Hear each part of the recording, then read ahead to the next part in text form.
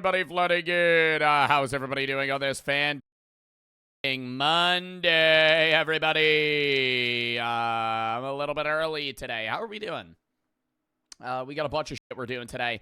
Mainly reacts. It's probably going to be a 2/3 react stream, probably 1/3 gaming, maybe 3/4, 1/4. I don't really fucking know. Depends on how long the reacts take, but we got a few games we're going to be playing either today or at some point in general. Tomorrow's a full Schedule 1 stream. We're going to be running Schedule 1 for 5.5, 6 hours tomorrow at like 4:30 EST. Wednesday, we're doing a full itch horror game day. As well, around 4:30, and then I'm gone for 4 days. I'm going to be vlogging with Brooke. I'll be posting on YouTube every day that I'm gone, and I'll be back next Monday, streaming that night at like 7:30 or so, doing a bunch of reacts slash other shit. We got a lot of games we're playing that are coming out. Do Not Press the Button, Neighbor Suburban Warfare. There's a bunch of horror games that are dropping that we're going to be playing soon. If you have any games you have to play or videos you have to react to, by the way, videos, games, I find most of the videos that I watch games I play. But yeah, today we're going to be doing reacts, obviously, because yesterday was normally a react day. But since we had the track watch party and then Twitch Rivals, we didn't do any reacts. So we're going to do reacts today alongside some gaming. The gaming selection for the day is these games here, Discussion Over Dinner, which is like a horror game that just dropped. It's supposed to be really good. Made the same devs that made Pet Rock Duty. If you remember that horror game, if you were somehow here during that stream or watched that YouTube video. Rockstar Life Simulator, Balatro. Never played Balatro on stream. I played all the time off stream, though. Grandpa High on Retro and Juice Galaxy. That's like a trippy game. We might play, one or two of these today. After reacts, but we got a lot of reacts lined up. Not watching all of these. One of these we're gonna cut. You guys will choose between these two. That'll be on the Philosophy channel. But the most genius cannabis scam ever, the greatest art heist in history, why are beach holes so deadly, faking Down syndrome for views. If you don't get this paradox, you never will. Pokemon Scalpers are the worst, and then you guys will choose between these two. We use Mark Wahlberg's $100 pair app or the Immortality Scam. So, yeah, we're going to be doing a bunch of those. I assume we're going to run every one of these reacts outside of one of the last two, because one of these will be on the Philosophy channel. But, after that, however long that takes, then we're going to swap over to one of these games. Schedule 1's tomorrow, as I said before, people ask me a million times. But, I don't know which one we're going to, what game we'll run. We'll figure that out. Whenever. Yo, Pass the Dongle. Thank you for the 10 gifted subs, dude. Thank them if you got a sub. Thank you for the 10 gifted. Pass the Dongle. Appreciate the subs there, brother. Thank you for the sub. And thank you for the individual sub for 14 months as well. Dahlia, Lava, and NK for the sub. Fruit for the sub. Caden for the 3. Sorry for the low donut. My moon's birthday is coming up. Did you mean mom? Could you say happy birthday? Happy birthday. AJ Scuber Googla. Thank you for the 10 gifted. Thank them if you get a sub. Thank you for the 10 gifted. Googlava. J Jerk for the sub. Googla. Thank you for the subs again. Het and Fatal for the sub. Austin, Albin, Albert. Sensross, Red, Temp, Owen, and Starlight for the sub. Immortal for the sub. Easy for the sub. Scuba. Thank you for the 5 gifteds as well. Pass the Dongle for the 10. Googla for the 10. And Scuba for the 5. Cam for the sub. Bro, eat the edible? What do you mean eat the edible? Did somebody redeem edible? I feel like I gotta... How much does edible cost right now? Because I'll be redeeming that shit too much. It smells like chemicals in this room. It smells like chemicals, okay? I don't know if it's the microphone, because I tried to recently clean it. I don't know what it is. It smells like chemicals. It's 1 million channel points for an edible? No way. Okay, I'm not gonna raise it. I thought it was like 500K. It's 1 million and redeem it that much. How many channel points do you guys have? E2000 for the sub. Crash the economy. I'm not eating an edible right now. You are going to have to refund that. I'm not eating an edible right now. I didn't really plan on getting high today. I don't really want to get high today. I don't think I'm going to unwillingly do drugs. Okay, that makes it sound bad. Okay, hold up. Okay. As that left my mouth, I was like, okay, that sounds bad. Okay, it's not like crack, but still, I'm not gonna unwillingly do drugs. Sketty for the 3. This made me my last note up for a few days. Apparently, some named Tax is about to steal my racks. Also, birthday's in 4 days. Happy birthday, bro. And dude, don't worry about donating. You don't have to donate, man. It's entirely optional. A Perez for the sub. Gabello, thank you for the 1,000 biddies. Love the streams. You're my favorite streamer. I watch you all the time. You know what I mean? You do good in life, get college work done. Thank you for everything you do with for people with different disabilities and people around the world. Also, chat. Well, thank you, number one. Also, I think the charity that we're gonna do for autism awareness is Autism Rec. I did get some concerns about. I know a lot of autism charities use puzzle pieces, and that's bad because it's basically like acting like somebody that has autism is like missing something and like something's wrong and they're not like a complete person. The problem is that every autism charity on Tiltify basically that doesn't have a 2-star rating has puzzle pieces in their logo. Like I was on Tiltify for an hour trying to find charities, and they have ones that are like based in like the UK, but they're like very like niche charities. I don't know much about them, so I don't want to do a charity. Like this one has a lot of research on it, so I don't know. Should we try and find a different one? I looked into this one. It seems like they help a lot with basically like helping socialization, and their goal is to fulfill lives of people with autism, but also to enable socialization and independency. And that's kind of like their goal. It seemed good. They have a good rating. They have public info on all their charity and EIN numbers and all that. I know I never really talk about this shit because a lot of the time the charities that we do are very big charities that are obviously like very known and, you know, trusted. But every charity that I do, I try fairly hard to look into these charities and like whether or not they're credible, because a lot of charities, obviously, if they're on Tiltify, I don't think they're going to be that dog shit.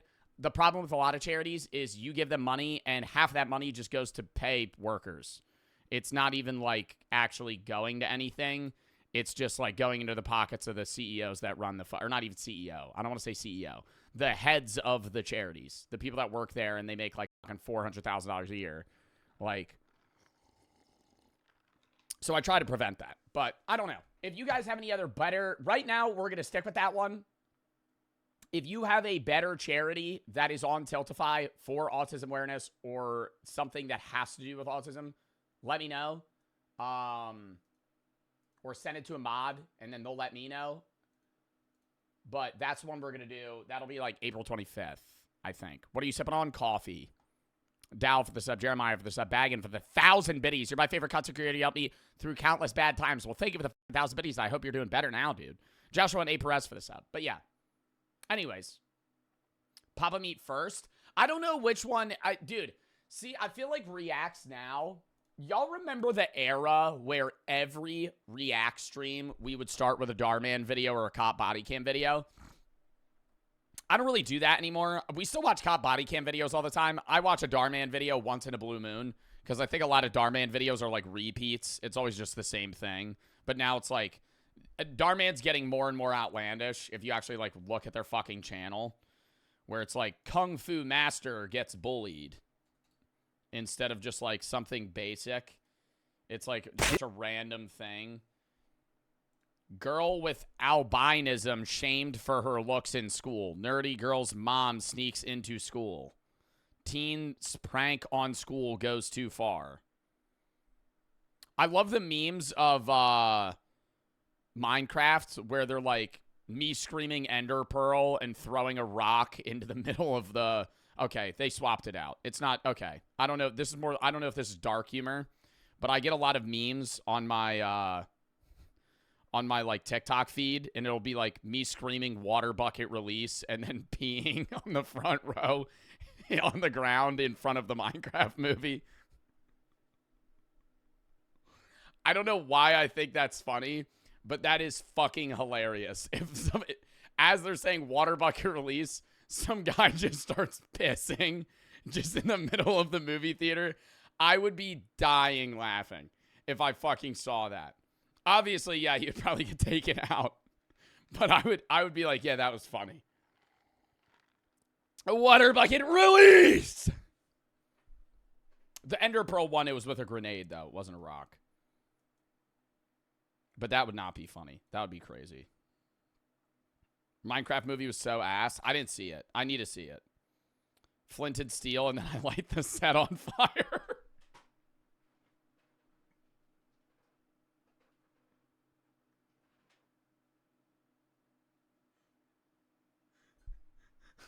Flint and steel, and you just fucking light your seat on fire, and they have to evacuate the movie theater. No, that would be horrible, dude. Oh my god. Oh my god. Down for the 3. Is Zeusy the black friend in the story you told about the time you and your friends got yelled to freeze by some old guy in the middle of the night? No. No. I know a lot of black people. Okay, that sounded. I don't. Okay, I just don't. No, that was not. It was a different black guy. No, that was not Zeusy. That was not Zeusy. It was a different man. Liam for the sub. Intoxicated for the sub. Yeah. But no, that was when that happened. I don't even think I had met Zeusy at that point. I had known Zeusy. But the story they're referencing is I was walking on train tracks one time with a few of my friends, and this like really old white guy that was most definitely racist gets out of his house and points a rifle at us. And this is at like 3 a.m. We're not even being loud. We're just like walking on the train tracks. Points a rifle at us and he goes, "Freeze!" And his dog starts barking. I'm like, what are you, a cop? I freak out. Right? I freak out. I'm like, oh, shit. I hit a duck under the tracks, and I'm like laying on my back. I'm like, I'm not getting shot. My one friend, and this is why I was also nervous, right? This is the context of the story. He's black, starts approaching the guy and yelling at him. Like berating him verbally. And it ended okay, right? He ended up getting back in his house. I told my friend, I was like, he might have killed you. Like that guy's like definitely racist. And he was pointing a gun at you and you just like aura checked him. And then fucking, like he could have just killed you right now. But yeah, that was the story. I don't even remember when, that was like years ago, dude. Sophie and Unique for the sub. CC for the sub. W. Mario, Seria for the sub. Mr. Ben and Liam for the sub. What made you think of that? Were you watching like a YouTube video or some shit? Oh my god. Do you still talk to him? The black guy or the racist dude? I don't know the racist guy's name. I still talk to the black guy, yeah. Why am I saying that? His name's Chris. He's a nice dude. Why am I going? Yeah, the black guy. No, Chris. Yeah, he's a nice guy. I usually just try to avoid using the names of my friends in stories in case it's like incriminating or something. But, no, not Koshard. Koshar's white. Oh my God.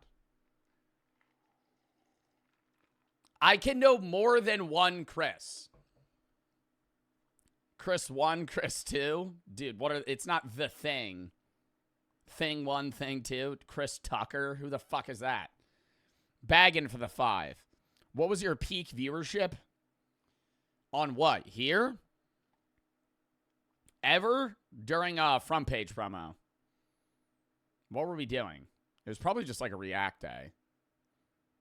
Raw, not front page. Schedule 1.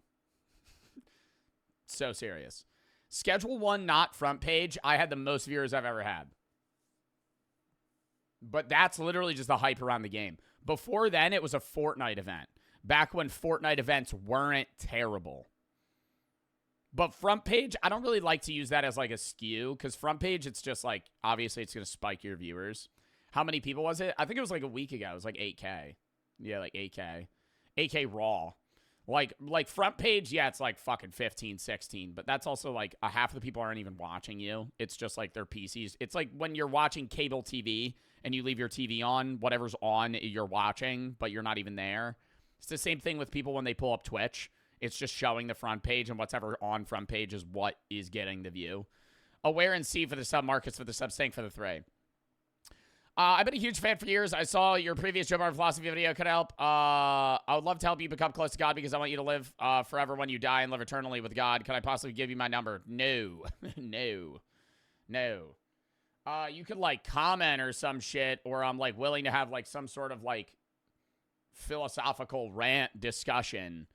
But I don't want to dissuade you, right, from trying to, you know, spread your faith, but you're not going to convert me to Christianity.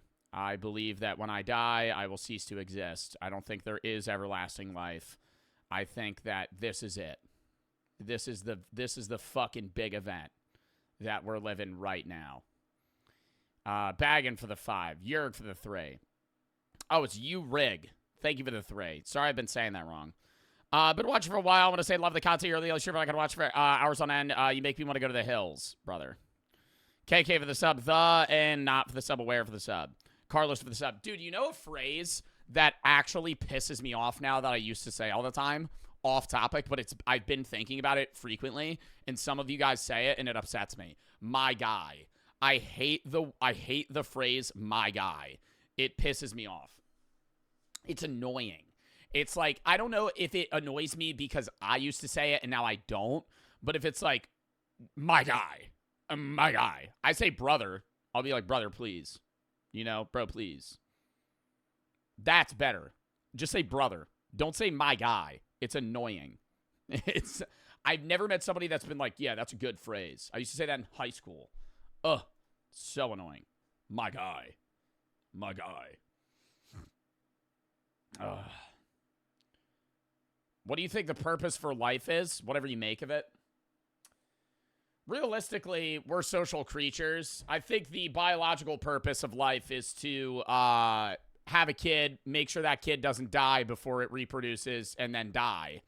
But outside of that, I think, you know, philosophically and biologically, we're social creatures. I think you're just supposed to spend the life that you have here with other people, enjoy it, experience as much as possible, and then dead. Right. But, you know, that's up to interpretation. What your purpose in life is still, it may be different than mine. What if you can't have kids? You could adopt a kid. I'm not saying you need to have kids. I'm not going to be somebody. This isn't like a fucking Tucker Carlson rant where he's like, if you don't have a child, your main goal in life is to have 40 kids and raise those kids. No. If you don't want to have a kid, don't have a kid. That's not Tucker Carlson. Who am I thinking of? Who's the guy that who said Sandy Hook was fake? And he got sued for it for like $10 million. Alex Jones. Yeah, Alex Jones. Yeah, that guy. If you want to take our testosterone manly supplements, you could buy them now. Whenever you watch one of his videos, what does he sell? It's not testosterone. He sells some weird-ass fucking, like, nootropic product. It's supposed to, like, make your brain strong or something like that. It blocks the fucking, it fills the fucking space in your cells to where the Joe Biden tap water doesn't get to you. Right now, political warning. Political warning. Let's throw this on real quick. Right now, the Joe Biden tap water is reaching all of you guys because you're probably sitting there and going, wow, the stock market's down 12%. Maybe Donald Trump's tariff system doesn't really make sense. Maybe American businesses aren't going to benefit from this happening, and it's actually going to collapse many, many businesses within the United States, and no foreign business is going to move the United States because the tariffs won't be in place the second that Trump's out of office. So it's just going to be a very bad 3 years. and then we're going to move on. I have not I have Republican friends. I have not had one person tell me that what he's doing with tariffs is a good idea. I have been watching endless videos on it, and obviously, like, I'm not just going to randomly, like, just bring this up every single day. So this is kind of like a one-off thing that I'm going to rant about, but it's like, it's so dumb. He put a tariff on the Falkland Islands. Fucking no one lives there. And how they mathematically put their tariffs is fucking, it's like exports minus imports over imports. And if we fucking get more goods than we give them, that means we're at a trade deficit, so we need to tax the fuck out of their shit. It doesn't make any sense, because now we're all just going to pay for more shit. It's going to be, everything's going to get more expensive. Anyways, I'm done. That's all. That's the Joe Bart rant today. Sorry. I didn't mean to get political. It came out of the blue.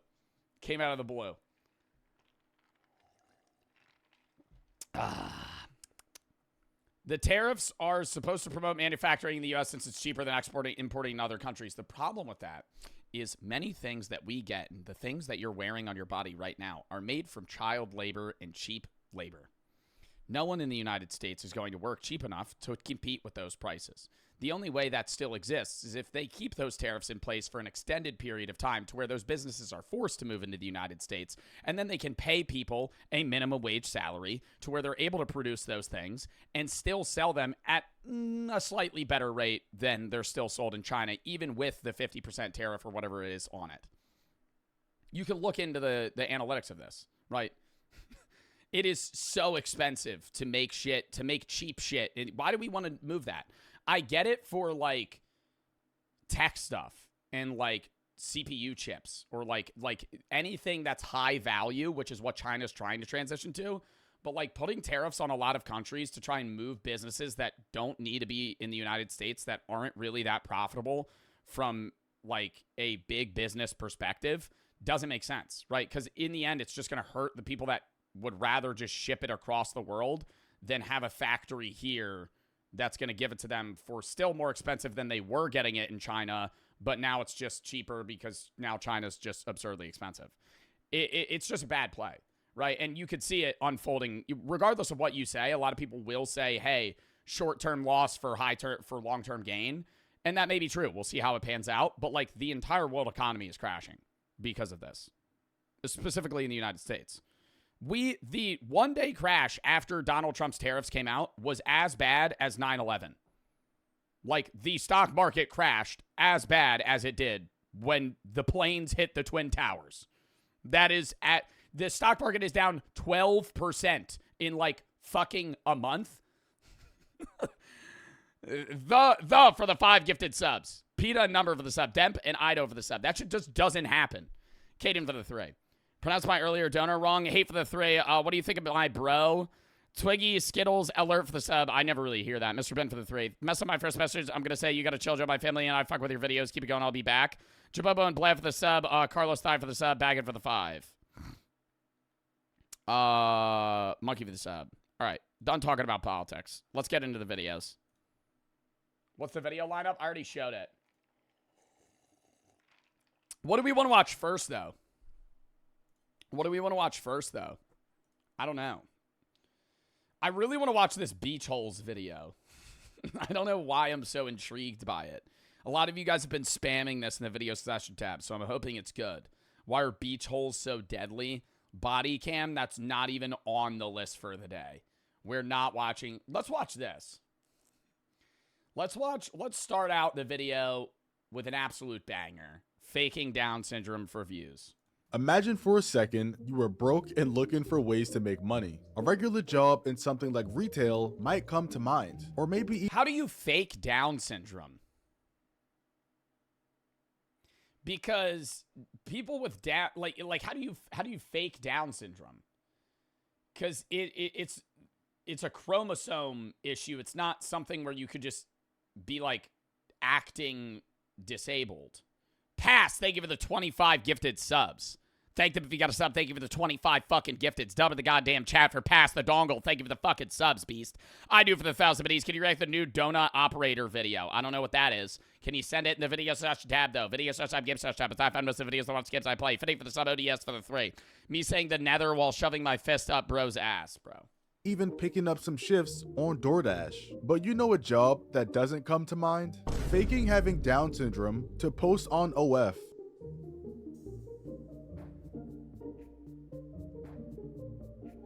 Down syndrome girl at the train station no one was ready for. Now, I know that sounds kind of crazy and but why would they? Are there people that are like fetishizing women with Down syndrome? Is that something that they would want to buy? insane, but it's true. And it's not just some random misunderstanding or joke that got taken out of context either. This girl is legitimately using Down syndrome as a way to promote her OnlyF. Now, I don't even know where to start when talking about the morality of this, because it's quite clear and has always been proven that OF girls and morals don't really go hand in hand. They'll use kids to promote their content, fake trauma for sympathy, and some even use their younger family members. And at this point, nothing. Dude, the whole fucking family shit that they'll do where they promo it. I'll see like Twitch streamers do this too. Where they'll like, I don't know if it's their actual sibling, but they'll say it is, and they'll like kiss their sister like on stream or on a video to like help promo OF. I'm like, fuck, man, that's just not. And how much money are you profiting to where that's feasibly worth it? Same thing with like the Island Boys when they were doing like, we were talking about that the other day, where they do like incestual content. Like, how much money are they getting paid to where they're going, this is worth it? Because I don't think that they're getting paid that amount. I think they're getting, yeah, maybe 100K. 100K a month. And that's a lot. But to, like, film shit with your brother? Nothing really shocks me anymore. However, faking a disability just feels like a new low. The page on Instagram is called special_Jenny20. And I'm not gonna lie, that name has to be a sin somewhere. The page has somehow amassed 49.4 thousand followers. And judging by the like to comment ratio, I'm not sure if these are bots. However, judging by some of these comments, these are definitely real people. The link in her bio that we can see is called Jenny So Special, and I'm pretty sure it leads to exactly where we think it all does, which is right to her OF. But yo, I hate when you click on an account and it'll be one of those like OF girls, but they'll have in their bio, because they're not allowed to put like just like a straight OnlyFans link, it'll be like spicy content chili pepper emoji in my Instagram bio. I'm like, bro, do you have a girlfriend? Yeah. See, this is that stupid ass shit. Sketty, your point? It's unavoidable on social media. What's your point right now? I'm ranting about how this is annoying, right? What's your point? And there is none.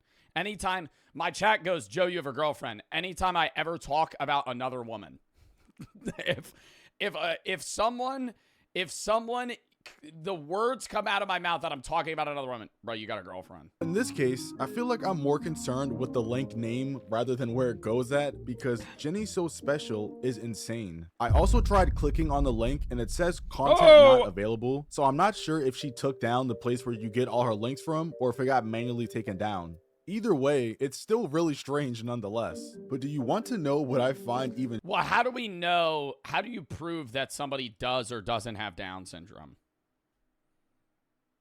Is my question. stranger? Some of these comments in the comment section. So first, I'm going to show you guys the video, and then I'm going to show you some of these comments. Does having Down syndrome means I'll never be the pretty one? I'm pretty sure this music is copyright, so we're just gonna read the caption together. Does having Down syndrome means I'll never be the pretty one? So clearly, this is a thirst trap, and Bruh, I don't know what— Can I watch this on stream?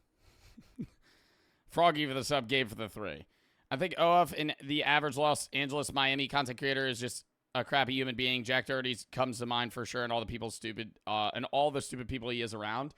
Jack Doherty isn't the average LA influencer, though. A lot of people just live in LA for the connections. I don't think that, like, an average LA influencer. I also don't think that it's immoral to do OnlyFans. Like, if you're an OF creator, there's a lot of people that just do content and they're also just OF creators. I think it's the way that some people promote their OF that's clearly just targeting very specific groups of people. And that's the problem, right? Like when they'll do a lot of the TikTok promo shit. Yeah. K for the 1,000 biddies. I used to be friends with a girl. We both trusted each other. We talked every day. She found out I was close to it. She dropped me a few weeks ago. I found out she replaced me with somebody new. I have felt stuck and lost. I feel so lonely and depressed. I don't know if this makes sense. I have nobody right now. I need somebody to understand. Sorry for the long message. Well, you don't have to apologize for the long message.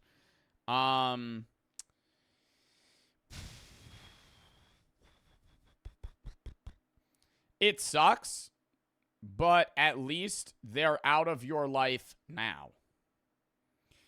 Would you rather have known now that they were not really that good of a friend that you thought they were, comparable to them being a fake friend for the rest of your life, right? And so I don't want to say that that's, means it doesn't matter, because it still does. And I'm sorry that, you're going through that, but you'll find other friends. It just takes time. Facts for the 4. Lost 75. That's also just a shitty person. 75K for the tariffs. ODS for the 3. Me saying the nether. Oh, I already read that. Sam for the sub. What gave it away? Maybe it was the bad grammar, but some of these guys in the comments fell right for the trap.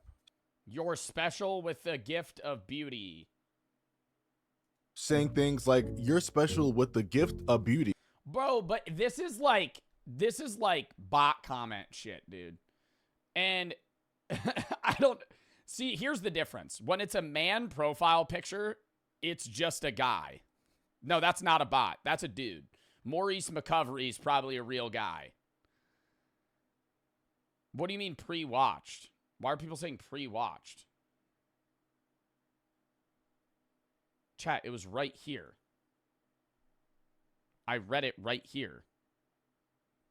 What do you mean pre-watched? What the fuck are you guys talking about? The comment under it? What do you mean pre-watched? I didn't fucking...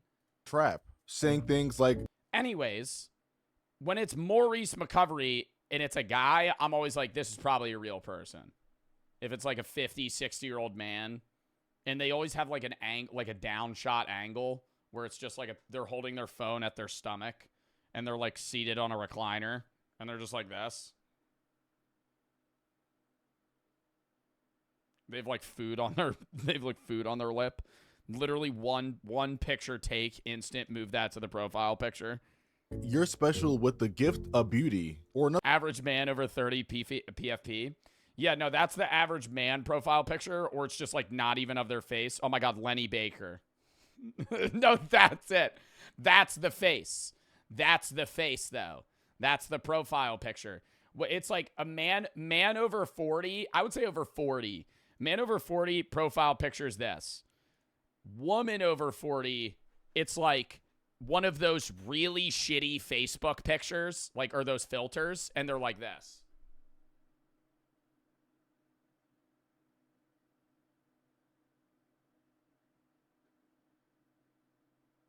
And it's like the very thick eyeliner and like the fire filter. Another comment saying, baby, you have a unique look and it is so beautiful. I'm ready to make you my... What I don't understand is why, in both scenarios, why do they think that looks good?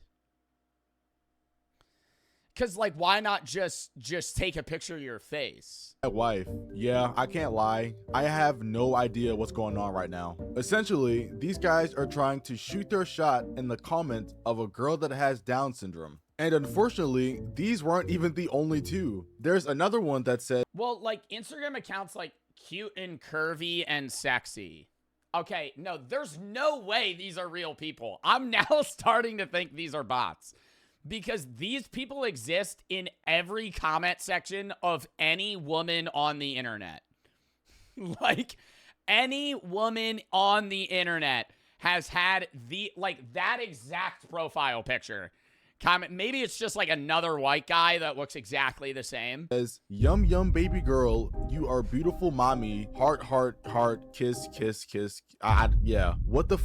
This is unhinged animal behavior that I refuse to believe another human typed. Yum yum baby girl. Wow. While scrolling through some of these very down bad comments, I kept seeing people say that she was using a filter. So I started doing a bit of digging Who the fuck made a filter to make it look like you have Down syndrome? online to see if I could find this filter, and I found this TikTok. Y'all want to hear some messed up stuff? Apparently, there's a Down syndrome filter, and there are girls out there that are putting a filter on their face that makes it look like they have Down syndrome. The girl below. They all have super hot bodies, and they're dancing around and they're twerking with a filter on their face. Like, first of all, why is there a Down syndrome filter? Second of all, that's the primary question. Someone made that. Like, are people this desperate? So at this point, well, it's because there are, I mean, that type of content, the money's in the random niche shit. There are a million very attractive women that do OnlyFans. The way they're trying to differentiate themselves is by appealing to a fetish, and that's what they're doing. I'm not agreeing with what they're doing. I'm saying that's why they're doing it. my curiosity was piqued, so I downloaded Snapchat to see if I could find this filter. And unfortunately, I couldn't, so I'm not sure where they get this filter from. However, me being able to find it was kind of irrelevant because at this point, I was already convinced. So I went back scrolling through her. I'm dating a Down syndrome girl. She's actually extremely pretty. I'm not making fun. What do you mean? That's not even what I'm talking about right now. And also, no, you're not. Page to see if I could find a video where the filter messed up, and I actually found something. Oh, is it gonna glitch? Yeah, this song is also copyright, so you guys are gonna be here with me. But if you guys will pay attention to her face and ignore the thirst Oh my god, it tabbed, it glitched out. Oh shit! ignore the thirst trap, you'll see Wow. Bro. the thirst trap, you'll see when she turns that the filter drops. It's very sudden and it's only like a frame long, but it's there. You just have to really pay attention to it. You can kind of see her nose peek out through the filter. And people in the comments were also pointing this out, saying things like, I seen the filter as soon as she turned her head. There's also another video where when she turns her head a bit, you can see the eyebrow over top of her hair. And last time I checked, faces don't usually work like that. So now that we're 100%. Is that like illegal? I don't know how that works. Is that like false? Like, I don't know. Probably not. It's just like, that's fucking weird.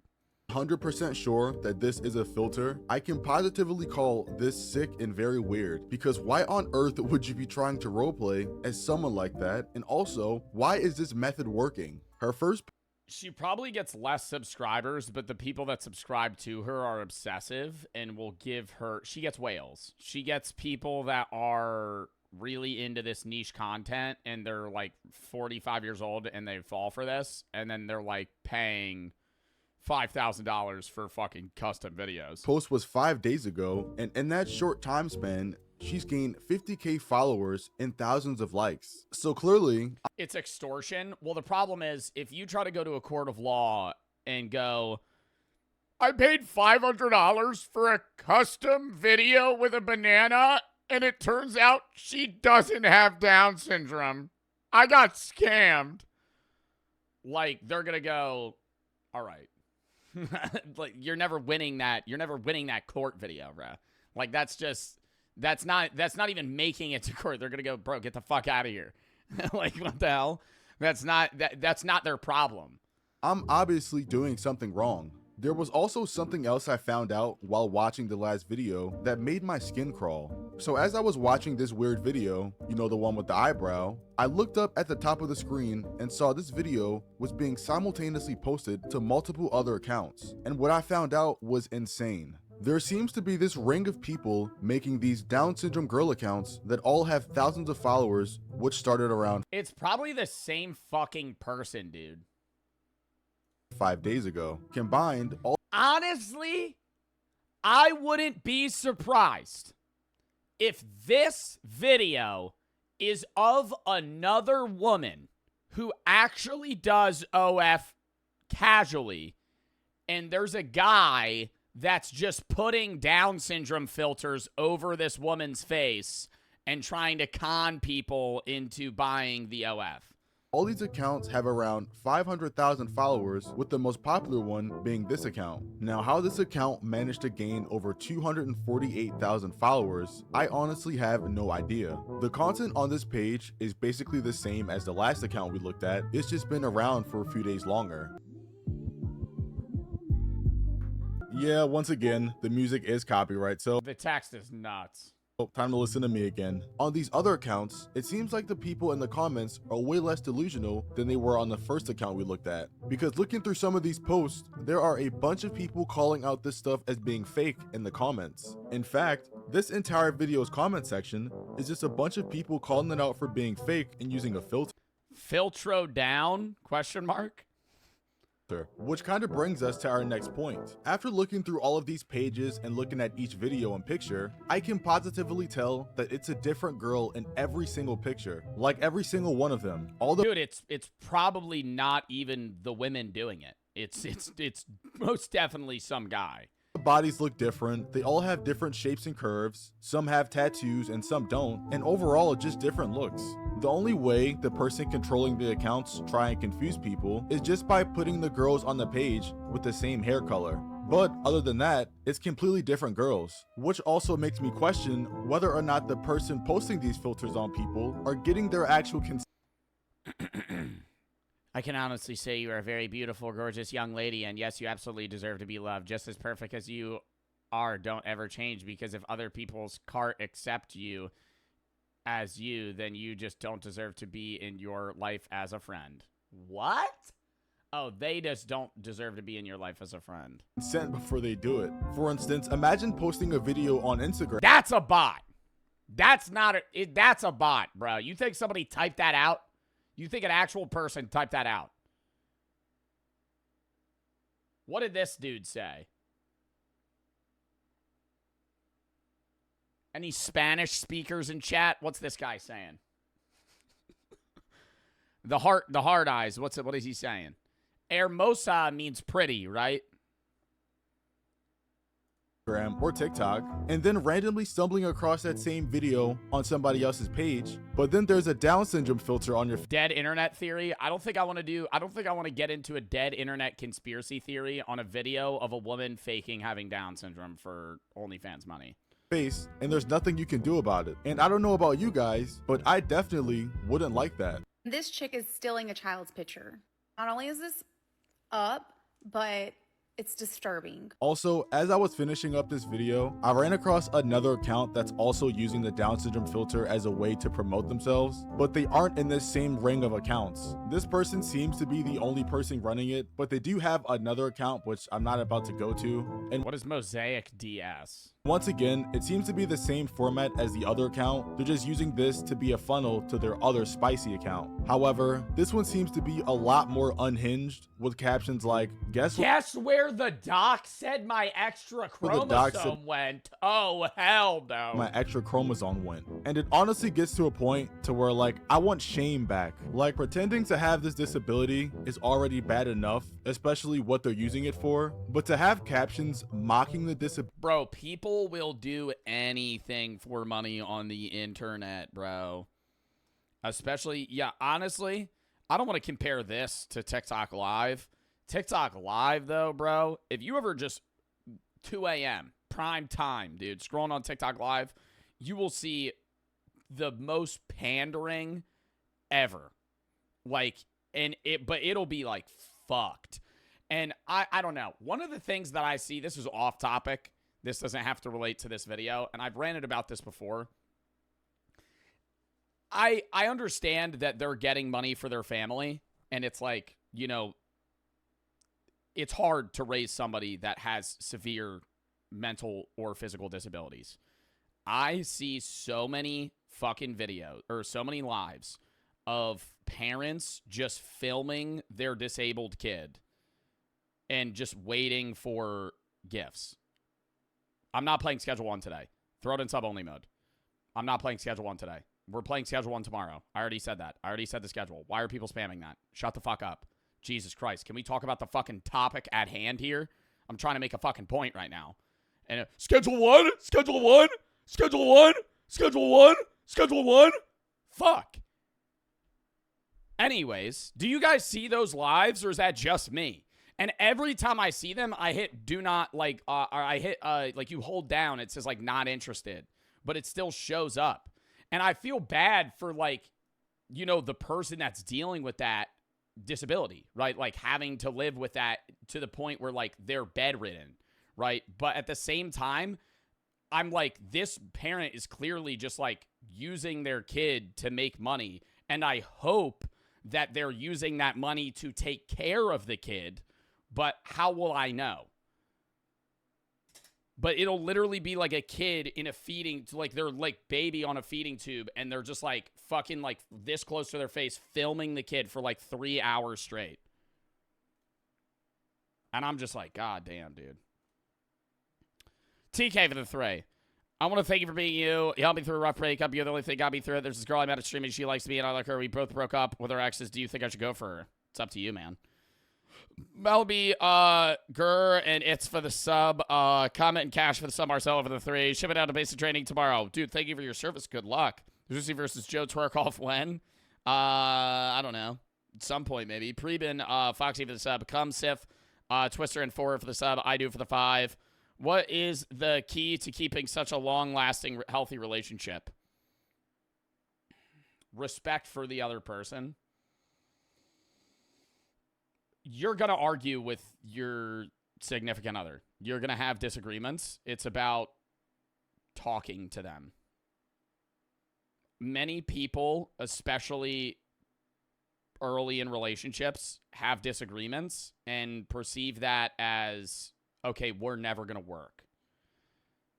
You could meet the best person in the entire world out of 8 billion people for you. You're going to disagree. Right, you're going to have, and I'm not saying disagreement, I'm saying you're going to have, like, arguments, you know? Not, like, screaming matches. You should never be yelling at each other, but there's going to be times where you're upset with each other, right?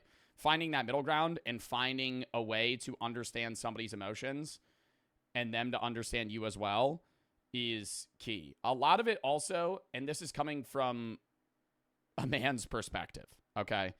And obviously this doesn't apply to everybody, but this is just my own life. I have had to work on seeing the emotional, you have to put yourself in their shoes, right? There have been times where me and Brooke disagree on something. She's upset about something, but if I was her, I wouldn't be upset about it.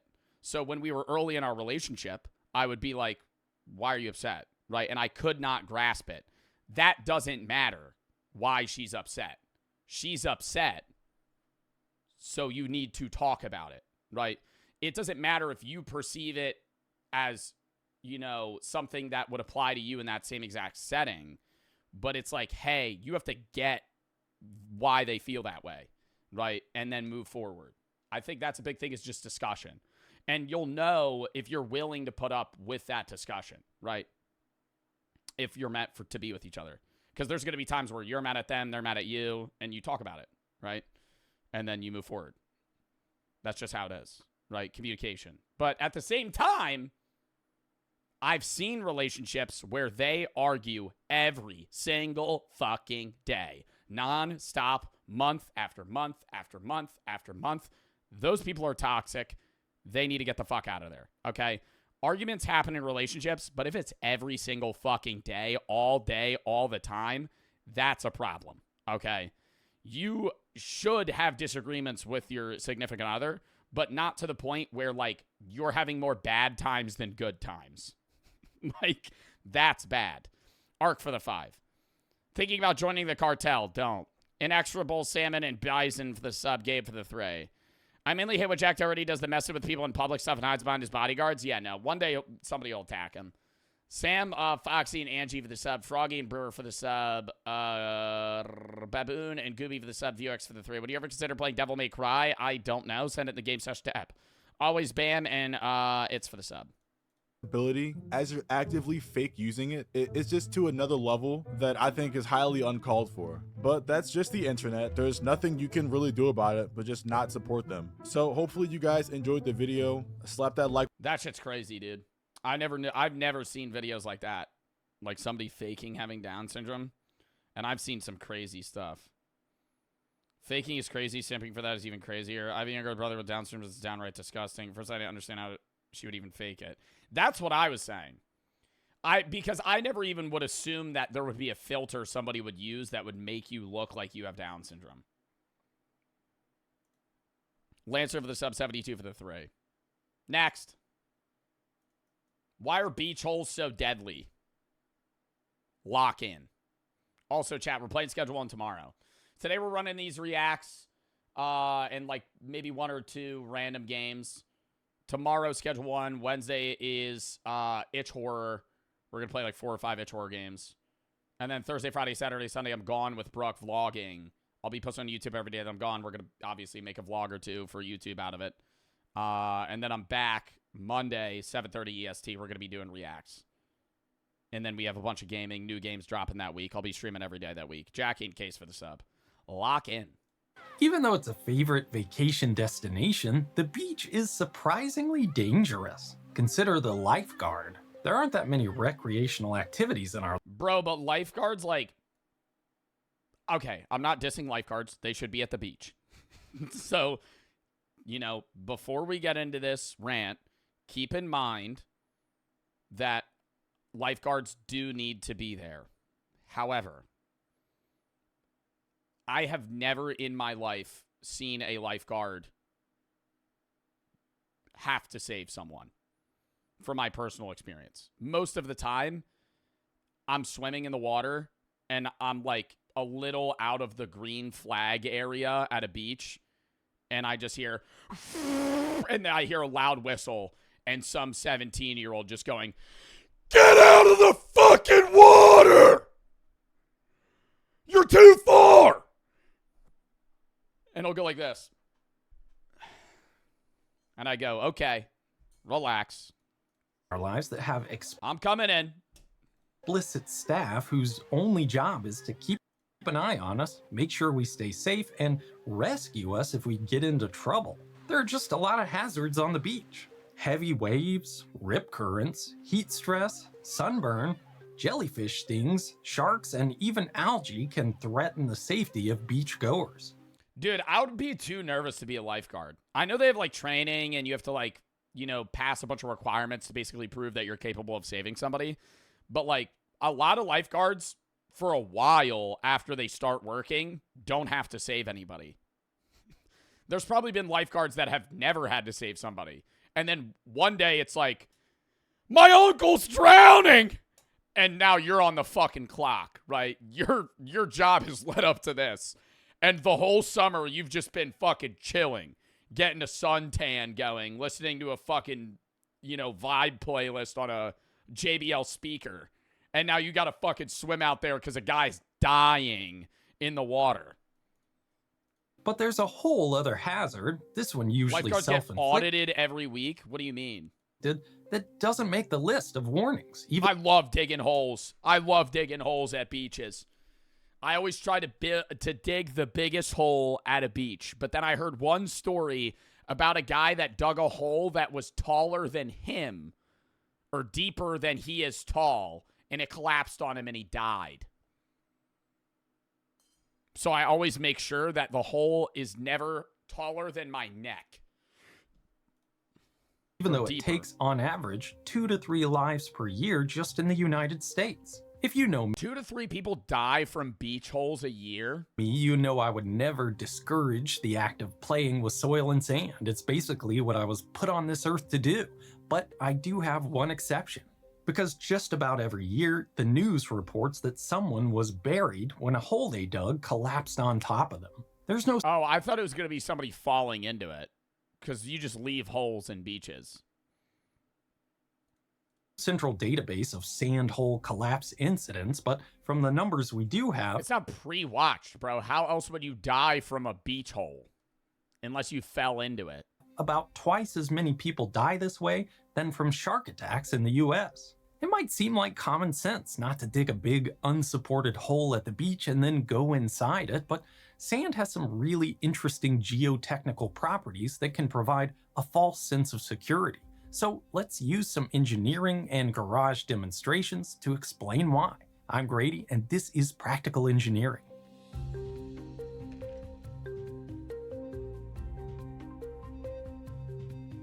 It wouldn't take much to dig a hole your height. Dude, it takes a lot to dig. Oh, are you saying I'm short? Was that the joke? Either way, though, digging a beach hole is exhausting.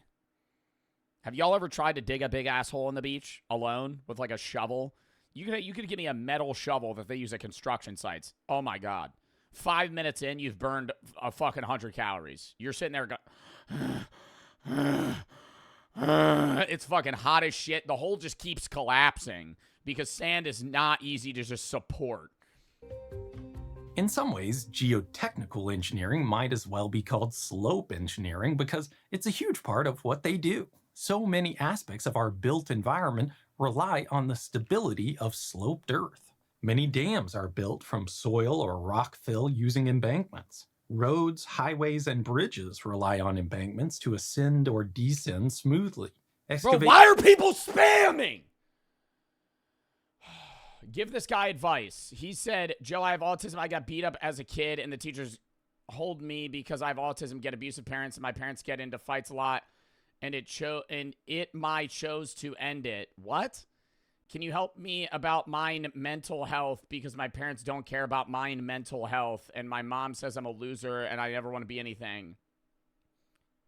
Dude, if your parents are abusive, you could call Child Protective Services and yeah, you would get put into like foster care potentially, man. But if you're getting like hit at home or something in that sense, that's its own problem. Dude, your life is still worth living, man. If you are suicidal right now, please call 988. Suicide is never the answer to your problems.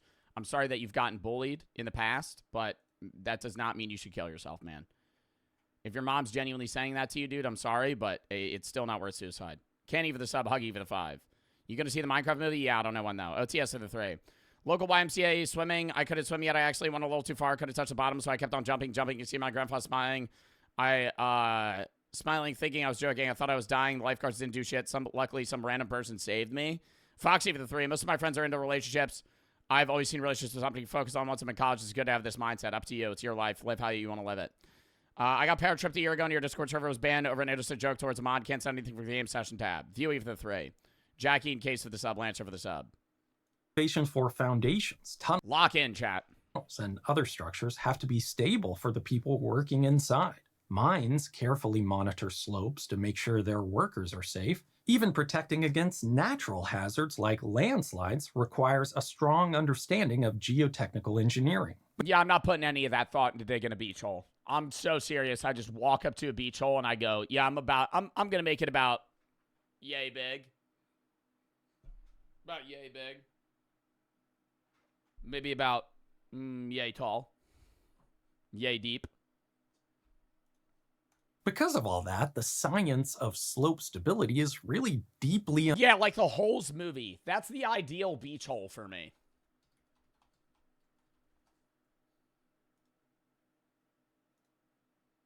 No, maybe a little wider.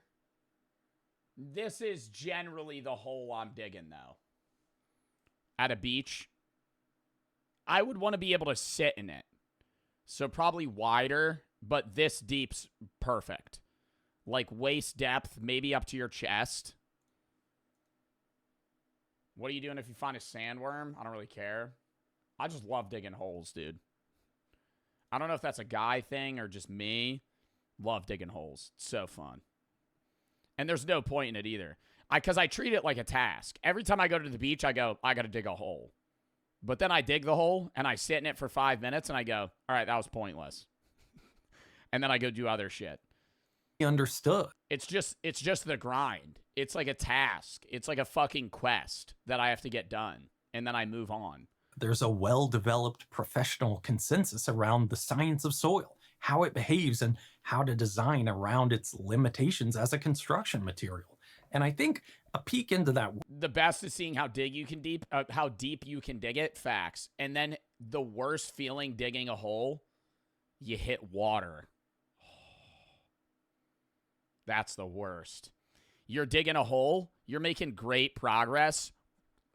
You slap and it's a wet shovel. A wet sand shovel. You go, this whole thing's about to collapse. The second you hit water, it's fucked. At that point, it's over. You should just give up. World will really help us understand this hazard of digging holes on the beach. Water's good for structure. Yeah, on the walls, but when your base is water, every time you dig, it all collapses because it's all just wet. And then from then on, your hole will only get wider. It won't get deeper. The second you hit water, you can only make your hole wider.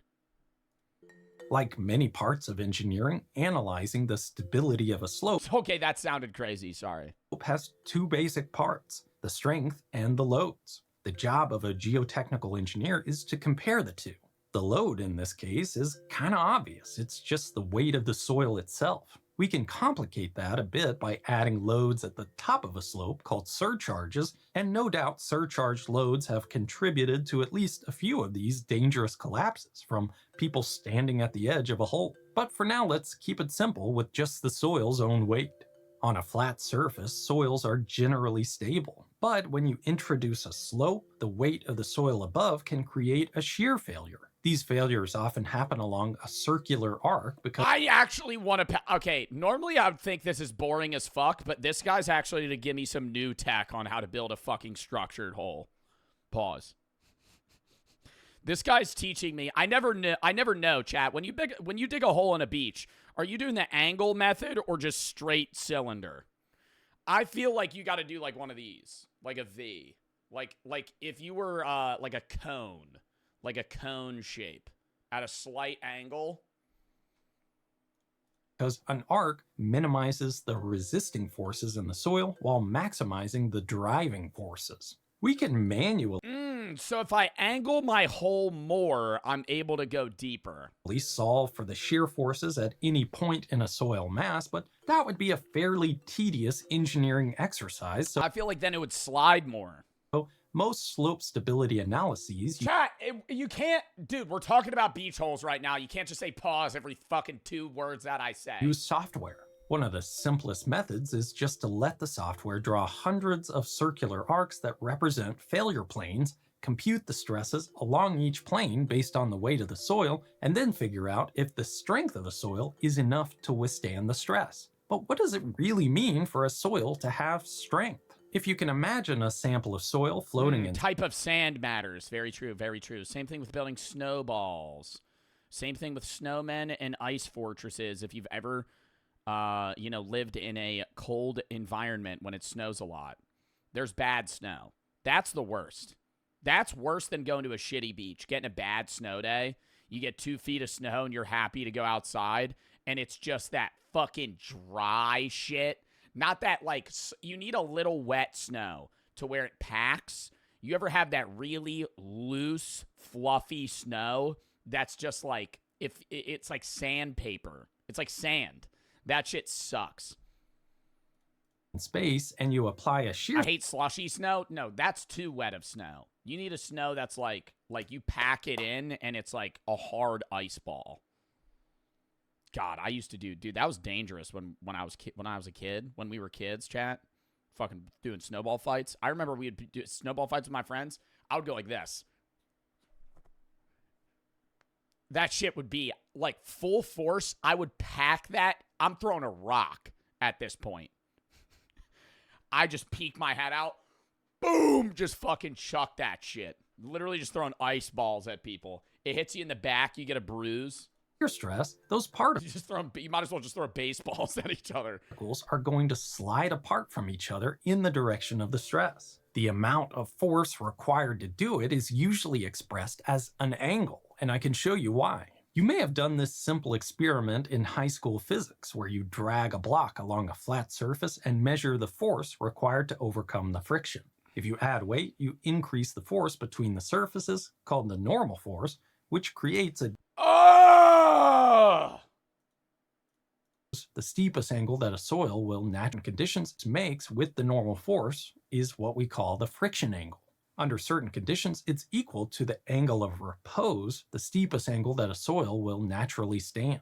If I let sand pour out of this funnel onto the table, you can see, even as the pile gets higher, the angle of the slope of the sides never really changes. And this illustrates the complexity of slope stability really nicely. Gravity is what holds the particles together, creating friction. Buddy, get to how I build a fucking beach hole. Or dig a beach hole. Water table, below which the was sand, you might be thinking, this doesn't really track with my intuitions. When you build a sandcastle, the dry sand falls apart and the wet sand holds together. So let's dive a little deeper. Friction actually isn't the only factor that contributes to shear strength in a soil. For example, I can try to shear this clay and there's some resistance. I don't care. Tell me how to dig a beach hole. How do I dig a beach hole? Notice this walking around on the beach, especially when the water table is close to the surface. Even a small amount of movement causes the sand to expand, and it's easy to see like this because or a lot of really. We call this a brittle failure because there's just something that. It's too sciencey for me. I liked the science, and I thought he was going to do more, and then it was just science. And then that made me not happy.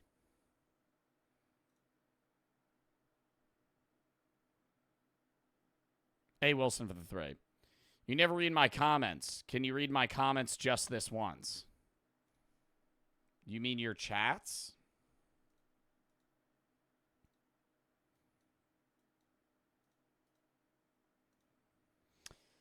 Pause. Hi, Joe. Emotes. Hire dealers. LMAO. 7K people just watched him die. Never smoke your own product. You're dumb. It dumb. Please make them stop talking. Ecstasy. I think you should be realizing why I don't read your chats. Stonky, XYZ, Coco, Mink, Spread, Cat for the sub, Huggy for the 5. You're not really you're providing a community chat. Like, a lot of people obviously spam pause and shit. But, I'm not, when 100 people spam pause, I'm not going to go, oh, A. Wilson 4 said pause. You know what I mean? All right, now we'll watch the cannabis video. The most genius cannabis scam ever. Imagine being able to grow your own weed from home, completely legit, with just a few clicks. You buy the plants online, and a company cultivates them. People do that. Is this a sponsor? No way this is a sponsor. For you in real greenhouses. When the harvest is sold, you get a cut of the profits. The cannabis market is booming. Wait, what? There's people. Oh, is this a scam? They'll send seeds and a factory will grow it and then give you a profit margin? Imagine being able to grow your own weed from home, completely legit, with just a few clicks. You buy the plants online, and a company cultivates them for you in real greenhouses. When the harvest is sold, you get a cut of the profits.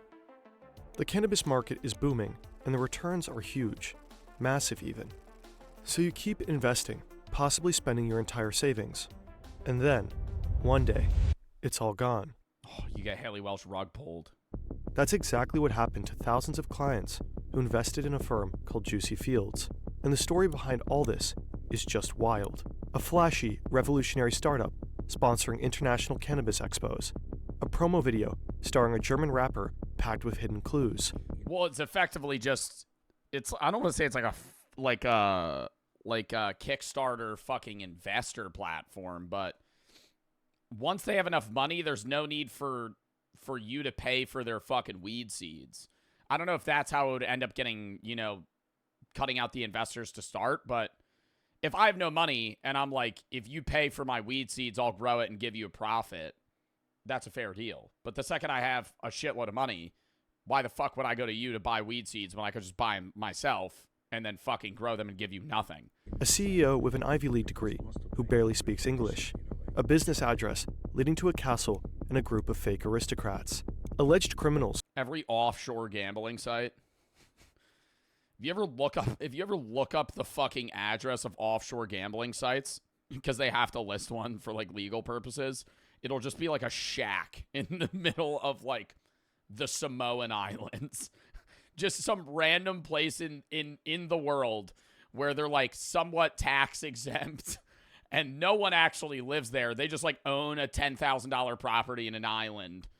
And this is where their business is residing. Into a castle and a group of fake aristocrats. Alleged criminals trying and failing to smoke joints through the slits in their Guy Fawkes masks. Hundreds of millions in losses.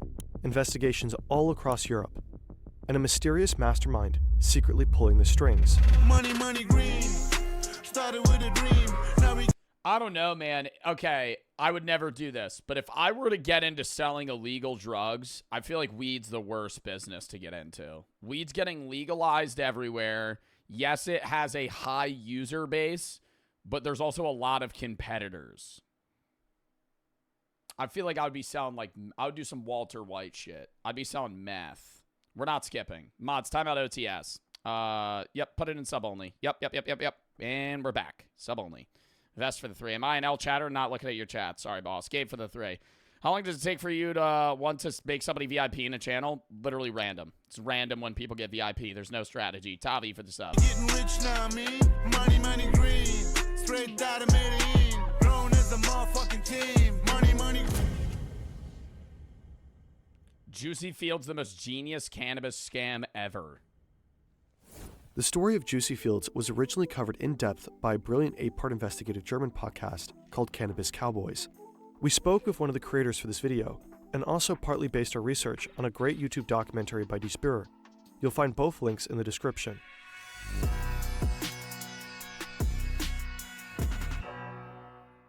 Cannabis is booming, and not just on the black market.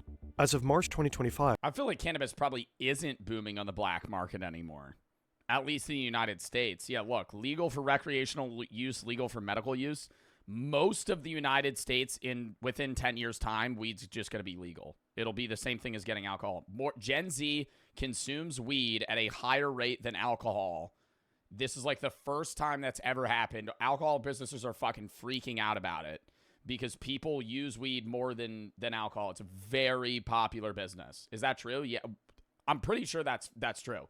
I know Gen Z has the lowest alcohol use out of any generation in the last fucking 5-6 generations. Do Gen Zers use weed more than alcohol? I don't know how true that is. Depending on the state, it's probably different.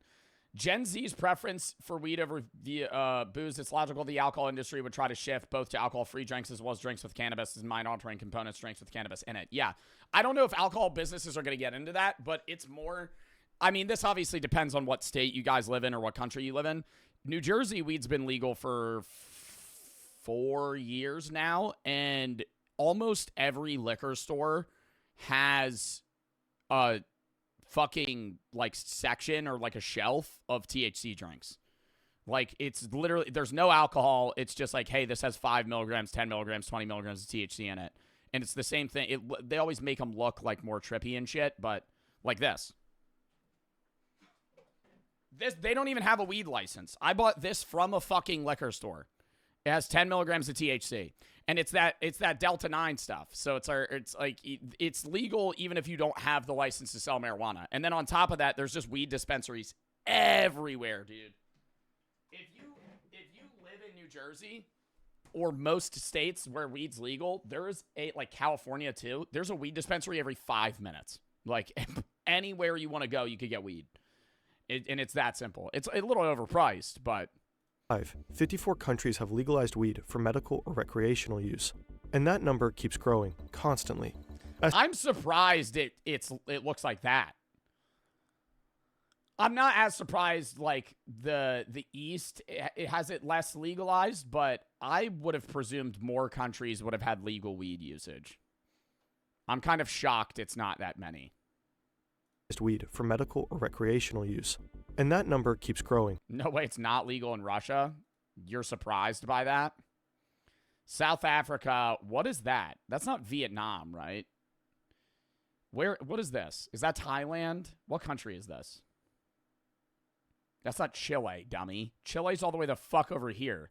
Myanmar? That's not Bangladesh. Bangladesh is up here. I know GeoGuessr. It's Thailand. Okay. Yeah, Canada, and then there's a lot of U.S. states where it's legal. Growing constantly. Even then, though, in the entire United States, dude, there's like loopholes in a lot of countries as well. There's loopholes where, like, what I was in Texas and Georgia, and both of these states are gray, and I got weed within the first 3 hours I was there. For medical or like, it's not, and it was at a smoke shop, just out in the open on the shelf. recreational use. And that number keeps growing constantly. Estimates suggest that legal cannabis sales in Europe will soon have increased more than 10. You know where to look? Bro, it's not even you know where to look, dude. It literally, smoke shops sell boof weed. Like, almost all smoke shops in the U.S. smell boof weed. Like, if you're old enough to buy, like, if you're 21, they're just going to sell you boof weed. It's not, like, actual, like, prime, like, illegal weed, but it's that, like, Delta 9, like, off-brand shit. Fold. What is boof weed? It's where, I don't know, it's like where there's something on a hydrocarbon. What is the difference between legal and illegal weed? It's where the difference is determined in the amount of tetrahydrocannabinol found in a particular item. It's like by dry weight, how much is allowed in something. And on top of that, it's like what weed is used in the actual, like, atomical makeup of it. I don't know how to describe it. I know they're different. They don't seem different, though. The last 5 years, 2020 to 2025. Despite being a young industry, the market is already dominated by a few major players, publicly traded companies worth billions of dollars. But one startup is set on shaking things up. In 2019, Juicy Grow officially launches in Berlin, pitching an innovative business model, crowd growing. Small investors chip in small investments. Juicy Fields. Dude, this is literally the crowd growing. Remove growing, crowdfunding. This is just fucking, this is a Kickstarter. This is a Kickstarter, but instead of a product, you're basically investing. This is so stupid. Channels the funds, grows the plants, and distributes the profits. Getting started is easy. You sign up, pick a plant, and watch it grow in your virtual greenhouse. The cheapest one is €50. Okay, this seems kind of fun, though. Oh my god, I would fall for this. Oh my god, I would fall for this. I'm allowed to watch it in a virtual garden, like I'm playing a video game, and when it's grown, I get money.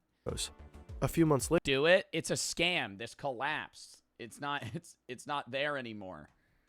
Later, the harvest is sold for €68 to €83, yielding up to 66% in returns. Other plants can cost up to €2,000, but will of course generate €2,000 for one plant? Where the hell are you getting your seeds, buddy? Ugh! What the fuck? higher profits down the line. Juicy Fields markets itself pretty aggressively. They pay YouTubers to push the platform with affiliate links. They sponsor major weed expos, like Cannabis in Barcelona.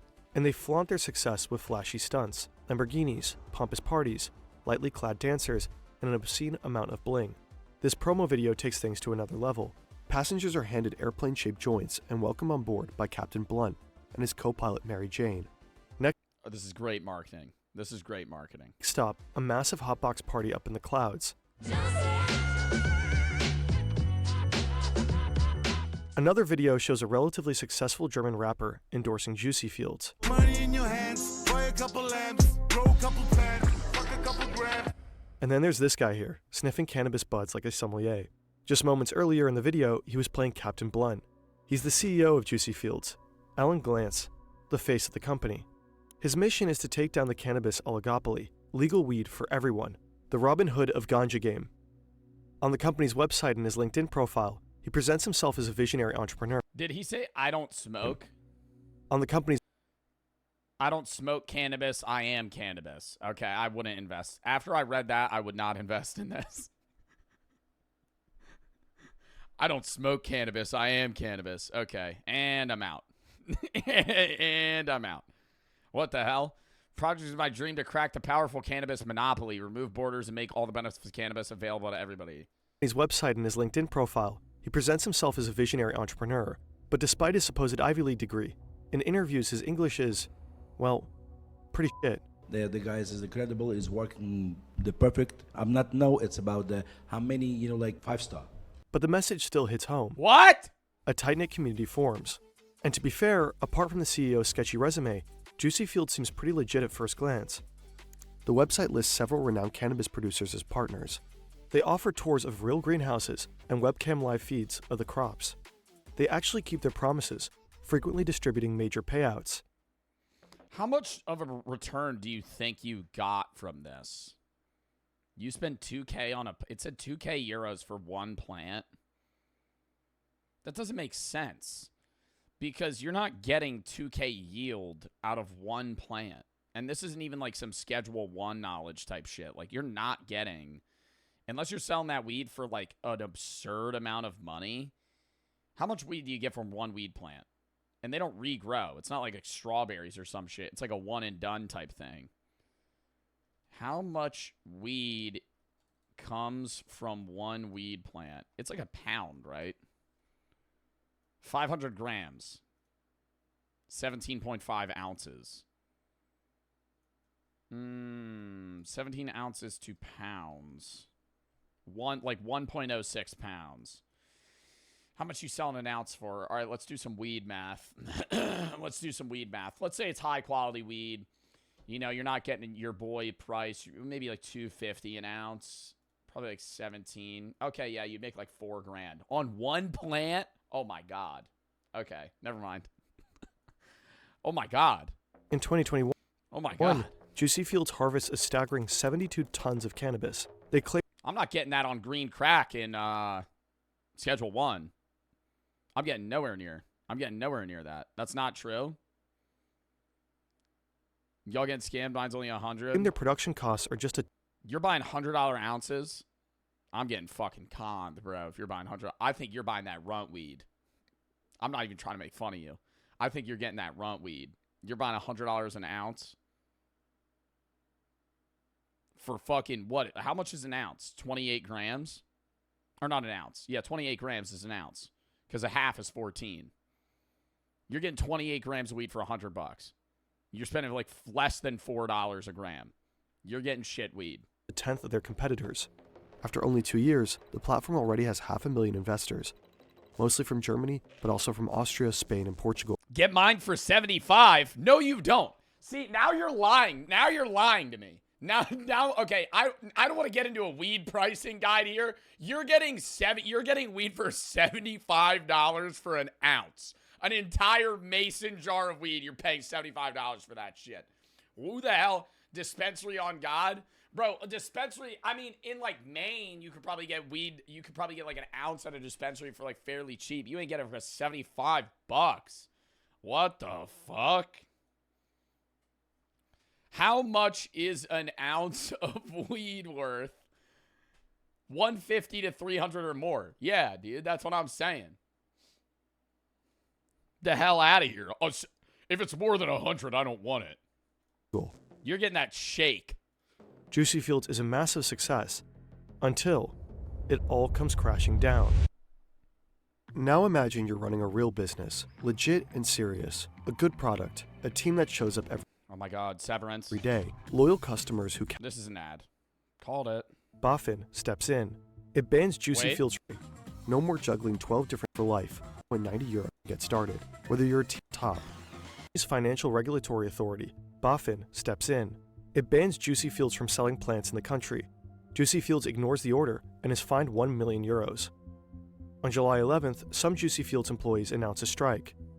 Shortly after, the company's official Telegram groups and social media profiles vanish. Then, on July 13th, investors are suddenly unable to log into their accounts. At that moment, Juicy Fields is sitting on investments worth at least €400 million. No one knows what will Bro, people were probably putting their life savings into this shit. Oh my God. Putting all your money into weed? happen with all that money. The CEO has been fired just before the fallout. He drops a series of shirtless video messages, swearing he's innocent. I'm innocent. I'm never take your money, okay, in my sight. Glantz insists he wasn't really involved in the business. He says the real masterminds were shadowy figures he only met a couple of times in person. Wasn't he the CEO? Many employees claim to be just as clueless. Some speak of mysterious backers they never saw face to face. Meanwhile, So were they not even growing weed? Were they just taking the money? Oh my God, was this just like a classic fucking Wolf of Wall Street scam where they said they were growing weed, but they were just fucking taking your money, taking other investors' money, and then fractioning that out and giving the first people good returns and then just leaving? What is that called? A Ponzi scheme? That's a Ponzi scheme, right? That's what a Ponzi scheme is. Yeah. If you get like 5 people to give you $1,000, you go to 5 more people, say, give me $1,000. Then you give all the first 5 people $2,000. They go share it with their friends. Now all of them invest, and then you slowly just like keep doing dividends until you have so much money that you just go, oh, I can't. And then you fucking leave. thousands of investors keep trying to log into their Juicy Fields accounts. To no avail. At this point, you might think you know what this is. A classic scam. The promised returns were just too good to be true. 66% in returns? Oh my God. No. Okay, getting in early would be kind of fire. This is just a Ponzi scheme. 66% in return rates. So I give you $1,000. You're going to give me 1,660. You're gonna fucking return my money. What 6x what a good year in the stock market is. Tough luck. Too many red flags in the first place. But assume no further. This is just the beginning.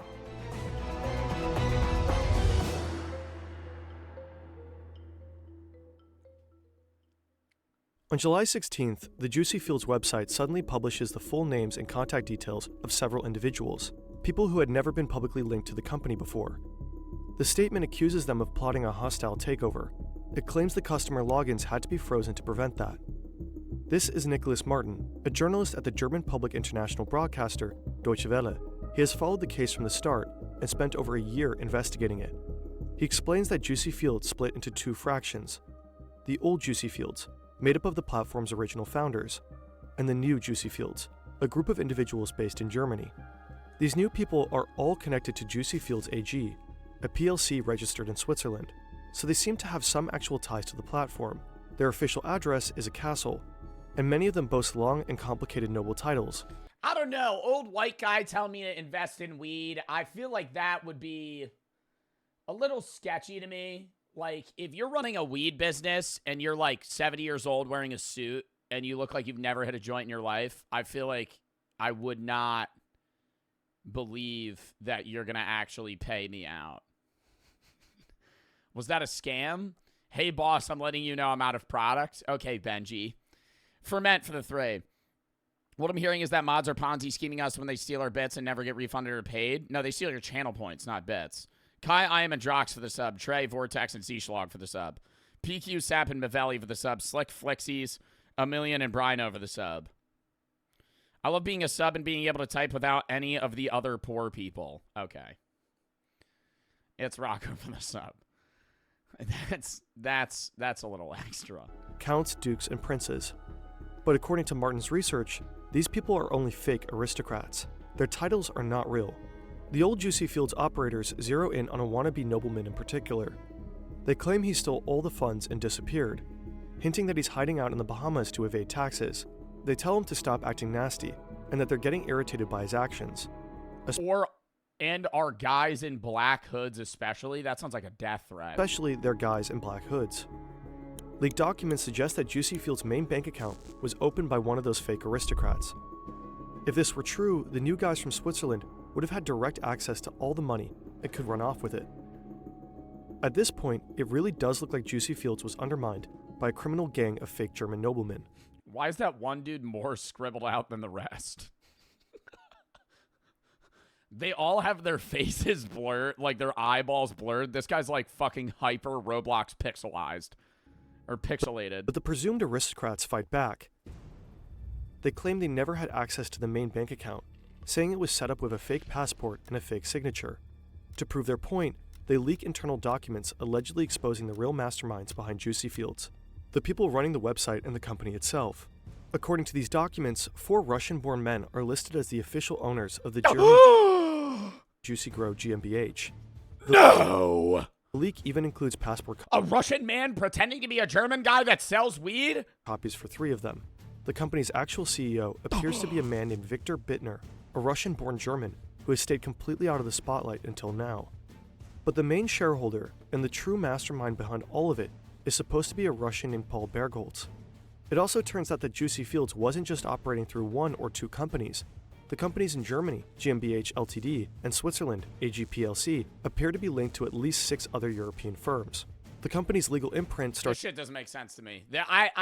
This is where they lose me when I watch these videos, because these guys know so much about conning businesses that they have different business connections within different countries that kind of loop into each other, where they're able to shelter money that isn't taxed, or they're able to do illegal activities to where they're not really committing a crime, or even if they are committing a crime, they can't really be charged with it. starts to get edited on an almost daily basis, and nobody knows by whom. Then, a newly appointed CEO from South Africa speaks up. Again, there's no way to prove this guy is who he claims he is. In November 2022, Juicy Fields appears to have summoned a so-called anti-crisis committee. All attendees are I think I would have an anxiety attack if I had to smoke weed through one of these anonymous masks. Especially if I was this guy, I have the hoodie pulled around my entire face. You would just witness me just going, fucking, stop the video, stop the video. I'm freaking out. You're trying to inhale smoke while you have a mask over you and you're just fully enclosed. It's not even hot. No, it's not even hot boxing because there's no space. You're just breathing in. You're just breathing in smoke, and as you exhale it, it's just staying in the mask. are hiding behind V for vendetta Because masks. the mouth hole's so fucking small. They keep blaming the new Juicy Fields, and even dangle the hopes of recovering lost investments. But the whole thing feels surreal.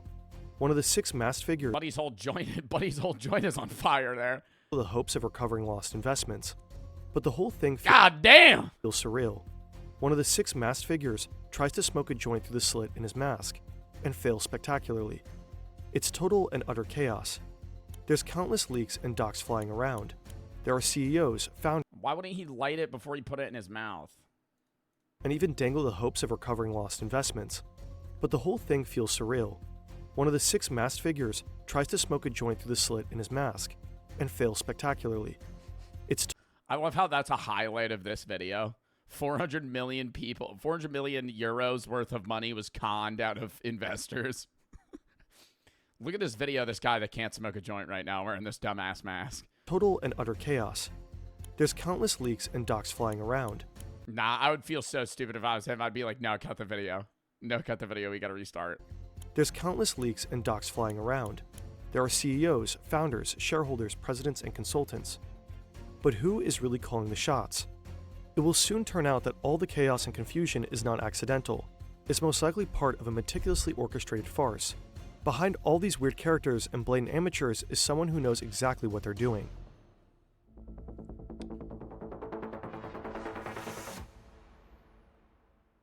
October 2021, 9 months before the login freeze. Victor Bittner sits alone in Berlin. On paper, he is the CEO of the German branch Juicy Grow, but he's not the one calling the shots. The real power lies with a small group operating out of St. Petersburg. Bittner is little more than a frontman, a puppet CEO, facilitating access Like in Squid Games. to the German market. He is also the one who set up the German bank accounts that are now full to the brim with millions of investments. But the world is in lockdown, and traveling is nearly impossible. Bittner's bosses are stuck in distant Russia, and Bittner starts wondering, why not take the money and make a run for it? No! Was he the one that dipped? He seizes the moment and hogs 1.5 million euros for himself, but it doesn't go unnoticed. The puppeteers in Russia order their in-house fixer to fix the situation. Bittner is marked for liquidation, but the fixer refuses, opts out, and walks away. About a year later, he blows the whistle. Using the alias Anders, he reaches out to a Swedish lawyer who represents people affected by the Juicy Field scam, Lars Olofsson.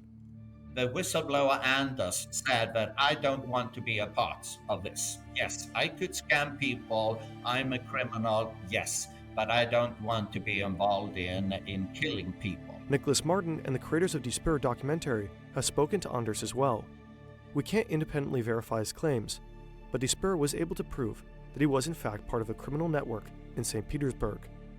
So he was like one of the higher ups between the front man and the dudes that were based in Russia, but didn't want to scam people anymore, so he just fucking ratted? What do you mean? Anders says Juicy Fields wasn't just a massive scam, but a perfectly orchestrated puppet show, with a brilliant mastermind pulling the strings on a whole cast of disposable puppets. I don't see why this couldn't actually be a legitimate business with just a lower return rate to start out. Because the idea of crowdfunding a weed business could feasibly work, but then at some point you just wouldn't need them anymore, but you could just halt investments. It is a Ponzi scheme. It's a Ponzi scheme because I'm assuming they weren't really actually growing weed. But if they did use the money to buy weed to grow it and sell it, then I could see it. Zach and Kennel for the sub. The most visible of them was Alan Glantz. Joe trying to defend it to get a piece of it. It doesn't exist anymore. What do you think some Russian guy's going to be like, hey, I saw your video. I saw your video defending Juicy Fields. I've determined we're going to loop you in on the product. No. They're not. It's not going to fucking happen. Zach, thank you for the 5 gifted subs. Thank them if you got a sub. Thank you for the 5 gifteds. Anders confirms that he never was some business genius with a degree from an elite university. Thank you guys for understanding.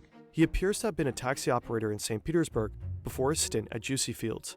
He was a taxi driver and then randomly got hired as a fake Ivy League grad to run a weed business. How the hell did that happen? Was he driving one of the Russian dudes? His real name isn't Alan, it's Anatoly.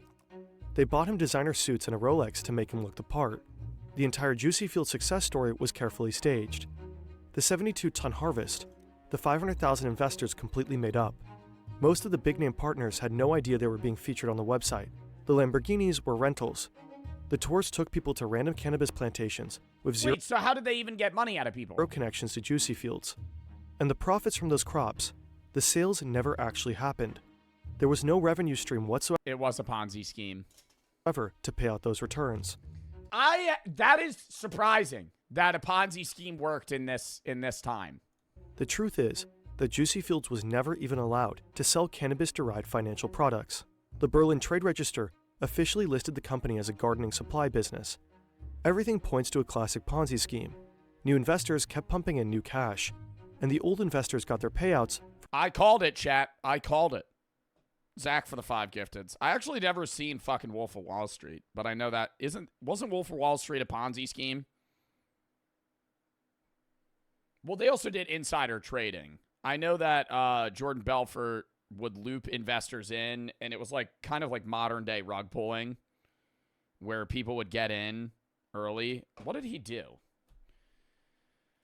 What crimes did Jordan Belfort commit? Money laundering and security fraud. I thought it was a Ponzi scheme. Is money laundering a Ponzi scheme? What crime is a Ponzi scheme? Investment fraud. From that same pool of money. Of course, the whole Chat, did somebody redeem edible again? Oh my god. system only works All crack. Okay, whoever redeemed it, ask them if they're fine with me breaking open one of those fucking THC drinks. as I'm long not eating an edible. as it keeps growing. I'll sip on a THC drink. But the masterminds knew it wouldn't last forever. According to Anders, they had a clever exit strategy, a tangled web of shell companies, a bank account in Cyprus. Actually, no. I don't want to use weed today. I'm not using weed today. You know, I'm putting my foot down here. No, okay, I'll drink it. And a few Ask them if they're fine with that. hand-selected fall guys to take the hit. I'm calling them useful idiots. These are people who are just being paid to be seen and signing papers and so on. They are not the mastermind. Anders says the entire power struggle was orchestrated too, a big fat red herring to sow confusion and distract people from what was really happening. The accusations against the fake aristocrats, the leaked Russian passports, probably all staged. The passports are fake, the names made up, the photos edited. Wow, so they planned on doing this later on. Like having random people that they would put this on. Only real thing is this. There really was a tight inner circle behind Juicy Fields, and they were really led by one mastermind. His name just wasn't Paul Bergholtz.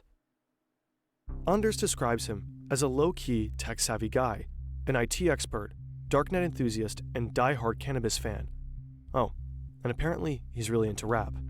Juicy Fields produced multiple promotional music videos, and Martin's research suggests that the rap lyrics in them were actually written by Paul himself. In one of the music videos, you can see these Russian Matryoshka dolls in the background. Anders says Paul explicitly requested that. But why? As a hidden Easter egg? A subtle flex? Why would he deliberately draw I didn't even peep that. I wasn't even thinking why they had Russian nesting dolls in a German weed video. attention to his home country? Was he so sure that no one could touch him there? Money, money, green. Started with a dream. Now we getting rich now. And this is not the end of it. Whistleblower Anders claims the entire thing. Juicy Fields, the Ponzi scheme, the puppet show, it was all just a front for an even bigger operation. 3 billion euros! Get the fuck out of here. What the hell? No, they were not getting that. Money laundering. Money laundering. So they were money laundering through this business? So it was a Ponzi scheme and money laundering. At the heart of Juicy Fields' finances was a bank account in Cyprus, a country long accused of turning a blind eye to shady financial dealings. That account alone processed over €500 million since it was opened up.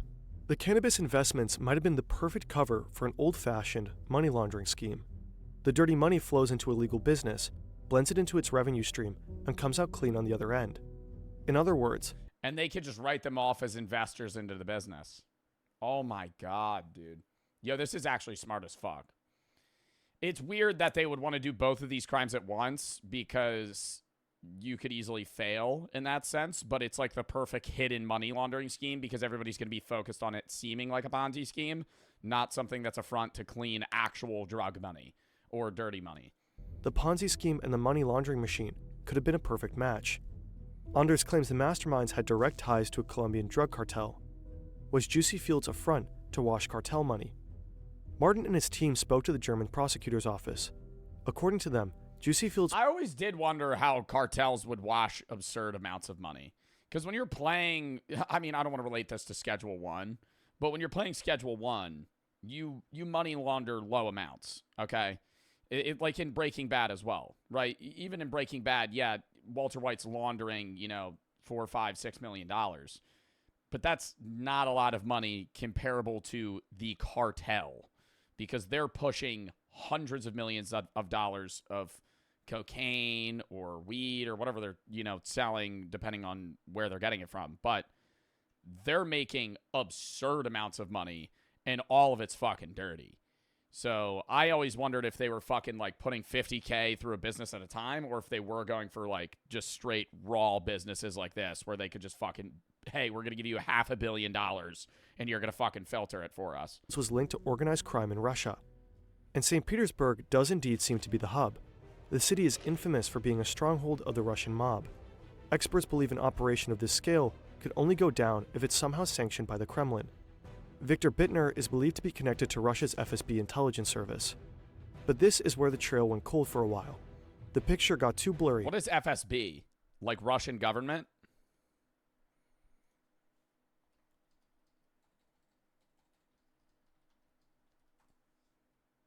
Federal Security Service? So he's related, he's like involved or has connections with like the Russian Federation's security agency. Damn. I mean, isn't that common as well for countries historically? I don't know about anymore. I don't know if they do this in the US, but I know that a lot of countries give leniency to criminals as well. This is kind of a different scenario, but don't countries give leniency to gangs and stuff because in certain times of need, they'll pay like basically criminals to perform things for them? Drink your weed drink? Hold up. Let me get this out. Am I wrong in that? I don't know if it was Russia or Germany or what country did it, but I know there were European countries that paid, like, not cartels necessarily, but mafias to, like, go kill people because it was easier to... It doesn't come off as sketchy if an already illegal operation goes and kills a fucking guy for the CIA, and it just is written off as like, oh, they just killed this dude, versus the CIA actually having to go out and assassinate somebody. You basically just have connections with illegal criminals, and in turn for not arresting them for their crimes, you just go, hey, you're going to have to kill a few people for me. And they go, yeah, sure. That's wild. Do you think they do that in the U.S.? I don't know. I think the U.S. probably has involvement with other foreign, like, not gangs, but, like, groups of people to get them to do shit. Like, I wouldn't be surprised if the United States contacted a group of criminals in a different country to kill somebody that they wanted dead in that country. I doubt the government in the United States, though, is hitting up, like, a fucking the Bloods or the Crips or a biker gang to go fucking kill someone for them. Yeah, like I don't think they're doing that. All right, I'll crack open the weed drink. I'm not shotgunning it. I'm sipping on it. Goated and Logan for the sub, Hammy for the 3. Hope this doesn't come off as parasocial. You met my friend Brett, 6'5", white guy in AC over the weekend. Dude, he was the nicest dude I have ever met. I gotta say, your boy Brett, fantastic guy, okay? I talked to him for 15 seconds. Very nice man, I will say. He was tall as fuck. Yeah, he was huge. He was so nice. He complimented my videos. He was like, watch you all the time. He was like, hope you have a nice night. It was a quick interaction, you know? But he was a very nice dude. W. Brett. Go to Logan B, Yaz, and Son for the sub. Jade, Chez, King Wolves for the sub. Zach, thank you for the 5 gifteds. Thank you for the 5 gifteds. Yeah, I lost $1,000 that night, too. That was tough. That was, like, right after that. Brett made my night better. I lost a lot of money. That one dude was screaming at his wife, and it really pissed me off. And then Brett was like, hey, man, love your content. I was like, thanks, bro. And too speculative. Fast forward a couple of years. Finally, a breakthrough. Investigative reporters managed to identify the mastermind. Joe's so high. Yeah, I just opened this weed drink. Oh, fuck. Oh, fuck. Oh, shit. Chat, I don't know. At the top, a Russian named Sergei Berezhin, an international research network, Correctiv, and other outlets. I'm so fucking faded right now. Oh, my God. Found that he was the one operating under fake names like Paul Bergholz. His network. So this is the guy, this is the head leader of the operation. Allegedly scammed 645 million euros from investors and funneled the money through a complex web of shell companies. After nearly 2 years on the run, Berezhin was finally arrested in the Dominican Republic and extradited to Spain in August 2024. But do you think there's ever, like, guys that do this that get away with it?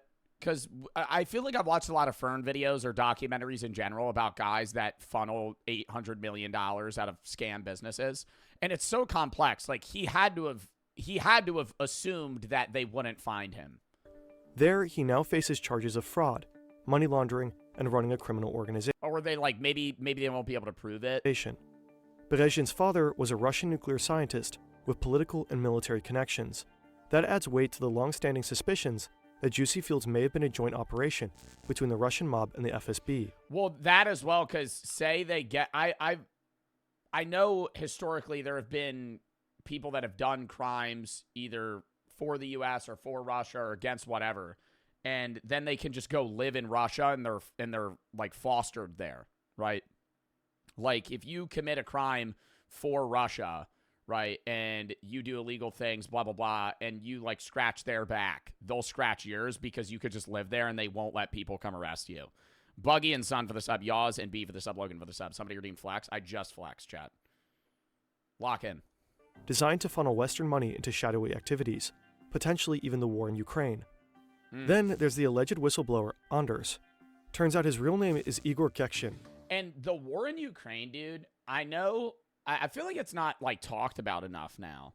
Because obviously it was when it like kicked off. But that shit's rough. Like, you ever see the Twitter videos of people getting drone bombed in the Ukraine war? That shit's, like, sad. Like, not even...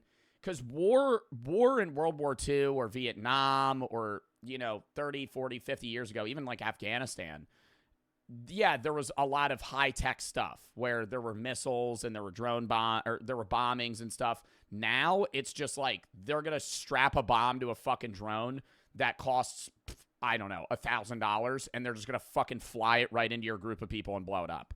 And so being on foot is just genuinely terrifying. And you'll see videos of guys laying in trees, and you'll just hear the and they're just like literally just sitting there dead still, just praying that this fucking drone doesn't see them, because then they're just gonna get bombed. Then there's the alleged whistleblower, Anders. Turns out his real name is Igor Gekshin, and he wasn't just some low-level insider. He was directly involved in the... I saw one, and it was really sad. All right, last thing I'm going to say about this. I saw one that was really sad, and it was a drone that... There was these guys walking, like, single-file line, but they were spaced out from each other, and they were in the middle of a field. Drone comes in, blows up on some guy, and, you know, he's going to die from it, but he was still alive, and he's, like, laying there just, like, freaking out, going, like, pointing at his head, and his friend walks up to him, or his friend or his infantry member walks up to him and shoots him in the head. And I'm like, that's fucking terrible to have to do to somebody that's in your group, somebody that you might have been friends with or known, right? And you're just like giving them mercy at that point. Like, obviously it's the right thing to do, but god damn, dude. Like, having to fucking witness that. And those guys are probably like 19, dude, 20 years old. They're kids. Scotty, thank you for the fucking raid. Rough time to come in here. Hello, though. We were watching a video talking about the most genius cannabis scam ever, which looped into a talk about Russia, because that's behind the cannabis scam, which looped into the Russia-Ukraine war, which we were talking about in videos that you see on Twitter. But hello, I'm Joe Bartolozzi. Thank you for the fucking raid. W Scotty, bro. Mod, shout him out. But hello, Joe Bartolozzi here. Twitch streamer, YouTuber. I also do, you know, TikTok, stuff on the side. But yeah, thank you for the fucking tuning in. We're doing reacts right now. Maybe some gaming later. Juicy Fields. You rated him before? I know. He has the mustache. Right? Am I thinking of the right guy? I'm thinking of the right guy. I know I'm thinking of the right guy. Now I gotta look. He's got the nice mustache. Yeah.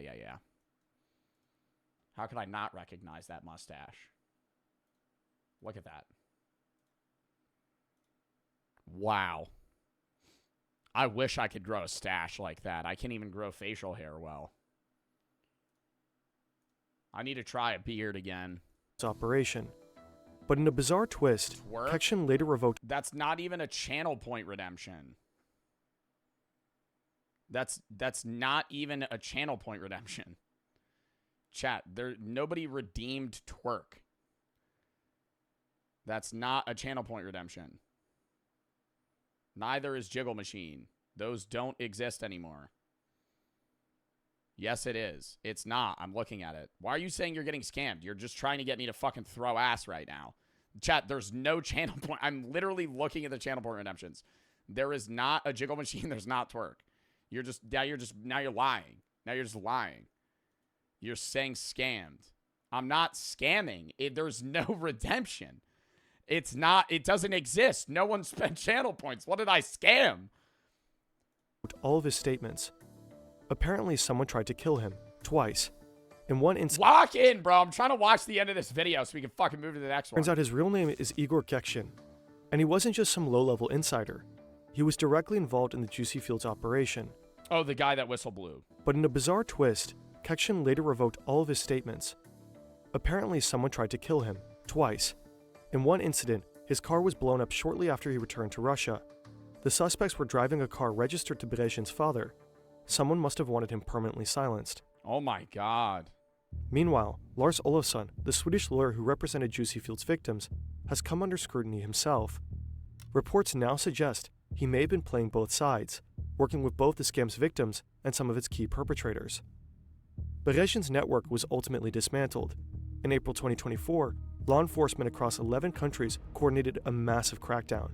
9 arrests, 38 raids, and over 400 officers deployed, all targeting other key players behind the scheme. And yet, despite all this, thousands of victims are still waiting for their money.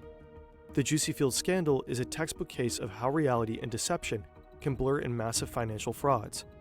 What's real? What's fake? Even now, it's hard to say. But one thing is clear. If something sounds too good to be true, it usually is. Yeah, if they're offering you 66% return rates on a fucking weed investment. That was a good video, though. I enjoyed that. Next. I gotta piss real quick, actually. 3D for the sub, Buggy for the sub. Chat, there's no twerk. There's no twerk. The twerk is not there. All right. Yo, count me down 30 seconds, and then we're going to watch this next video.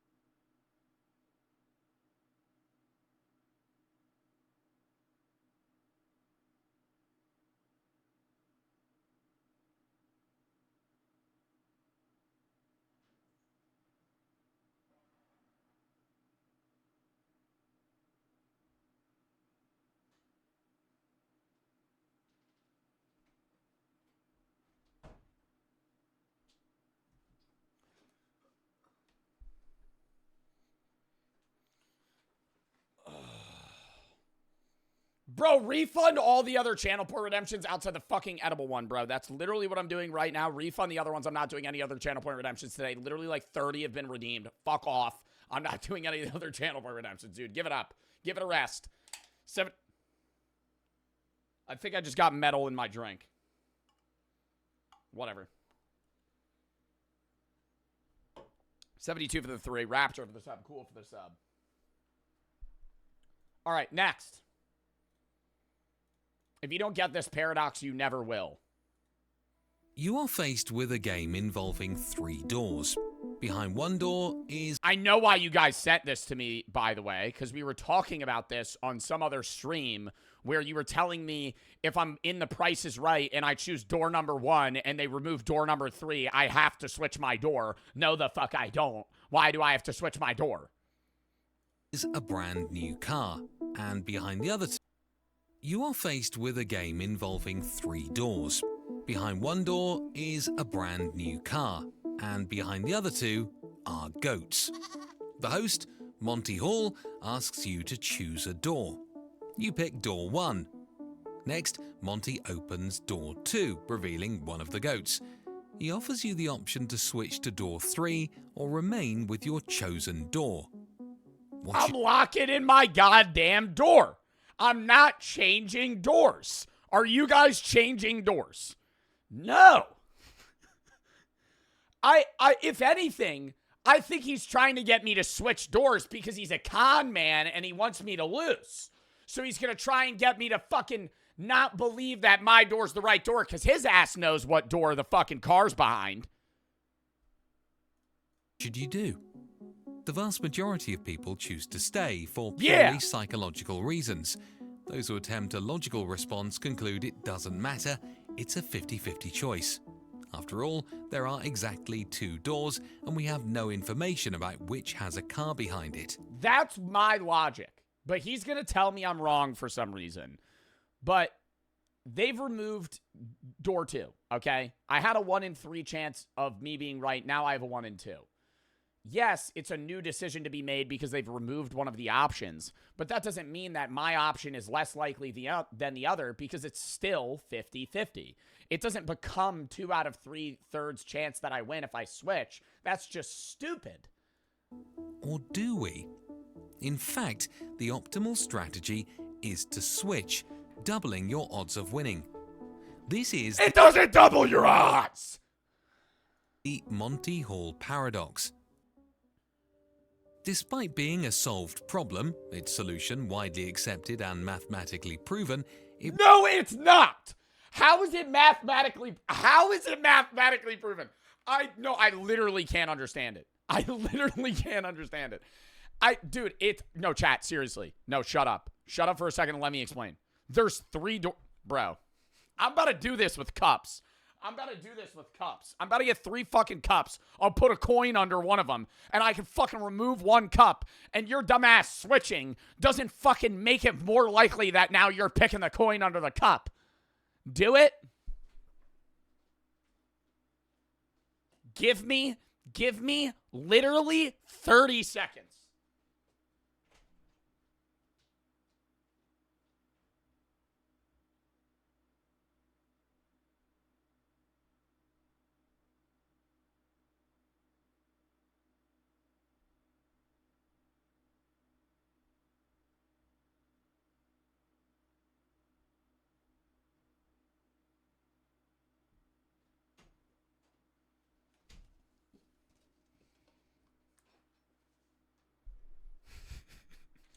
Hold up. Proving a fucking point here. How do I do this? You're not going to be able to see it. I'll do it over here. Okay. Wait, hold up. I have 3 cups. I'm going to poll chat. I have 3 cups. What should I put under the cup? Oh, fuck.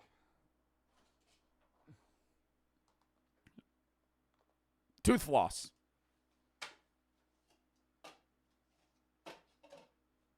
I'm going to shut off my camera and move the fucking cups around. I'm going to poll chat, pick a cup, okay? And then I'll remove one of the other cups. And you can choose. Wait, no. How do I do this? Okay, wait. No. Do a poll. You can't do predictions. Do a poll. Ready? I'm going to move the cups. I'm turning off my camera.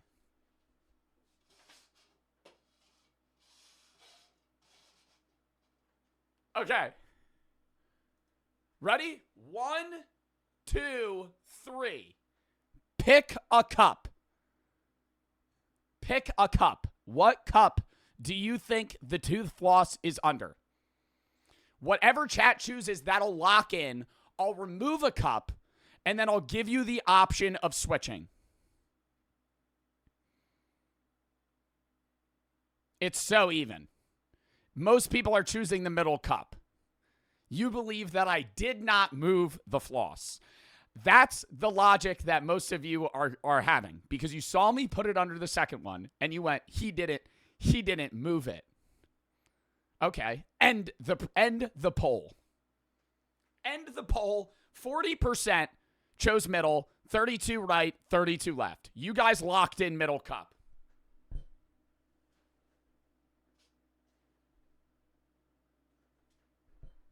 Now poll if you switch. Now poll if you switch. Do you switch? Left or right? You originally had the right cup. Do you want to switch? It's 55-45. God fucking damn it. This is a stupid. It's not. Okay. Yes. Okay, this is fucking stupid. This is dumb as hell. Okay, why does that No, chat, listen. Okay, you guys switched. Okay, yes, it worked. Maybe it worked. Okay, no, now I'm getting it. Because I had to remove, because you chose one of the wrong answers. Oh my God, I get it now. Because if you had chosen the right cup, you didn't, right? If you had chosen the left cup and I had pulled and I had pulled one away. Oh my God, I get it. Okay, wait, let me explain. When you pick what door you want, there's a 2/3 chance you're going to pick the wrong cup. And if you pick, you're more likely to pick the wrong cup than the right cup. And so if you pick the wrong cup, they still have to move one of the wrong answers out of the board. And because you were statistically more likely to pick the wrong cup, that means they got rid of the other wrong cup, which means the right cup is the one that you didn't pick. The only way that fails is if the first answer you have is the right cup, which is less likely than what just played out. If you had chosen, look. Because if you had chosen, I originally put the cup under the left one. If you had chosen the left, that is the only time you ever lost. Because if you chose the middle or the right, I would have had to remove this one or this one, and you would have switched, and you would have been right. So both 2 out of the times that you switch, you're right. 1 out of the times that you don't switch, you're right. It makes sense. I'm wrong. I understand it. I love that we just played that out. That made me happy. Okay, next. Moving on. Remains a source of confusion, disbelief, and even it really didn't make sense to me until we did it.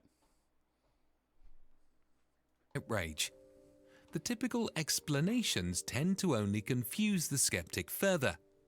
In this video, I'm going to explain why that is. History. Buddy needed a 19-minute video for this. I explained it in 2.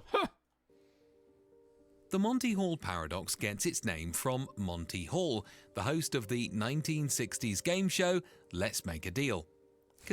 Where you would win $100 as the fucking grand prize. Contestants would choose one of 3 doors, knowing a big prize was behind one, while the other 2 hid smaller prizes, or sometimes goats. The original game wasn't set in stone. Monty would occasionally offer cash instead of the option to switch, or his decisions might be influenced by what made money safe. Bro, there's $1 in there. Instead of the option to switch. He would offer somebody $1 to fucking... he would offer, hey, you could have $1 or a car. Or his decisions might be influenced by what made for better TV. Fast forward to 1990, when Marilyn Vos Savant introduced a simplified version of the scenario in her Ask Marilyn column. In her version, Monty always reveals a goat and always gives the player the chance to switch. The surprising result? Switching doubles your odds of winning, boosting them from 1/3 to 2/3. Get me on The Price is right now, and I'll switch. And then watch. I'll lose. And then that's where I rush the host. That's where I go, but I tried it with tooth floss. That's when the real controversy started. Professors, mathematicians, and skeptics flooded Vos Savant with letters insisting she was wrong. Some refused to believe it, even when the math clearly showed otherwise. At its heart, the Monty Hall problem is a clash between intuition and logic. When we first hear the setup, it's easy to get caught up in the story, wondering things like, is Monty trying to trick me, or can I really trust him? I would wanna take that into account, though. But you're supposed to look at it in a computer mindset.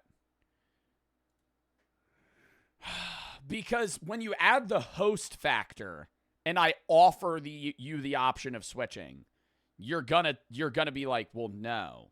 But I wanted you guys to stay. Because I wanted you to be wrong. Because I thought I was right. But then you switched and you proved me wrong. Fuck. Do we do it again? Wait, one more time. Wait, one more time.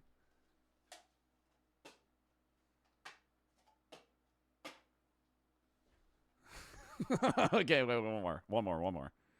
And then I want to see if this proves it.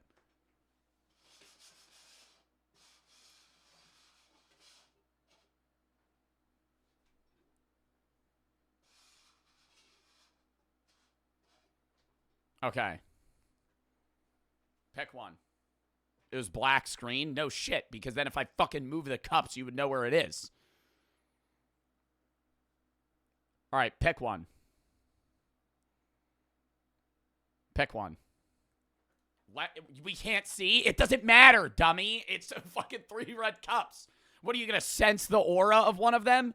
Mods, can we do a poll and not a prediction? Why are we doing a prediction? End the prediction. We're refunding the prediction. Do a poll. The prediction doesn't work. I don't know why people are addicted to channel points. Jesus Christ. Which? Left, right, or middle? Left, middle, right. Vote. I'm giving you like 10 seconds and I'm ending the poll.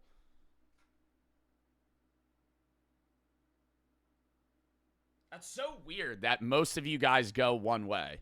Like, fucking 50% of people are voting right. Okay, right one. You chose right. Oh, shit.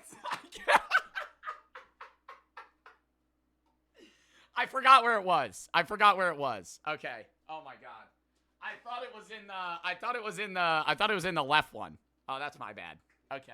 Well, no, you would have won either way because you picked the wrong one again. Because it was in the middle. So the only time you ever shouldn't switch is if you somehow guess the right cup. Because I always have to remove a wrong one. These are natural thoughts, but they miss the mark. The math behind the problem doesn't care about Monty's intentions or whether you're suspicious of him. It's all about simplifying. One more? Oh my God. I want to watch the video.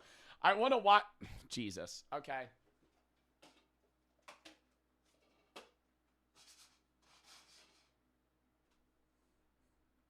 All right, last poll. Last poll. Do the poll. Last poll. Statistically, this is the one that you guys lose. 1 out of 3 odds. You've won twice with the switch method. What are you choosing? Okay. It's mainly going left. We're going left. And then you would switch. And you would be right. Wow. It's literally, it is 2/3. Because I have to show you the other wrong one. The scenario to focus purely on probabilities. Stripping away the human element lets us see the numbers for what they are and find a clear answer. In real life, it might make sense to ask those psychological questions, but with this paradox, solving the abstract problem gives you the solution. You just have to trust the math. It's just a 50-50. It's not, though. To do that, you need to understand the game's strict rules. 1. There are 3 doors. 1 hides a car, and the other 2 hide goats. 2. You pick a door. 3. Monty opens a different door, revealing a goat. 4. You're given the option to switch to the remaining closed door. In this version, Monty is essentially a robot. To make it even clearer, we could add a rule 3.1 if Monty can choose between 2 goats. Wait, why am I not getting it again? Wait, why am I not getting it again? Oh my God, no, it's actually starting to not make sense to me again. I'm watching this and I'm like, wait, no, it's still 50-50. Okay, no, I gotta repeat this to myself. There's a 1 in 3. There's a 1 in 3 that you choose the right answer. They will always remove a wrong answer. So unless you somehow got the right answer first try, which you didn't, it's going to be the other one. He always picks the lower numbered door or flips a coin. Holy fuck. It doesn't affect the probabilities, it just removes any uncertainty about his actions. In the example we started with, Rule 3 wasn't spelled out explicitly, but the critical piece is that Monty knows where the car is and always opens a door with a goat that isn't yours. That's the key to why switching is the better move. Yeah, if he opened a random door, then it wouldn't matter, because sometimes he would just reveal the car. You just have to accept these rules to fully understand why the math works. 100 doors, 99 goats? Get the fuck out of here. Now that's too much. Let's Oh, is he going to go into different random hypotheticals? talk about Marilyn Vos Savant's 100 Doors, 99 Goats All right, hold up, chat. Let me go get 99 red solo cups. explanation. It's a clever way to make the Monty Hall problem easier to understand by exaggerating the setup. By scaling up the scenario, the logic behind switching becomes more obvious, or at least that's the idea. Here's how it works. Imagine you're faced with 100 doors. Behind one of them is a brand new car, and behind the other, 99 are goats. Monty Hall asks you to pick a door, and you go with door 1. Door 97! Oh, door 1. Now, Monty begins opening the other doors one by one, revealing goats. You know, it's also another fun fact. If you tell somebody to pick a random number, they're more bound to pick a prime number that is not divisible because it seems more random. Another fun fact. If you're trying to guess a number that somebody is thinking, they're likely to try and say a number that is not divisible by anything other than 1 or itself. Behind each. He starts. Yeah, you always pick 7. 7's a prime number. 7, 17, 90. Is 97 a prime number? I don't know. With door 2 and continues all the way to door 100, except for one curious exception. He skips over door 29. So now there are 2 unopened door. Door 1, your original pick, and door 29. The one Monty intentionally left closed. Monty offers you the chance to switch to door 29. What should you do? In that scenario, I wouldn't want to switch. At this point, most people lean towards switching, leaving one specific door out of the 99 he opens seem deliberate, and intuitively, it feels like door 29 must be the better choice. And they'd be right. Fuck. Switching is the better move, because the odds of winning shift dramatically in your favor. Oh, that's true. It's the same logic. But I look at it in the sense of like, if I was the host, I would try and fuck you over with that mindset. But why? When you picked door 1, there was only a 1 in 100 chance that you chose the car, and a 99 out of 100 chance that the car was behind. Yeah, and either way, he has to remove 98 goats. Or 90, yeah, he has to remove 98 goats. In one of the other doors. Monty's actions don't change those initial odds, they just redistribute the 99 out of 100 probability across the remaining unopened doors. By the time Monty reveals goats behind all but one of those doors, all of that probability condenses onto the single unopened door, door 29. Switching gives you a 99% chance of winning the car 99% chance of winning the car? Compared to just 1% if you stick with your original choice. But there's a big catch. This explanation, while powerful, isn't perfect. It relies on abstract thinking and the ability to generalize insights from one scenario to another. Scaling up to 100 doors makes the average of switching feel obvious.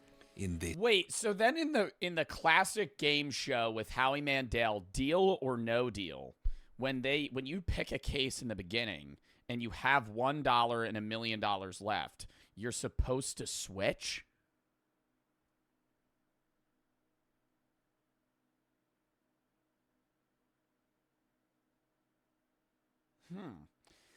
I don't know.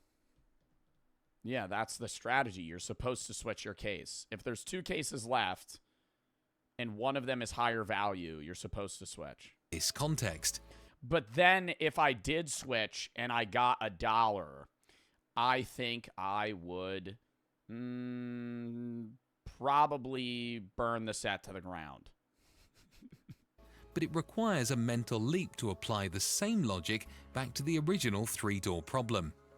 Here's why. In the 100-door example, the scale is so exaggerated that it's easy to focus on the specific numbers and the unusual setup. You're looking at 99 doors being eliminated, which makes door 29 stand out as the obvious choice. But the principle that's actually at play, how probabilities redistribute after Monty reveals the goats, applies just as much to the 3-door version. The challenge is helping people see that the math doesn't change, no matter how many doors you start with. Without making this connection clear, the 100 doors, 99 goats explanation can feel disconnected or even confusing. People might see it as an entirely different problem. No, it's because they're unable to remove the right door. That's all it is. They're unable to remove the door that has the prize under it. And so if you had 1,000,000 doors and you chose one number and I removed 999,998 doors, you're going to go, well, maybe I was lucky. But in reality, I just removed all of the other unlikely doors and left you with the one that it probably is. Problem rather than an exaggerated version of the same one. To fully understand the Monty Hall paradox, it's important to focus not on the size of the setup, but on how Monty's actions shift the odds in both scenarios. That's the key to why switching works. Another way to explain the Monty Hall problem is by breaking it down step by step through all possible scenarios. This method, called exhaustive search, lays out every possible outcome to make the solution crystal clear. When you chart out all the possibilities, a clear pattern emerges. Switch, lose, win, win, win, lose, win, win, win, lose. Versus win, lose, lose, lose, win, lose, lose, lose, win. Wow, so you lose way more. In one of 3 of the scenarios, how many people do you think on that show switched versus stayed? I would assume the majority of people that didn't know this paradox would probably stay. Because at surface value, you're just like, all right, well, my door's probably locked. Staying wins. I'm probably the right fucking door. Which happens when you correctly pick the car on your first try. In 2 out of 3 of the scenarios, switching wins because the car is behind one of the doors you didn't initially choose. This table is about as straightforward as it gets. It leaves no room for debate. Switching is the better option. Yet even with all the possibilities laid out like this, some people remain unconvinced. Here's why. While the table proves that switching works, it doesn't address the lingering intuition that once Monty reveals a goat, the odds should split evenly 50-50 between the 2 remaining doors. People get... I think the reason people refuse to switch is because he's a human. If you were playing and a computer revealed a door, you would probably go, okay, I understand my odds. But a person doing it, you think they're conning you. Stuck on the idea that Monty's reveal somehow resets the game, even though the math says otherwise. The exhaustive search shows the outcome but doesn't dig into why this counterintuitive result happens. That is to think of it as a choice between your first pick and all the other options combined. This perspective emphasizes that switching effectively gives you access to combining probability of the unchosen doors. Okay, I get that part. Is the Bayesian approach, which... Wait, why are there so many approaches to try and explain this to someone? Do any of you guys still not get this? I feel like after we did the cup shit, I immediately understood it. Like, why is there a Bayesian approach to fucking explain to me why that? Literally just show me the cups, run it 3 times, and I go, okay, yeah, I get it. Which meticulously accounts for every detail. To follow this reasoning, you need to understand, or at least accept, that probabilities must be updated. Throw it in sub only, I'm not skipping. Based on new information, and the correct way to do this is by applying Bayes' rule. The right-hand side of Bayes' rule represents the probability of A given B. In simpler terms, oh, hell no. You're going to try and explain this to someone that goes, the odds are 50-50, like I just did in the beginning of the fucking video. And they still don't get it after you show it to them.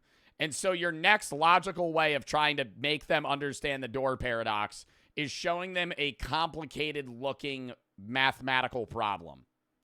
E is something we already know or just learned to be true. Yo, Shy Dog, I'll see you tomorrow, boss. Put it in sub only and then you still spam. Example, let's say we picked door 1 and Monty revealed a goat behind door 3. Now, we want to calculate the probability. Oh, Jesus Christ. I get it. I get the Bayesian reasoning, dude. Why some people will never understand. Here we go. The difficulty with the Monty Hall paradox isn't in understanding the math, it's in confronting how we naturally think. It forces us to question and override deeply rooted intuitions about fairness, randomness, and probability. When Monty reveals a goat, most people instinctively believe the remaining 2 options must be equally likely. This feels fair because it aligns with our sense of symmetry. 2 doors left, 1 car, so it's a 50-50 chance. But the paradox challenges this intuition. Yeah, you have to look at it at a whole problem. By revealing a deeper truth. Probabilities aren't static. They can change based on new information, even when the physical setup remains unchanged. What makes this even harder to accept? The Bayesian approach is the easiest to understand, the one that I skipped. Dude, it's showing math. Oh, wait, my God. It actually does show the math. The probability that Monty opens door 3 without knowing the car's location. All right, bro, but I already explained that. And chosen door. Yet this act of revealing a goat redistributes the probabilities, concentrating the chances of the car. That visual just makes you understand it. Being behind the unchosen door. This subtle shift is deeply unintuitive because it's not how we naturally process randomness or fairness. We want to believe the remaining options are equal because that's what seems simple and fair. For those who can trust the abstraction and focus solely on the math, the solution becomes clear. Switching gives you a 2 in 3 chance of winning, while staying I think it's easiest to understand when you're running it. Because when I was doing it for you guys and I wanted you to lose to prove that I was right, you were always right. Because I want you to pick the right one. But the only way my original thought process of it being 50-50 is right is if you immediately get it. Leaves you with only 1 in 3. The math doesn't lie, and it provides an undeniable answer. But wow, I could really scam people out of money using this. I hate that my mind goes to that. Yo, you could con the fuck out of so many people doing this. You could literally be like, dude, give me $1 and I'll put 5 under a cup. and you like mix them around. You pick one.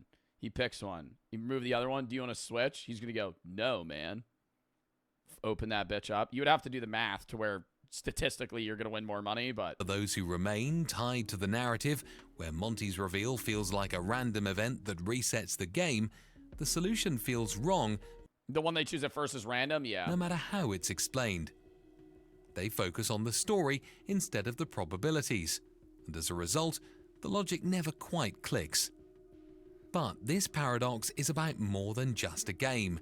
It's a reflection of how we approach complex problems in everyday life. When faced with uncertainty, we tend to rely on our instincts, which are shaped by experience and intuition. However, in scenarios like this, those instincts can be misleading.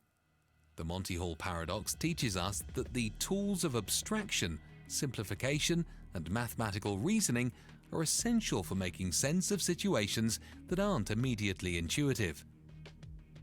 At its core, wow. I get it. That was a very fun video. He did yap about it a lot, but the second I understood it, I was like, okay, maybe I don't need the rest of the explanations. There's another human factor left out. People often stick with their first choice because they would never forgive themselves if they switched, if they were wrong. Yeah, I think the pain, I think that's what you have to factor in as well, is the way I described it with the deal or no deal situation.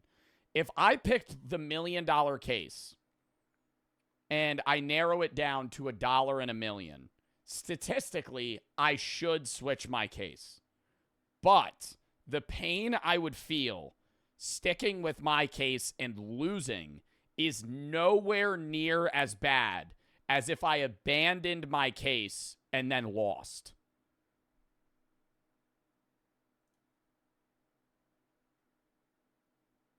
It's the host's power. The reason switching is better is because the host already knows the answer and selectively reveals information. Yeah.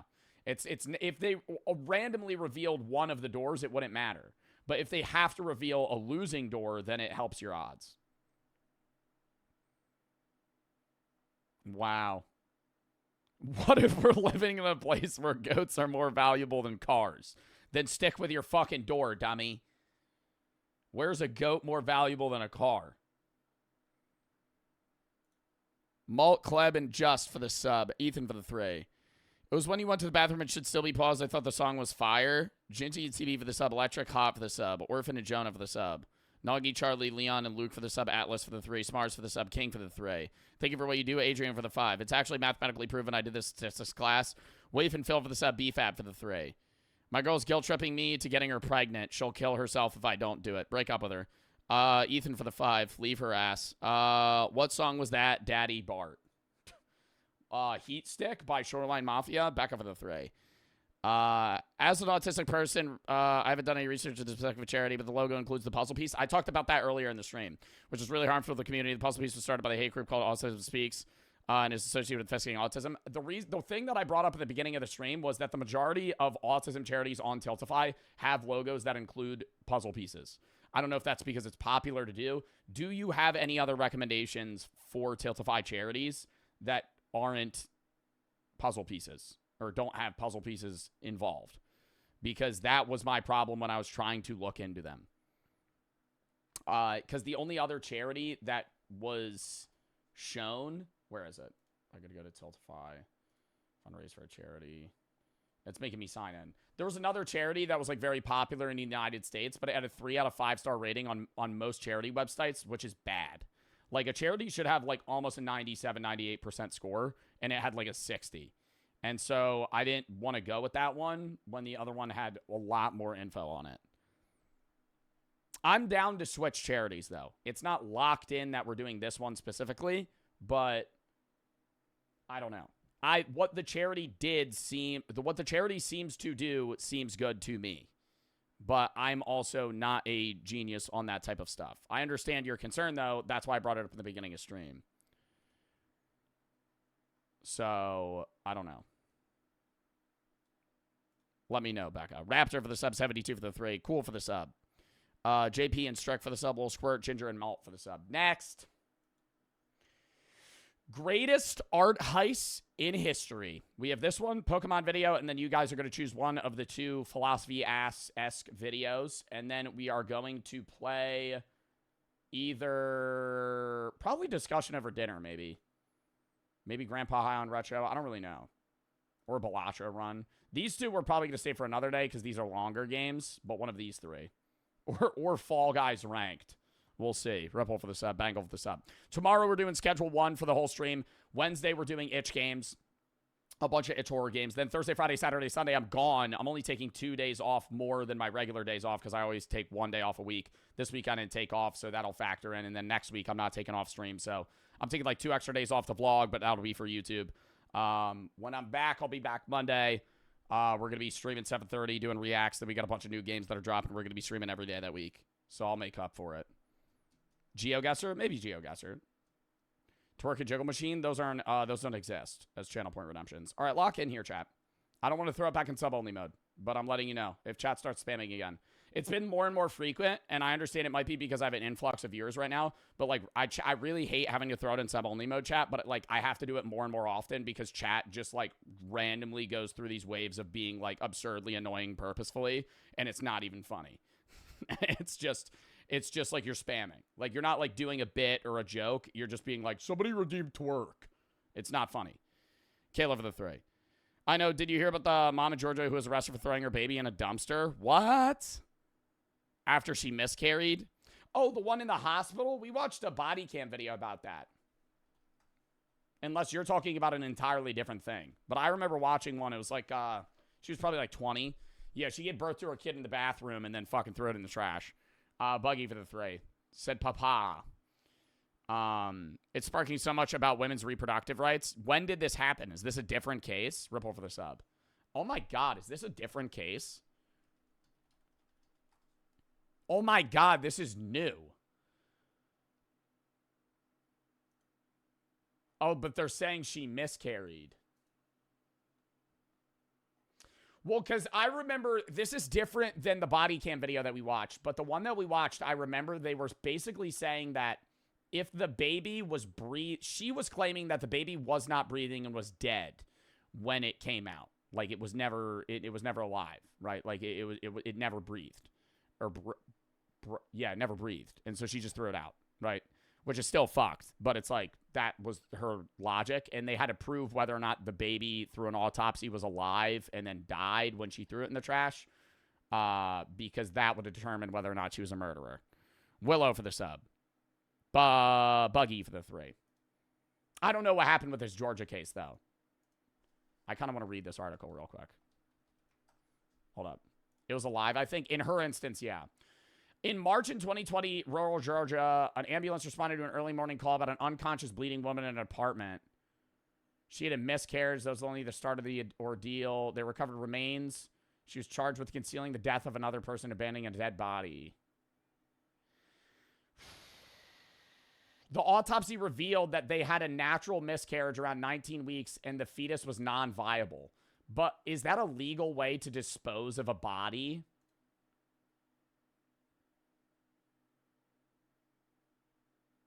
I think that's the argument there. But if it was a miscarriage, she technically did not kill the kid. She just threw a dead fetus in the trash. I don't know what... I haven't read the rest of this article, though. That's fucking crazy, though. Too high for the 3. Finally able to watch... Why is she being charged? Well, they said the charge was dropped. You finally able to watch you live instead of just watching the YouTube videos. Keep it up. Thank you, Miles, for the sub. It's a hot summer's... Oh, lock in. Next video. Greatest art heist in history. It's a hot summer's evening in Paris. For weeks, a record-breaking heat wave has been... 1911, bro. Greatest art heist in history, my ass. You could have just walked up to a painting and took it. That shit was probably hanging on a wall in a building. Back then, 1911, dude. You think they had like locks on paintings? Now the fucking Mona Lisa's behind bulletproof, fireproof glass. Like you could shoot a rocket at that thing and it wouldn't fucking blow up. Then it was probably just in a building and you just went and then did one of those robber tiptoes in those like old videos. You know those fucking shitty Halloween outfits of a robber where it's just white and black and they're wearing like goggles and they're like one of those images. Wait, let me has been cooking the city, leaving the street.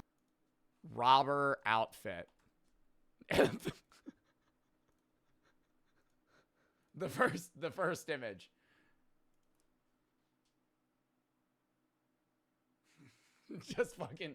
Just fucking run up to literally, bro. Literally, you just take the painting.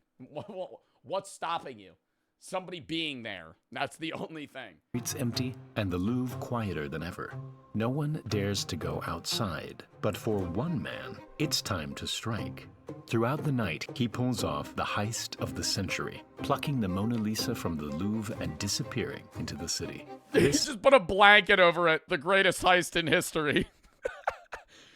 Right around closing, he walked in and just took it off the wall, threw a blanket over it, and walked out with it on his shoulder. It's the greatest robbery I've ever seen. Set off a worldwide investigation, leading French police down a 2-year rabbit hole of false leads and famous arrests before... How would you even sell the Mona Lisa? If you stole the Mona Lisa and say you didn't get caught, who the fuck would buy it? Because the second they find it, they're just going to take it from that guy. Black market. Who the fuck has enough money to buy the Mona Lisa? Is the Mona Lisa worth like $1 billion? Mona Lisa price. $860 million. Weak. I thought it was worth more than that. I don't know why I'm saying weak. That's almost $1 billion. But like, Elon Musk could buy that. Jeff Bezos could buy that. But they would never be able to flex it. It would have to like live in their basement. Because you can't just openly be like, I bought the stolen Mona Lisa. A mysterious letter eventually gave the thief away. We modeled the entire thing to show you how a single man stole the Mona Lisa, how he almost got away with it, and the elaborate plan behind the heist that was eventually revealed decades later. As the sun went down that Sunday evening, the last few tourists were trickling out of the Louvre. But just before it closed, a man entered the museum dressed in the Louvre's During close. No way, dude. Oh my God. He's just going to walk in and take it. Is that going to be the robbery? Is that going to be the robbery? He just fucking... A man entered the museum dressed in the Louvre's official white uniform. Oh Blending in as an employee, he quickly found his way to a small storage closet, squeezed his way in, and waited out the entire night. Walmart 24-hour challenge. The Louvre was closed the next day, so very few employees were going to be patrolling the museum. At precisely 7:15 the next morning, the thief emerged into an almost empty Louvre. With no one in sight, he quickly made his way into the Salon Carré, and there it was. At the time, the Mona Lisa... The Mona Lisa was that expensive then? I mean, he's probably going to say, but I feel like there was probably more popular paintings in 1911. Quickly made his way into the Salon Carré, and there it was. At the time, the Mona Lisa didn't have its own room, and it wasn't nearly as famous as it is today. But the thief was about to change that. Why? Is that why the Mona Lisa's that big now? I thought it was just big because it's a nice painting. Like, what made him want to steal this one comparable to any others? With no one in sight, he pulled the painting off its metal pins and carried it to a nearby stairwell. Oh my God. Imagine he fucking trips on the stairwell. You ever do that where you like try to catch a step, but you didn't put too much of your foot on it, so you fucking slide off? He's like walking. He's like, all right, I've almost gotten away with it. On the third step, trips. The fucking painting just drills into the fucking stairs and snaps. I would just walk out. I would just leave. Using a screwdriver, he managed to remove the painting from its protective frame before covering it in a white sheet and heading straight for the nearest exit. But as he reached for the door, it was locked. At that exact moment, a plumber working for the Louvre appeared out of nowhere. He assumed that the man was a Louvre employee, and so he helped him open the door. And just like that, the thief disappeared into the city with the Mona Lisa under his arms. The whole heist was over in just a matter of minutes, but it would take another 28 hours before anyone realized the painting was really gone. That week, until what, like mid the next day, they're like, where's the Mona Lisa? Photographers had been going through the museum and taking the paintings to be officially photographed, so blank spaces on the wall were completely normal. But when the photographers showed up the next morning without the Mona Lisa, it became clear that something was extremely wrong. The Mona Lisa was officially missing. The police were called. I mean, I would have assumed they would have like drilled that shit into the wall. Even in 1911. If it's that valuable of a painting, they didn't have like any sort of like safekeeping for it. It was just hanging like a fucking house painting. And a team of detectives like anybody could have just you could have just hit it with a hammer and broken the fucking painting. On the museum. France closed its borders and stationed tanks around the Louvre. Just kidding. These tanks weren't used, but they can be used. Oh, no way. War Thunder?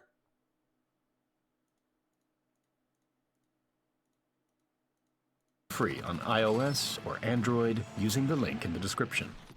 Wow. When the Louvre announced that one of its prized possessions had disappeared, it sent shockwaves all around the world. And the question was, where did it go?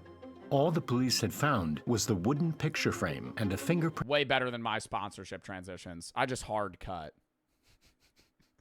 It'll just be like me mid-sentence. Hey, don't you love Raycon earbuds? They're inexpensive. They're usable on the go. They have a fast charging feature. It'll just be like some B-roll of me just using them. My ads are so bad. I don't, what am I can't do this though. Print left behind by the thief. To get the investigation going, local newspapers started offering a reward of $250,000 for... Then? How much is that now?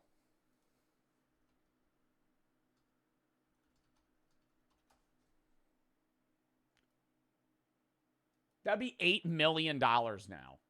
They're offering $8 million in today's money for whoever could find it. Any information that would lead them to... Any information? I'd be like, yeah, I saw a guy the other night.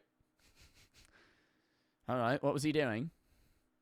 No, he was walking suspiciously. I think he had a fish in his hand. I don't know. I think that guy just might have been up to something. I don't know if that's useful. To the painting. The response was overwhelming.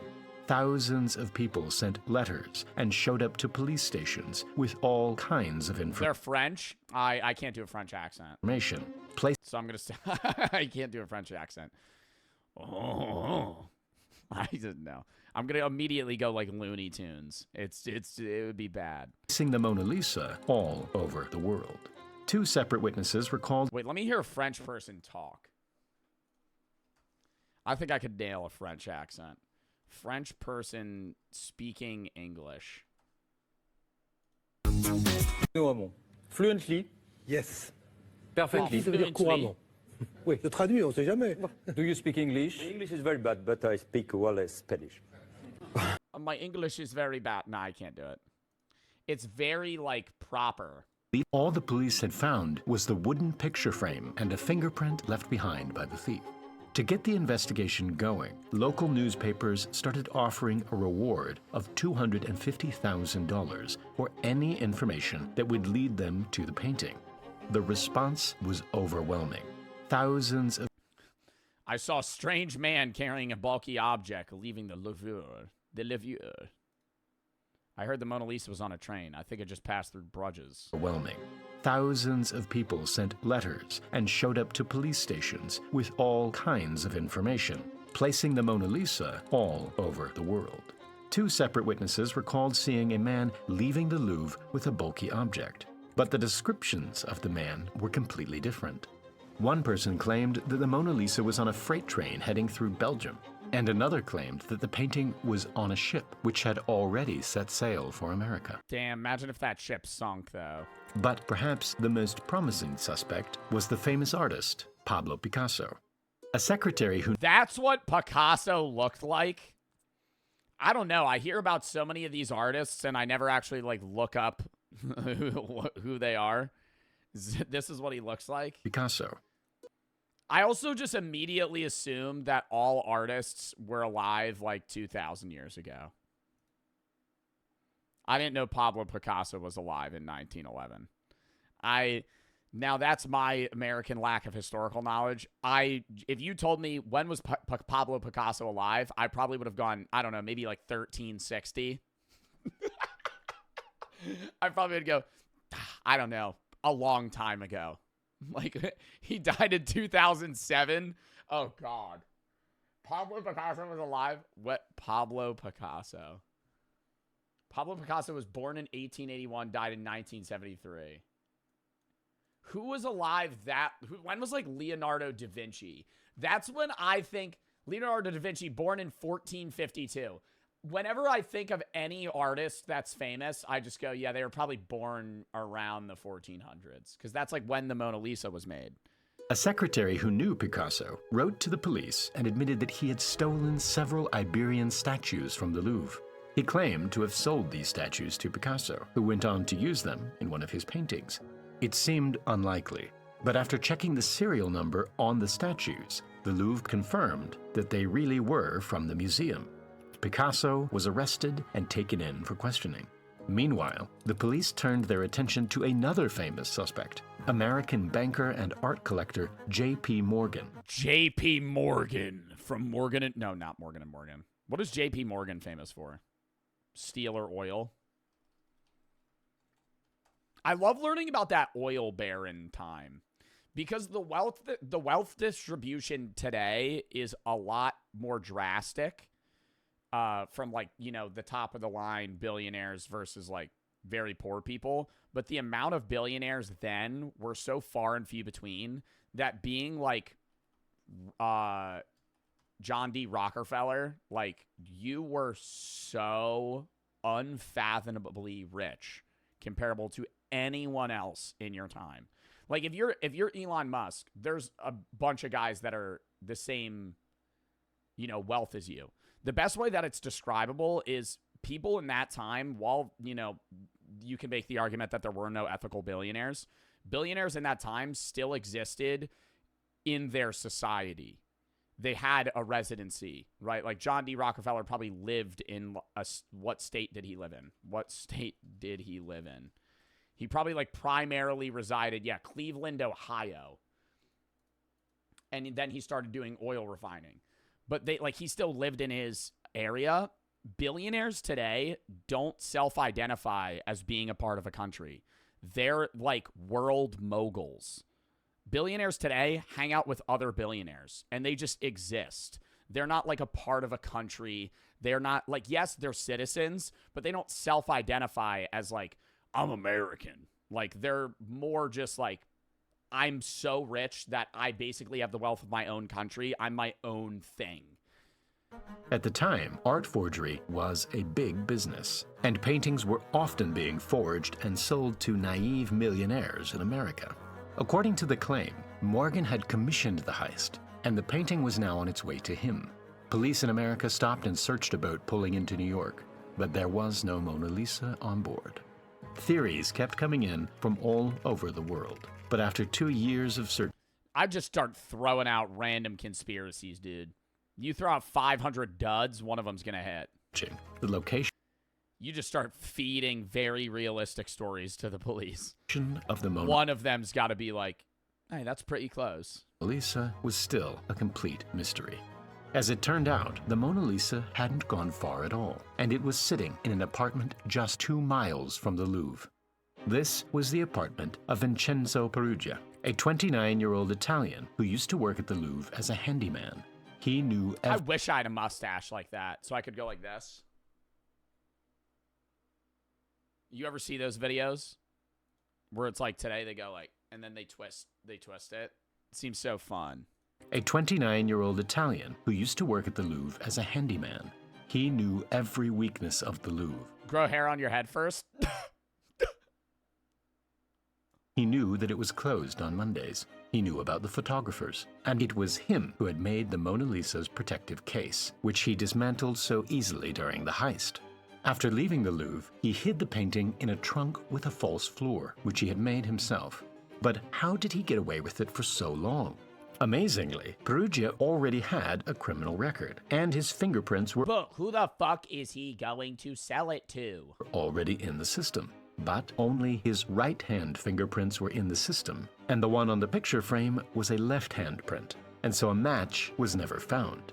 During the investigation, police had visited Perugia's apartment twice, but never found anything. Little did they know that the Mona Lisa was hiding right under their noses.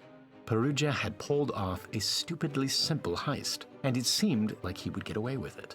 But after 2 years holding the painting hostage, he started to get impatient.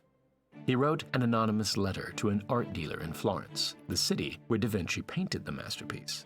In the letter, he claimed, I feel like, oh my God, back then you wouldn't be able to find anybody.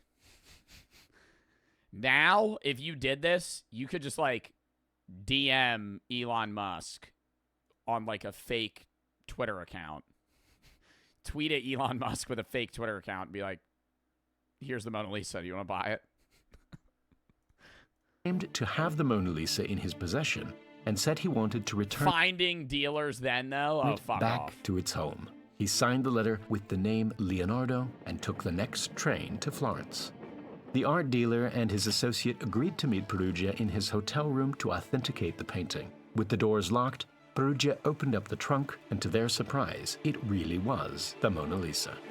In order to further authenticate the painting, the art dealers took it back to their studio. What? Why are you letting them take it, bro? What? You didn't get any money? Yeah, I'll see you tomorrow. What if they just rob your ass? Assuring Perugia that he would be rewarded for bringing it back to Italy. But just an hour later, the police showed up at his door and arrested him. Perugia ended up spending just 7 months in prison and died just 10 years later. Although the search for the Mona Lisa was over, the truth behind what really happened seemed to have gone to the grave. But in 1932, a story was published that revealed a much more elaborate plan behind the heist. Written by Carl Decker, he claimed to know the man who was really behind the heist, a man named Eduardo de Valfierno, an expert in art forgery. He had come up with a grand plan to sell not 1, but 6 perfect copies of... Oh my God, because the Mona Lisa's gone. So you could just be selling that fake ass copies to other really rich people because they're like, well, yeah, this does look like it. The Mona Lisa to 6 unsuspecting millionaires lined up in America. He commissioned a talented French painter to make the copies and shipped them off to America and put them into storage. In order for them to believe they were really getting their hands on the Mona Lisa, the real one had to go missing. And so he contracted Perugia to pull off the heist. When news spread and that then he got caught on purpose. Mona Lisa had gone missing, the paintings were sold to their buyers, and the 3 involved ran off with the equivalent of $90 million. Oh my God, that's so fucking smart. Never mind. I thought this was the dumbest art heist in history because he just walked in and sold it. Dude, it was a fucking scheme behind a scheme. And now, time for the Primal What? Space giveaway. The winner of the Wait, he'd be giving away Lego sets? previous giveaway is Josh. Congrats. In the next video, we'll be giving away this $100. Okay. No, I can't fall for that. All right. Moving on. He'd be giving away Lego sets? Colby and Tank for the sub. Scare for the sub. Hollow for the 3. Joe do giveaways? Dude, I did like fucking... I gave away like fucking $4,000 chairs for Herman Miller. I did all that stuff with Soylent. I try to do giveaways when companies let me. It's just hard. A lot of companies just want to do paid advertisements. They don't want to do giveaways because giveaways don't really bring in new customers. I'll try to. What's a company y'all would want to give away from? I could deadass hit up my manager and be like, bro, let me get like, even if they didn't pay me, like let me get like 5 free fucking PCs or some shit to give away. That's what I see a lot of streamers do, but it's hard to get those. Blue Chew, stop. Lego would never. Bad Dragon.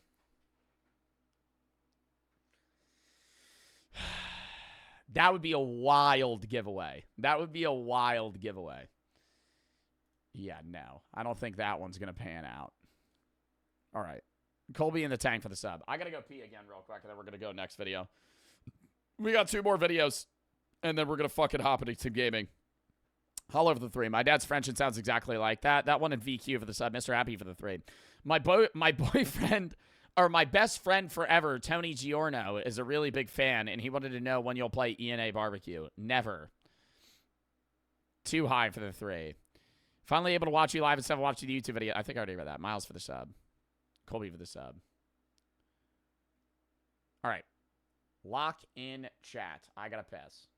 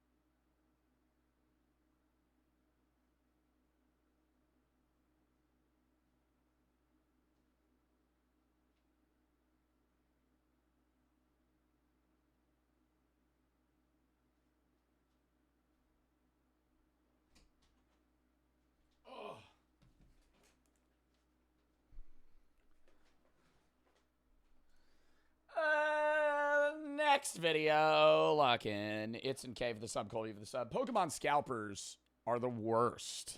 Scrub for the 3. Hey Joe, I recommend a video about the paradox of an infinite universe. Had tuned into recent stream and heard you talk about a similar topic. Thought you would enjoy this video. I might watch it another day. If, have you sent it in the video suggestion tab? Scar for the sub. I think that's what you said. It's Ruckus for the sub. All right, next. to the Papa Meat. Pokemon Scalpers are the worst. Welcome back to the Papa Meat channel. How you doing? How you doing? Coming and sitting down because it's got to be. What the fuck? Welcome back to the Papa Meat channel. How you doing? How you doing? Coming and sitting down because today we are talking about Pokemon cards. You know, we have done a video on trading cards. Y'all own Pokemon cards? I never owned Pokemon cards. I played Magic the Gathering. I think every kid got into a card game when they were younger, and it was either Pokemon, Magic, Yu-Gi-Oh. Were there any others? I think most people, it was Pokemon. Most people played Pokemon. What other card games were there? It was like you had your own Digimon. Or you were not a Digimon kid. No, but everybody had their own card game they played or like collected, even if you didn't know how to play it. I feel like most kids that own Pokemon cards didn't know how to play Pokemon. Card games and the rise of collectors, and you know, we talked about the game, but over the last couple years, trading card games have blown up in popularity. Not that they were ever really unpopular, but it's possible that this may not be a good thing. I mean, sure, we all want games we enjoy to be popular. And after I feel like Pokemon's lost its TCG aspect. It's not really a game anymore. It's a collector's item. Magic the Gathering is a game that has very expensive cards, but people play Magic the Gathering a lot. Pokemon in the community of players is still big, but I feel like there's such an influx of people that just collect and don't play at all. They might play the video games, but they just collect cards. And I think that also might be one of the reasons, too, is because, like, if I got into Pokemon cards, it would be because I used to play the games, not because I fucking love the actual Pokemon card trading game. After all, it means more people play with and money to put back into improving the experience, right? Well, sadly, this couldn't be farther from the truth, especially for what we're going to focus on today, Pokemon cards. It seems that the wrong groups of people have found their way into the community, and it's causing a lot of problems. Because of this, the game has gone from an exciting child's sneakerheads have transitioned into Pokemon cards. It's scalpers. It's obviously that's the title of the video, but it's guys that like flipping PS5s and fucking Jordan 1s and expensive shoes and Gucci stuff and designer clothes have realized that the value of Pokemon's so high that now they do what they do with shoe fucking releases and concert tickets, and they fucking bot or go to a store and buy out all of the individual fucking product that children want to use and then go on a market and sell it for fucking 10 times what it's worth. Because people are gonna buy it. Activity to all-out war. So let's talk about the dark side of collecting Pokemon cards. Never thought I would say that before in my life, huh? Jesus Christ. Hey, but first we have to ask ourselves, what exactly is the problem? Which, if you haven't been on any social media, you may have never seen it, but chances are... I watch Pokemon card unboxings. I watch Crispy Pokemon. I watch Max Mofo Pokemon. I watch the influencers that I, enjoy watching play Pokemon. Because it's fun. It's fun to see. It's gambling. It's because I have a gambling addiction. It's watching people gamble. When somebody spends $150 on a fucking Pokemon box to open cards and get either really good shit or nothing, you're watching someone gamble. And that's fun. You've seen people fighting in Targets. You've seen mostly just a lot of physical violence. People running through. What do you mean gambling? Because they're pack opening in hopes of getting a good valued card. A pack is worth more sealed than opened, but an open pack has the potentiality to pull you a card that is worth hundreds, if not thousands, tens of thousands of dollars.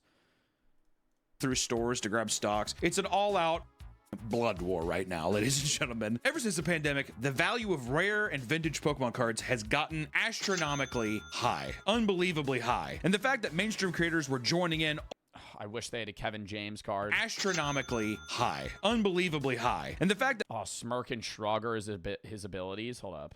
Unbelievably high. He can't retreat during your opponent's next turn. Discard an energy attached to this Pokemon. Is that good? High. And the fact that mainstream creators were joining in only added fuel to the fire, especially considering people were holed up inside their homes. Was that kid missing?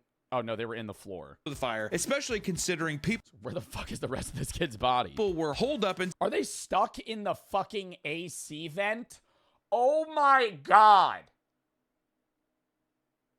IRL venting. This kid took the metal top off of those mini squid. How is it fitting in this vent? Inside their homes with stimulus checks to spend on frivolous things. Twitch donations. Remember the Among Us craze? A lot of donos back then. DoorDash. I was a DoorDash guy. I remember I kept getting the same guy too, and I was just like, I feel like at this point I should just like text him. Just be like, dude, just give me your number. This essentially turned the card into stock investments. And with this became the rapid growth of Pokemon scalpers. People who buy products with the explicit goal of selling them on secondary markets for... Well, and a lot of them won't even buy them to open them. And that annoys me. But every Pokemon pack guy does this.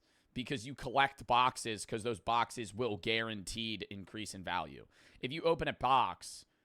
and you fucking start, you know, packing those cards or unpacking those cards, you're probably going to rip a lot of fucking 10-cent cards that might be $1 in 10 years. But if you keep the box sealed, there's a potential chance that that box has a shitload of fucking money value in it from cards that you could pull. You're not going to, likely. But if you keep that box, you could sell that $100, $200 box for fucking $10,000 in 20 years. Not financial advice. For a higher price. This can make enjoying the hobby difficult for a player who just wants to play the game. Not only does it now become more difficult to buy new packs and box sets, but some become desperate enough to buy it for raised price online because they become unavailable, thus justifying scalpers to continue scalping. An evil system. You go through, you see people dead sprinting through Target. All the stocks is out just because people are hoarding Pokemon cards like fucking gold. Yeah, like, see, this is loser shit. This annoys me. If you want to buy 3 boxes, unpack 2, and keep 1 because you want to fucking collect it, who gives a fuck? But this guy actually just has an entire room full of fucking Pokemon cards. And then they raise the... to just fucking ruin the market and make money off of people. Prices. There's probably a studio apartment in Burbank, California just stacked with Pokemon cards just because that's the guy scalping cards online, dude. It disgusts me. Even recently, LEGO announced that official Pokemon sets are coming in 2026, and people are already speculating that it'll be an absolute bloodbath to acquire them in stores. Oh my god, to get a fucking Charizard Lego set, how much do you think that's gonna be? Those are gonna sell for like $5,000. They're gonna be worth $60 at Target.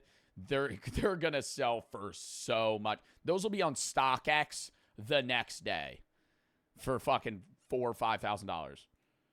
And people seem to forget that these products have a massive child. Depends on the Pokemon. If it's a starter Pokemon, oh my god. Like Gen 1. Audience. If adults can't get their hands on these products, what chance do the children have? Think of the children. Who gives a fuck if the child can't have it, dude? You know, I say good. If anything, if a child can't get it, they're like, yeah, I was going to get into it, but every adult around me was buying them, so I thought, this is cringe, and I didn't get it. That's what I think. It's a millennials game. Come on. Yeah, I will kind of say I feel less bad for the kids in this scenario and more the people that have no money that just like Pokemon. Like old guys. Like a dude in his 30s that doesn't have the bread to spend but just fucks with Pokemon. And just... he like really wants to buy it because the kid's not that into Pokemon likely that like a mom or a dad is gonna have to fucking, you know, go out and spend $300 on a fucking eBay ripoff. Yeah, exactly. You don't even know who the fuck that is. 30 isn't old. I'm saying older, dude. Not like this kid isn't buying the new. What's the new fucking Pokemon box that they're selling that everybody's shitting their pants about right now? Dude. But like that kid's not buying that box. Especially when scalpers are programming bots to buy new products online seconds after they drop. It's like a streetwear scalpers or something like that, you know? The Prismatic? No? Prismatic Evolutions? That with Magic cards on eBay. Did you? That little scalping bot, yeah. Did it work well? I bought like Shocklands for pretty cheap. Nice. This animosity towards Pokemon scalpers is starting to reach new heights, and many fear that the hoops people must jump through to get their hands on new cards is deferring potential players from joining. That was so 2012. Fear that the hoops people must jump through to... This kid is so 2012. This fucking hat off to the side a little bit. Get their hands... I could just imagine Gangnam Style playing in the back. The new cards is deferring potential players from joining the TCG community. Trading card game. In case someone's like, what is that, Hunter? And if you want to know... It's slang. It's slang. TCG. How bad things have gotten, look no further than the 2025 Costco Wars. Costco recently began selling Pokemon cards at marked down price. And early on... I have no interest in ever getting into this business, but I would love for the memes to just go fucking fight somebody in a Costco for fucking Pokemon cards. Like, I've never gone Black Friday shopping, and people die Black Friday shopping, but I feel like for just the vibes, I would go argue with somebody over a toaster that's worth $30 and just be like, I was here first. It's mine. 33% off? I've never seen that before. Things turn into an absolute... What is Black Friday? A holiday in the U.S. after Thanksgiving where everything's really cheap. But now it's become... Or like 10 years ago, Black Friday used to be an individual day on Black Friday where shit would be like 60, 70% off. Now stores like Macy's and shit will just do Black Friday deals, but it's 3 weeks long and it's just 20% off. Dude, shit show. And half of the companies hike their base prices up. Like, say a shirt costs $25, they'll hike the price up to $35 and then cut it 50%, so it sells for $17.50, and then go, it's half off. It's really like 30% off. But they'll raise the price and then cut it so it seems like it's worth, like you're getting a better deal. In a recent viral clip, you can see a horde of people lined up behind a... Everybody stays home and does Target or Amazon now? Yeah, like Cyber Monday. ...pallet boxes for 151 Blooming Waters Amazon workers on Cyber Monday? Fuck. Premium collection packs. Being somebody that still delivers shit, that sucks. What? Boxes for 150. In a recent viral clip, you can see a horde of people lined up behind a pallet of boxes for 151 Blooming Waters premium collection packs. What? This box set contains various packs with the original 151 Pokemon, which are very high quality and valuable. I would fuck these people up. Yo, dude, I would get in there, dude. I would be like I'm in a mosh pit. I'd have some Limp Biscuit playing in my AirPods, and I would just be like fucking elbowing people, dude. I'd get to the front. Costco had to know that this was going to be a bloodbath. I'd start a mosh pit. I think the CEO was just like, good. Yes, rats in a maze. As soon as the pallet jack is pulled out by a Costco employee, the organized line quickly turns into an all-out frenzy as people grab multiple boxes and stuff them into their carts. Some customers are pushed to the floor as passing customers lunge at them to grab boxes out of their hands. It's like, quick strategy, belly flop on top of all of the boxes. So you damage them and they force you to buy them and nobody else can buy them. But even damaged, most of the packs will be okay. And then you resell those boxes because you just got such a supply that you're still going to make a profit. I'm not trying to help out the scalpers, but that's just instantly from the top ropes. You're in the fifth fucking line. You just belly flop on top of all of them. Break the boxes. Just shatter them. Scene and Jingle All the Way. Also, you know, performative to bring it out on a pallet jack. All right, here I go. Hope nobody grabs it. Why make such a spectacle of it? Costco runs on a schedule. It's got to be 2 p.m. That's when the new trading card product goes out, okay? In another video, you can see an older man wrap himself around another customer to wrestle a box out of his hands, only to be violently elbowed to the... How much are they able to resell these for? Out of his hands, only to be violently elbowed to the face, but somehow the man still continues holding on for dear life. He's like, no! Imagine getting your face caved in, you're just like, Charizard. Sure. $200? They're making $200? Charizard. Or they're selling for $200 because this shit ain't worth it. Help me now! Eventually, police had to be called to break up the giant brawl that ensued, but no arrests were made. Everyone's just like, to the victor goes the spoils, right, boys? Look at all these dogs with their tails tucked between their legs. Go on home, boys. This one's for me. But because of these encounters going viral online, Costco acted quickly by enforcing a purchase limit of 2 boxes per customer. Coward. They sell for base $45. They also started having employees and security nearby the products at all times to stop people from going crazy. I like how there has to be a guy with like a baton. He's just like, don't make me do this. Like threatening violence to a person. Hey, it's 2! It's like a little kid has 3 boxes. Scout price is $130, so they profit what? Like $80, $85? 2. Put it back. It got so bad that... Is that worth it? Costco employees... Like, it's worth it to go there, but not to get into a fight. Like that one dude that was wrapping around the other guy's arms for 2 of them. Like, you're about to get into a fist fight and have the cops called on you for a fucking $150. were tasked with preloading. If you were able to get a whole case of them, then yeah. Shopping carts. Because then you're making like $400-500. The highest limit box sets allowed for purchase in order to prevent customers from throwing hands. There's like, it's already in there. Just walk to the checkout. Just take it and walk. The value you're getting on these boxes, it cannot be worth it. It cannot be worth it to have that much civil unrest. What are the Japanese doing to prevent this? All right. All these are American solutions. What are the Japanese? Is this a real thing? Is this a real thing? This looks AI generated. Is this an app? They have lawn chairs that no, they don't. Prevent this. All right. All these are American solutions. What are the Japanese doing to fix this? I mean, regardless of what rules are put into place, people are still getting in fights all around the world over their precious Pokemon cards. And this wasn't the first time that stores had to enforce new rules to prevent people from getting hurt by trading cards. It happened back in 2021 when Target had— I would love to go one of these mosh pits with like Pokemon cards that are just like on sale, and we have to fucking camp out at 1 in the morning waiting for them to fucking release so we could get into the store early, and just bring a bunch of fart spray and just start fucking hosing people, dude. Like literally, I'm just in the middle of the fucking pack and they're waiting for like 2 p.m. and I'm just fucking spraying their shit. They're going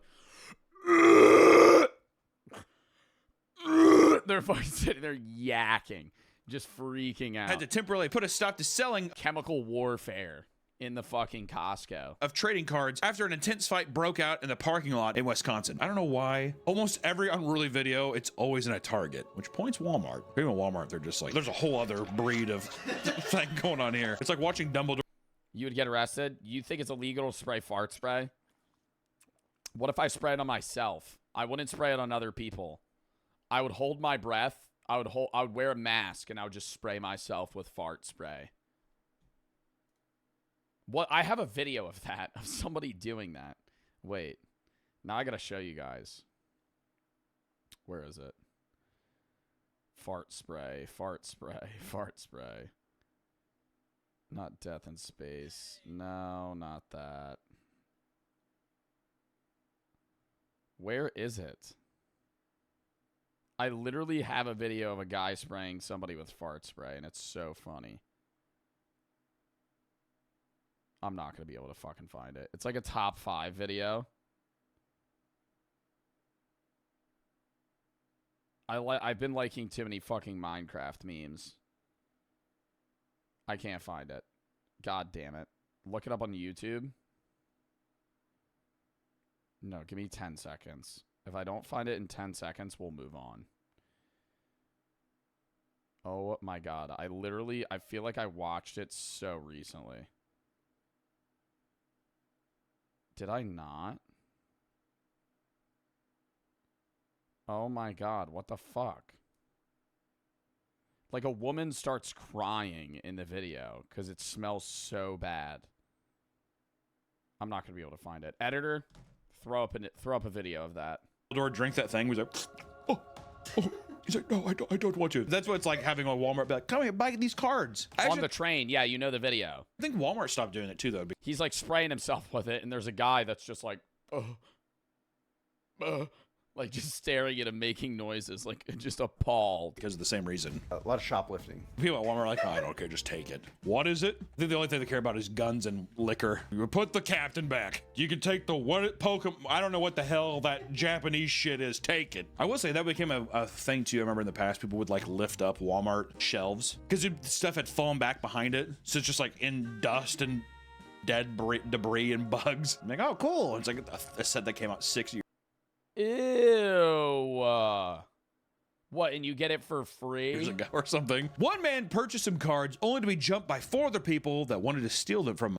Like, they would not be in a good condition. The man was assaulted by an entire group until he pulled out a gun, at which they fled the scene. The man who assaulted him were found and arrested on charges of battery, disorderly conduct, and strangulation. I got that's not a part of like the battery assault or anything. It's just like Angie choked him. What the hell is this? I also love the signs that they put up. Yeah, sorry, because the world, everyone are apes in the world, we can't give you Yeah, it's the worst on Pokemon cards, but it's any big card release, really. Japanese trade. There's cards that are worth a lot of money in there. Cards. Sorry about that. And during that same year, Walmart encountered the same problem. Because of fights breaking out between customers, they had to post signs announcing that they would be suspended due to, quote, inappropriate customer behavior and increased demand. But Costco isn't the only place that's seeing a recent uptick in Pokemon-fueled chaos. Let's take a look at the Pokemon vending machines. I've seen a lot of videos of these where like some 35-year-old guy will pull up and try and add all of the boxes that they have in the machine in the cart, and it limits him to one, and he's just like sitting there like thinking it's broken, just like because he's been waiting for hours for him to be first in line. I don't know why. Right now, already in the video, we've talked about that since the pandemic, we're 5 years deep into Pokemon chaos, and they're just like, why don't we just make machines we just put around for people to get pissed off at and punch? It's made of metal and glass. I'm sure that's gonna be fine. Pokemon vending machines, cool! But look at them, they're cute. Oh my god, it is kawaii. Did Ash In theory, it's a good idea. Ketchum or Professor Oak help design this? Misty didn't do shit. Or that creep Brock. Closing his eyes, he's like, I see you. Hello, princess. Stores around the world have started installing vending machines that exclusively sell Pokemon packs, elite trainer boxes, sets, and more. If that means anything to you. Doesn't to me. Some believe that these can prevent unnecessary conflict. Yeah, those are the ones that are worth a shitload. I literally saw this video. And the guy was clowning, and he's like, dude, my kid wants these. Compared to having piles of loose cards on shelves. However, scalpers always find a way. Scalpers would repeatedly visit these machines and clean out the entire stock. And in one instance, a woman spent over $994. $1,000 emptying the vending machine, despite kids waiting in line behind her to purchase just a single pack. She's like, I'm sorry. And she's using a disability scooter. And the problem was so bad that it eventually became acceptable to film and shame people for doing this, which I do think that's nice. If you see somebody unloading an entire vending machine, because also even if it was food, I would do the same thing. I'd be like, are you kidding me? This is... Yeah, if you had one food that you want, you're pulling up to the vending machine and you're a really big fan of sour Skittles. The guy right before you just drains 12 packs of sour Skittles. Now there's just nothing that you would enjoy. I would be as mad. It's crazy. Anybody unloading a vending machine, I'm like, really? And of course, what would a Pokemon restock be without two adults getting into a heated altercation? In the San Francisco Bay Area, a man had been sitting in his car all morning till the 10 a.m. restock of the Pokemon vending machine in his local grocery store. When he entered the store, he saw that someone was already using the machine. And by God, this angered him. Angered by this, he starts yelling about him waiting in his car was the same as him waiting in line. That doesn't make sense. I was outside, dude. He then pushes the man out of the way before proceeding to sprawl his arms and legs out to stop him. This guy's just gonna get sued. Like, this guy might be an asshole for trying to rip the Pokemon cards, but he was first in line. First in line's first in fucking line. If your lazy ass didn't get out of, maybe if you got out of your fucking car and stood there instead of fucking sitting in your car waiting for the fucking time to open, you would probably have been there first. From buying anything else. Bro could have just hung out right here for 10 minutes. It is easily, I think, a great contender for Cringe Clip of the Year, which I do think that we should maybe start cataloging. Cringe Clip nominee of the year. And the cringiest clip goes to man sprawling out over Pokemon vending machine. Hey, but he's an Eagles fan. Go Birds! Go Birds! Just want to put this out there that the aggressor here is an Eagles fan. Philadelphia Eagles. Kill yourself. Eventually, staff had to intervene and tell him to calm down. And after failing to do so, he was ultimately arrested. And the victim of this altercation noted that the man started pretending to be hurt when the cops arrived, despite no punches or anything physical being thrown. I hate people like that. Well, I love it when it's old women. My favorite thing when they're like, ow, ow! And it's on camera, they're like, what are you doing? You hit me!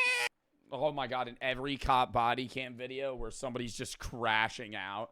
Hey! You talking about that stuff? Remember that one woman that was drunk in a parking lot in Florida and faked having a seizure in front of the cops? It's like my favorite. If I was an old cranky bitch, I'd do the exact same thing. I'd be like, you hit my head, I'm bleeding!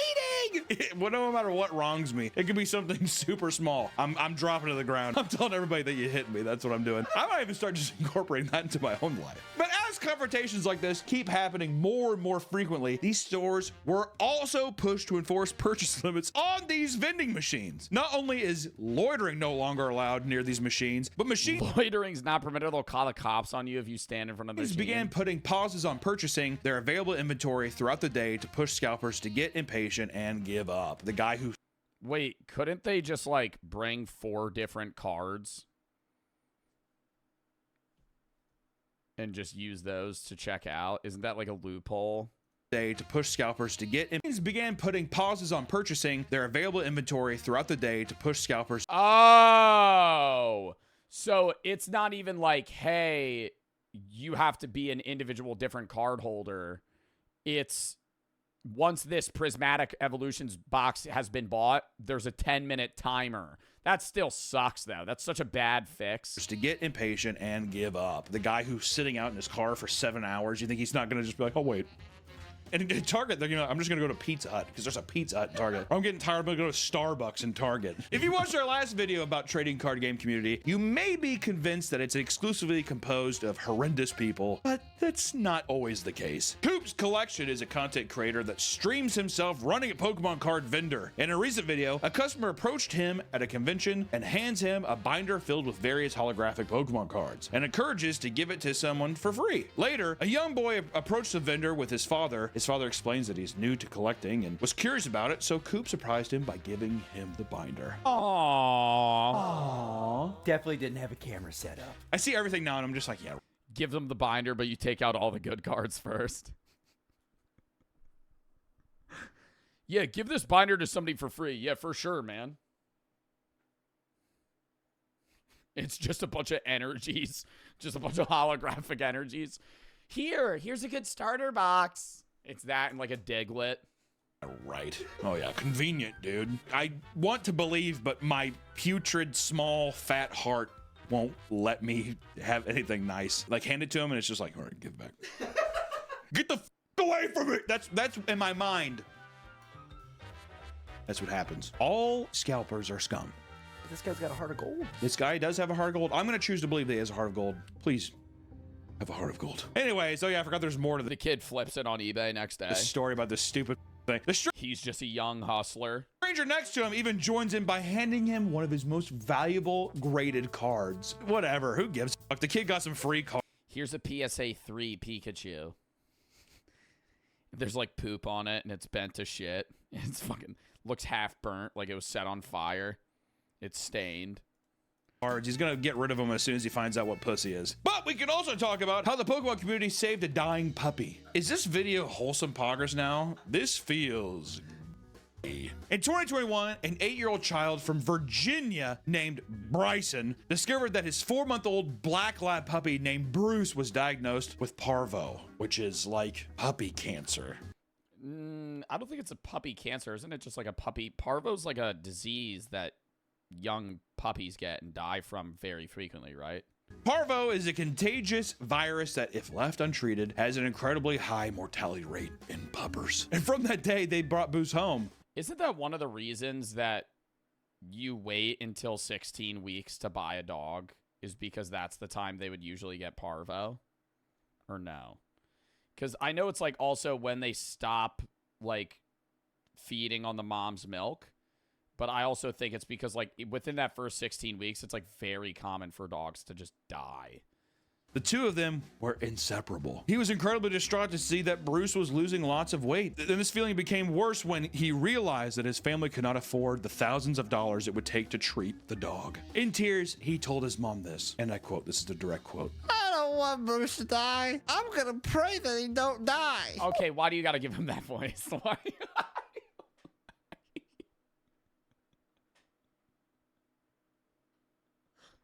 Why do you gotta... What is that quote? This is a hard-hitting journalism people come to the story for. I'm gonna pray that he don't die. Bruce, don't go. Take off your angel wings, Bruce. Don't fly away yet. But soon after, the little boy decided to take action. He came home from school with paper advertisements he made for a Pokemon yard sale. He hoped he could sell his Pokemon collection, which his mom referred to as his most prized possession, to raise enough money for the treatment.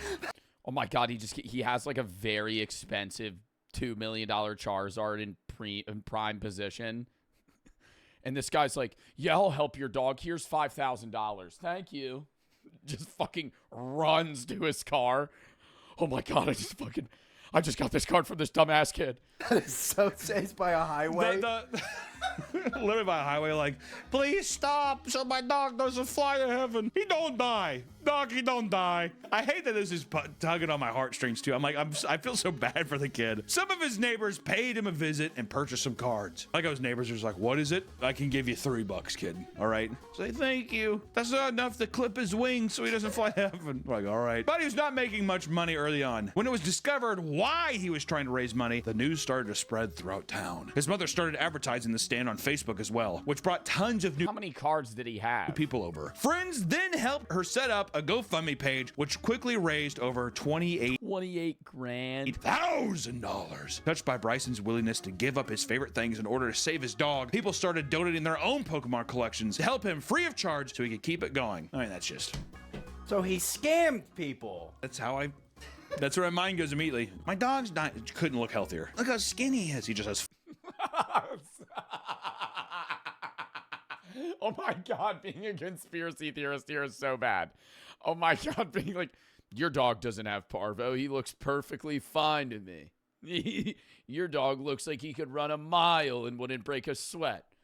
Flange ribs. It's like really normal in puppies. You can see his bone. I don't want him to leave. He's like, the dad's just like, Fargo. He's like trying to...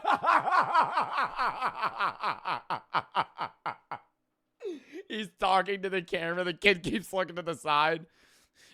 Start crying. Cry now.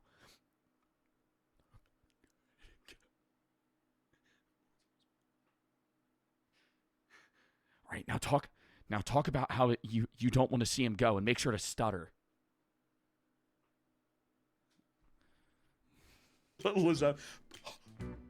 Get really choked up. Pargo. And at one point, employees working for Pokemon Co. even sent him rare packs over hearing about the story. Awesome. And in the end, Bruce was able to be treated and is in good health. Leftover money was used to help several other families who struggled to afford health care for their dogs. Because this diseased dog ridden town, dude. You know, my dog's died. It's like, Jesus Christ. Yeah, the vet in this town are like, I don't know why they keep this. There must be something in the water for these pups. I like how Pokemon Co. is just like, what happened? Here's 2 packs. Well, you can't pay for the surgery. Like, wouldn't it not have been cool if Pokemon stepped in and they were like, we'll pay for the dog surgery? All right, though, enough positivity. That was heartwarming as shit. Let's get back to the muck and talk about how Pokemon collecting can go horribly, horribly wrong. Starting with some particularly bleak Reddit posts, because, you know, we have to just bring down the mood a little bit, right? All filtered through, Nick, play the character of the person making the Reddit post. My husband has racked up a lot of debt. Nearly 100,000 buying Pokemon cards. $100,000 in debt from Pokemon cards? What cards are you buying? Like, unless you're buying really old packs that are thousands of dollars. What? 100 grand? It was paid off, but since then he's racked up another 27K since December. Imagine. But where is he? Unless he's buying already graded PSA 10s, what is he doing? Is he fucking getting like old, like 2008 fucking packs that are just like boxes and spending fucking $2,000 on that? Plowing through 70,000 in debt. When he's like, I gotta talk to you about something. We got 27,000 more to pay off. Thank God you're so good at sex. You're literally perfect in every other way except the Pokemon cards. I know nothing about these cards or industry. I know nothing about these cards. It's just all Japanese. I don't know what it is. But I need a way for him to not have the ability to buy anymore. How can I get rid of what he already has? What can I do to physically stop him from buying? He would have to have so many cards in inventory if he spent $100,000 on packs. Selling those cards would take so fucking long. Even if you went to like just random trading card fucking stores, they're not going to buy your inventory. Buying anymore? I would say, like, the obvious salute, leave. Leave this person. This is the segment is now me just responding to the Reddit post. I'm going to give you the solution. Right answers only. Leave this person. If you have to physically say, how can I physically stop him? Because then you're going to people be like, put cyanide in his drink. Are there any Pokemon forums I could join where I name him and tell him not to sell him anymore? I like how the idea is like, who are you? Oh, so he is buying from like niche trading stores. He's probably just buying cards then. My name is Brock. Dude, we can't. Yeah, you got cut off, dude. You're cut off. I'm sorry. That was 11 days ago. That post was 11 days ago. The 100th. Ripping a single pack triggered my gambling addiction. A friend of mine collects Pokemon cards. He let me rip one. I got hooked instantly. I started buying packs and collecting cards. Told myself it wasn't gambling. It was okay because I was collecting something of value. I started with just a few packs here and there, but quickly turned into booster boxes and elite trainer boxes. I was spending around €300 a week. 300 euros a week on packs? I can see the addiction aspect of it. There's something very sad. No, it's definitely fun. It's like a more satisfying gambling game. I would say it's the in-between between like table games and slots because there's like a level of mystery behind it, obviously on whether or not you're going to make money, but it's still colorful, shiny art. It's like a old-fashioned slot machine. You're fucking opening a pack and you're getting, how many cards do you get? 9, 10, 11 cards? I don't know. You get a lot of fucking cards. And, most of them are worth fucking jack shit. But then you get to the end, and it's like a big reveal every time. It's like you're about to make a hit or not. Satisfying of opening a Kraken packs, as they say. That's what they say in the TCG community, Kraken. It is like gambling addiction. Because I think it's the same thing as people who are addicted to slots. All the numbers.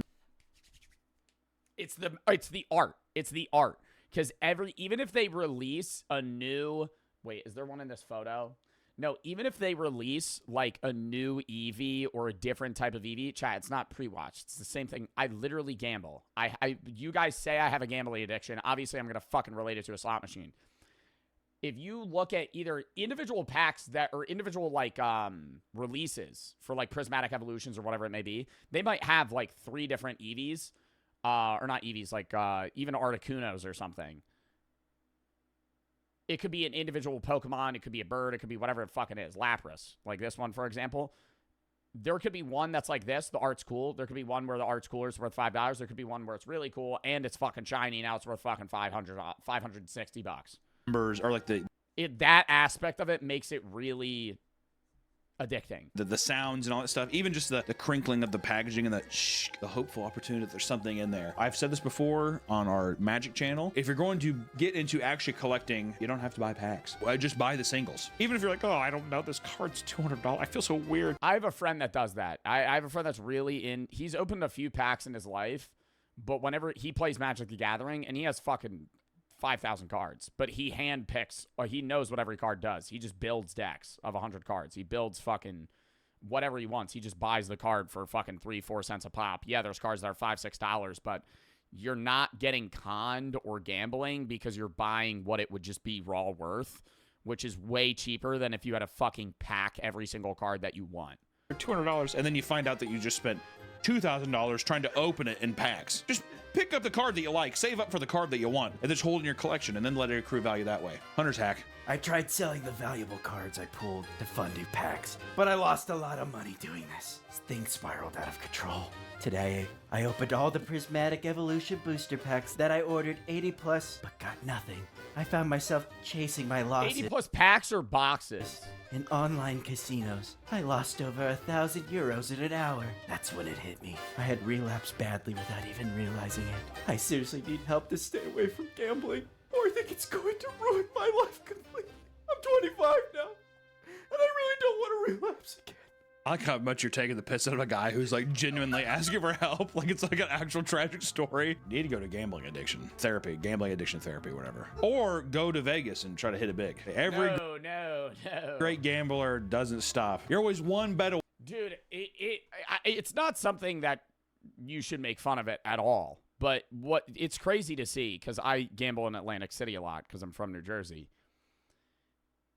You could go to Atlantic City, and I'm assuming the same thing is in Vegas, but in Vegas, a lot of people travel from far and wide. Atlantic City, there's a lot of degenerative gamblers.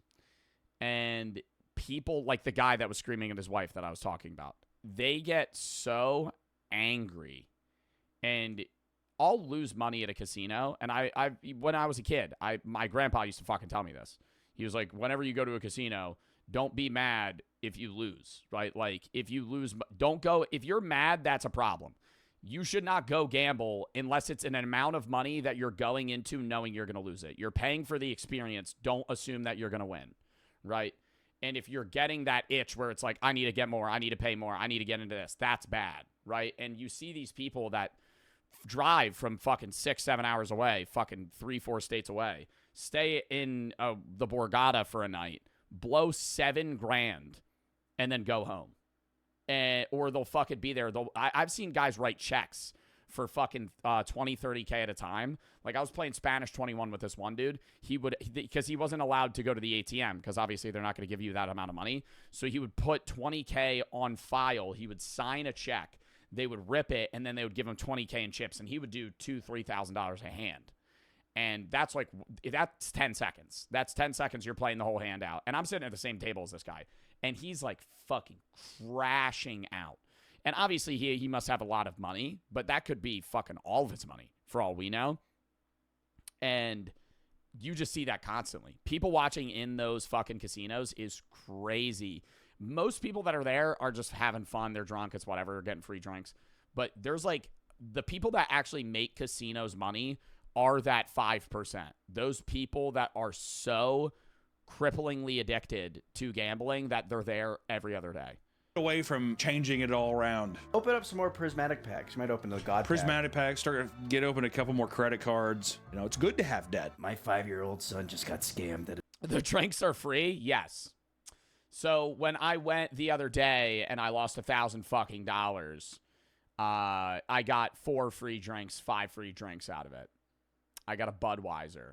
But even then, I'm tipping the cocktail waitress, so it doesn't matter. Because I think that's dickhead energy to not tip a cocktail waitress, because you're not buying anything. So I'll usually tip like $3, $4, $5 for like a drink, because I mean that's still cheaper than what I would pay for a beer anyway, or whatever I'm getting. Library Pokemon card event. What if you don't gamble? Go for the drinks. They know if you're gambling or not. Cocktail waitresses primarily hang out around tables where people gamble more money, because they're also more likely to get a higher tip, because people that have more money are likely to give more money. Slot machine players usually have less unless they're at a high rollers table. And so table games usually get the most tips because people are gambling the most. Penny slots, they're never there. You have to like order on an app and they'll like pull up. But if you're not actively spinning the slot, they won't give you a drink. So my wife took my son to a Pokemon card event at the local library. After work, I see him, and he's so incredibly excited at all of the new cards he traded for. That's nice. My heart sank when I saw Rainbow Charizard and Gold Ho-Hos. They were all fake. They were all fake! Son, you got fleeced! The older kids completely cleaned him out. He had like 30 EX or VV star cards, and they're all gone, replaced by a bunch of fakes. Wow. It's not even about the money. They were the very first cards that we pulled together. Oh, that's a sad way to end it. You know what, dude? These are the learning moments, dude. In life, you get burned. That happened with me with Yu-Gi-Oh! Oh, definitely. Same. Yeah, the amount of fake Yu-Gi-Oh! Cards I didn't give a shit, though. I was like, sick. Like, I don't think I really understood. I'm like, this is worth money. I think I was just more like, yeah, Obelisk the Tormentor. I got the it's a raw Slifer, my boy Obelisk. You're just like, all right, sleeve him up. I remember one time I think I cried. Well, because you need a real card to play in tournaments, but if you're playing with your friends, you could genuinely just print out a picture of a card and use it, and it doesn't matter because it's still use it. You could just make a custom deck with cards that you don't own. In school, trying to trade with a guy, and he's like, "All your stuff is fake." I'm like, "No." Put it in sub only. Jinx for the sub, Liam, and 1TS for the Buster Blader. All right, who wouldn't want that? I cried. I was like, "Please." I was young. I was like 17, 18, so it was a bit of a... Dude, I'm kidding. All right, let's see what I mean. Like, see what I mean? What was that dumb shit that we were just doing there? I didn't want to address it, but did we notice what was just randomly occurring? Like, we're just sitting here talking about this video, and then people just start, like, typing the same fucking thing for no reason. Like, it's not even funny. You're just typing a number. Reddit post. Tired of these shitty little goblins crying on, guess what, dude? Shit happens, all right? Oh, look at my boy. Those are the first packs he opened. I think it's going to be our... Good morning? What do you mean, good morning? I just woke up. It's 8 p.m., Fox, man. What the fuck? You just got up? Right. Yeah, how about you go play catch with them? How does that sound? No, open more packs. Let's talk about the Melbourne card theft crisis. Store owners across Melbourne are living in fear after a string of robberies early this year, targeting various collectible shops. In a recent particularly gruesome display, a store called Aussie Collectibles was broken into, which can be seen on released surveillance video. In the chaos, the robbers made out with over $100,000 worth of Pokemon cards. That's insane to just think. Also feels weird to just be like, I'm gonna leave this here. Put it in a vault, dude. Treat the shit like at that point I'd be treating it like it's jewelry if you had that big of a stock just out in the open. Hellsberg diamonds or something. Goddamn. The same occurred over at Blacklist Cards weeks prior, which lost over $20,000 in Pokemon cards after only being open for about a month. That's a bummer. Because of this, who's this YouTuber? Papa Meat, one of my favorite YouTubers. The owner is unsure if he should keep the place running. No. Hunter tip. No. One car store owner admits that they've had trouble sleeping at night, often waking up in a panic to go check and see if security cameras were triggered overnight. Other stores have considered closing up. I'll just sleep at the store if I owned it. If I was that nervous, I'd just pull out a cot in the back room, just fucking crash. Shop to lay low or perhaps just halt the sale of Pokemon cards altogether. There have been 6. Then they'd mug you. I feel like the guys stealing Pokemon cards, probably not. They're more knowledgeable on the niche of what cards are worth money, so I doubt they're card store robbery that willing to fucking hurt someone. Within the past 8 months. It is believed that these recent events are all connected in the same way. For now, bro's wearing shorts to a robbery. Card store robberies with crazy work. But he's wearing jorts. Within the past 8 months, it is believed that these recent events he's wearing athletic pants. Are all connected in the same way. For now, investigations are still ongoing. 16 and 8 months is crazy. Like, I would not leave them in the glass case. I couldn't. It would make me disgusted to be like, somebody can just throw a rock through the window and take everything. I'd have a big ass security guard sleeping in there. There's like a tiny bed. 16 from the same store? He sleeps in the middle room, whatever, and you have to like tiptoe in. You wake him up and he has like a giant ogre club. That's what I would do. Breaks all the cases, ruins everything. At least nothing got stolen. While terrifying, at least these robbers occurred when innocent people were out of the store, right? Some people, however, are not as lucky. Let's talk about the $70,000 Pokemon card heist. A card shop in Osaka, Japan. We've been there. Sorry, I just got excited. Was hit by a group of thieves dressed in dark shirts and sunglasses who hoped to steal some valuable Pokemon cards. They had broken into the store at 3:30 a.m. The demonic witching hour. Surprised to see that 2 employees were still closing up for the night. In response, the thieves threatened them with knives as they tied them up. While some people are well versed in Pokemon TCG and know exactly what constitutes a valuable card. That much for a fucking Pikachu card? Others are absolutely clueless and just see Pokemon card collecting as like a payday. Do you think Pokemon card stores have insurance on the amount of value of their like product? The thieves began a frantic discussion with the tied up employees. Because that's such a risky business. Asking for advice on what cards they should steal to make the most amount of money. Scared for their lives, they both started helping them pick the best cards. Pick the worst ones. Okay, you got Eevee.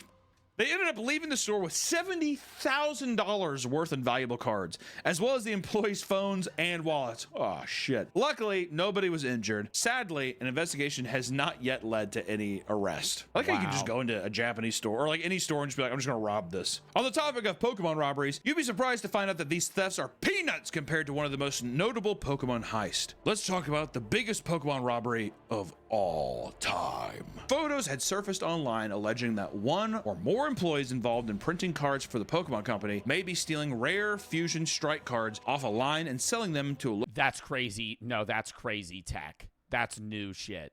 You work at the factory that makes the Pokemon cards and you thin the fucking supply by pocketing so many yourself and move them into the market. That's some diamond monopoly shit.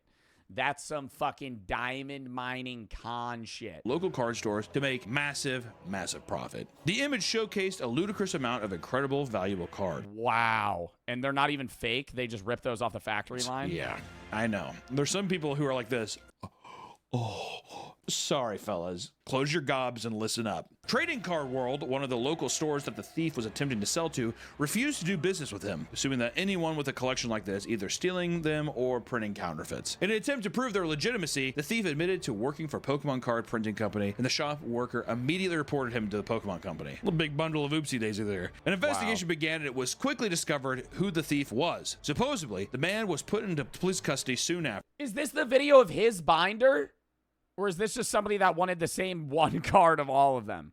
But much of the information regarding the case has been confidential. Many people dissecting the image and its contents estimated that the man could have very likely made off with over $300,000 if he had just been patient and sold the cars slowly over time. Why would we do that? Get that money now. It's yeah, he literally could have quit and then just ripped called them. quick cash. Which, to anyone that is looking at Pokemon cards as a way to make a pretty penny, just know that it's no different from buying stocks or gambling, except it's probably way worse and not as profitable. Honestly, I feel like if you have a good run, you can make more gambling. Yeah, I don't know. Do you think you can make more money? I think Pokemon cards is inherently not as bad to get into than gambling because you're retaining some sort of interest or value even if the cards are worth less. But yeah, I don't know if like you're more likely to win money.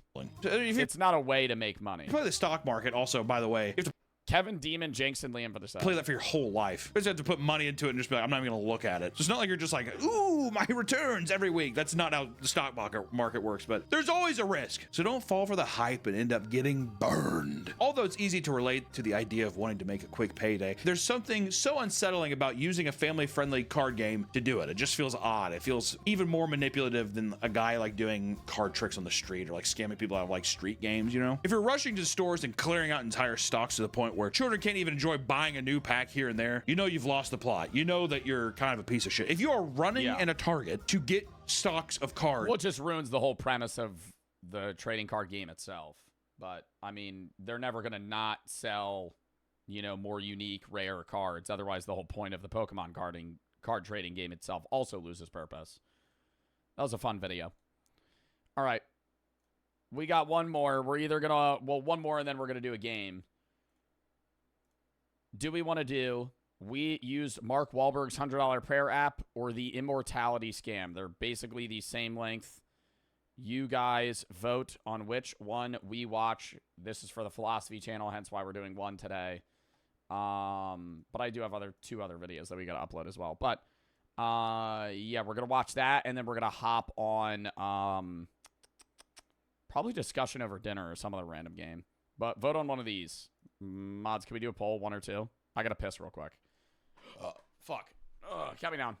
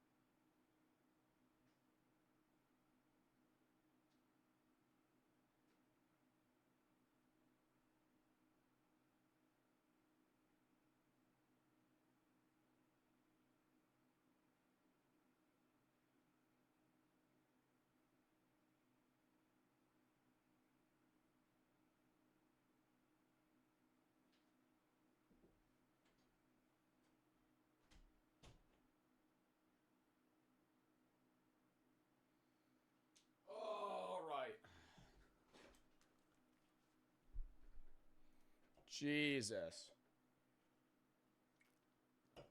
People voted the second one? Okay. Now, I know why you clicked on this video, right? You're just like us. You're like... Pause it! We'll watch this one another day. And then we'll do the Immortality Scam. All right, this is a philosophy video. PSA. If you disagree with me, that's fine. If you disagree with chat, that's fine. Just be respectful in your opinion. This is different from the regular reacts that we do. We might get into a deeper conversation. Who knows? This is a 22-minute video we're going to watch. And then we're going to fucking play some sort of game, discussion over dinners, Balatro. We're not running Schedule 1 today. We're playing that for the full stream tomorrow. Wednesday, we have itch games, itch horror games specifically. We're going to be playing 4 or 5 different games. And then I am gone Thursday, Friday, Saturday, Sunday with Brooke. I'm vlogging. That'll be on the YouTube. I'll be posting on YouTube every day that I'm gone. And then when we're back, it'll be Monday. And we'll be live at 7:30. We're going to be streaming that whole week. Reacts, bunch of games, new games dropping. If you have any games you want me to play or videos you want me to react to, videos, such type games, such type, let's lock in now. No inch for the 3. Capping for the sub. Let's lock in now for the fucking video. Type locked in. 100 years, they say. I didn't say the title. The Immortality Scam. Every 100 years, they say, the devil and the wandering Jew meet up in the White Horse Tavern, London. And it's true. Mostly. It's not actually the devil and the wandering Jew who meet there. Rather, it's the god of dreams and a man called Hob Gadling, who is immortal. It all started way back in 1389 when Dream Sister Death decided to grant Hob eternal life as a sort of experiment. The one condition was that once every 100 years, he and Dream would meet up to cure your... Why does it do that? What is happening? It did it already today. It just paused and just skipped fucking 3 minutes ahead. Inevitably wanted death, he would be up again so that when Hob inevitably wanted death, he would be able to receive it. That's actually not a bad deal. I wonder how far the average human would go. You're immortal under the one condition that every 100 years you are able to ask for death. I would say like 1,000. If you gave me the option of, if somebody gave you the option of being immortal right now, would you take it? A lot of people would say yeah, and foolishly, I think I would probably want to say yes. But I don't think that I actually want to be immortal because that does ruin the value of life, right? The idea that life ends. I mean, that's why I have this fucking tattoo. Life is only precious because it ends. Is because if you were perceivably immortal, there would be no reason to do anything now. Time would not matter to you, and therefore the idea of life wouldn't really matter, right? You wouldn't even really be alive in the concept of what life and death even means if you're immortal. Yes, you have a start point, but because you have no end point, are you even living? Because there's no way to determine the difference between one another. You just exist. But I think life is too short. I would love to live 300 years. I think that would be like peak. That would be like prime living time. If I could live 300 years, that'd be fucking awesome. 250.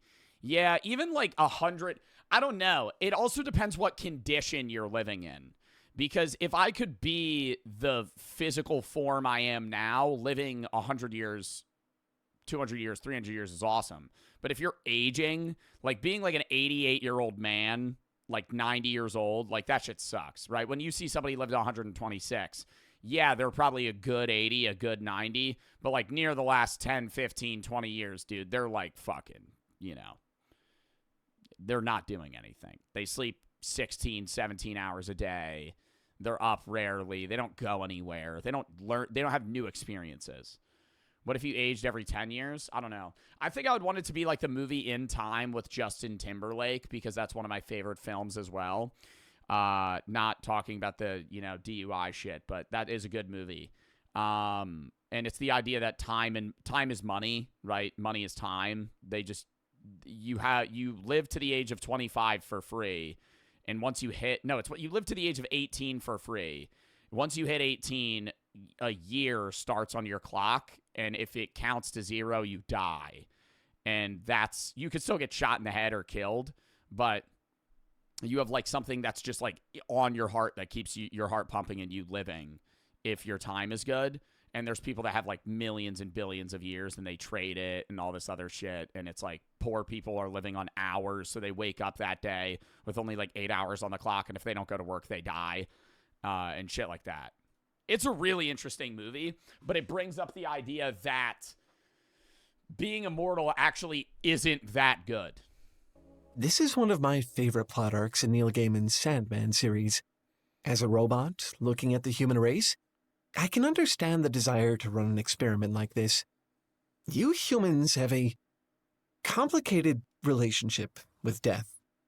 Just from the fiction I've read, it really seems like a lot of you have managed to convince yourselves that not only is death not scary, it's actually a good thing, somehow. It's a theme you see in religions and stories and philosophical... Religions, it's a little bit different, though. It depends on what religion. If you're talking about, like, Buddhism, death is a good thing in the idea that nirvana is the cessation of the cyclical life, death, and rebirth. There's no more reincarnation. But if you're looking at, like, other religions, yes, death is good, but because you're going to live forever. There is no real dying. In that sense, they've removed the idea of dying because they say that you won't die. Treatises all throughout. You'll die physically, but your soul will continue. History. How the pain of... Use a lot of fancy words I don't understand. Like what? I don't think that my grammar is that complex. I think that I use words that most people would get. Of death gives life meaning. How it's the next great adventure.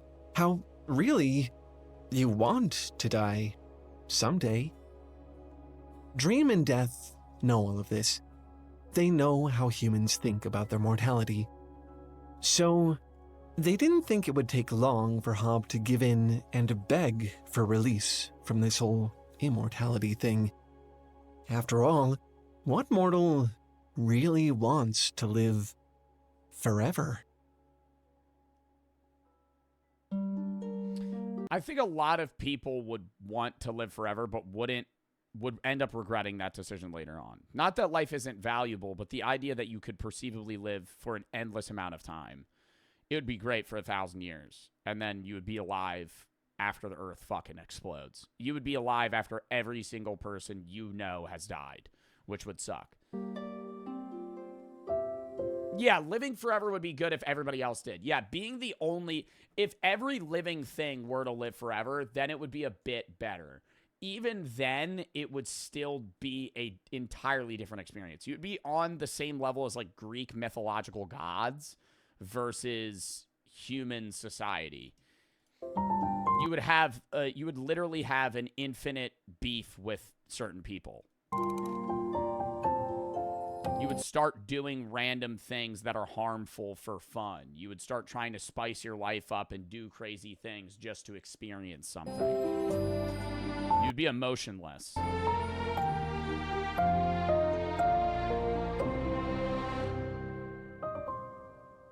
Just so you know, when you're done with this video, there's actually still a lot more left to watch. Yup. But that Voldemort is half meant to state. Here's an interesting question. Should you even want to live forever? Is that even ethical? I mean, just look at how it's represented in stories. Quests and rituals meant to stave off death have a tendency to be quite dark, if not outright evil. Drinking blood out of baby skulls kind of stuff. It's so common, in fact. A few years back, we made a whole video about just that. Full Metal Alchemist, The Monkey's Paw, Pet Cemetery. There's a lot of this out there. I think it's safe to say that the quest for immortality is classically a tale of human hubris. Usually, it turns out very bad. It's not even human...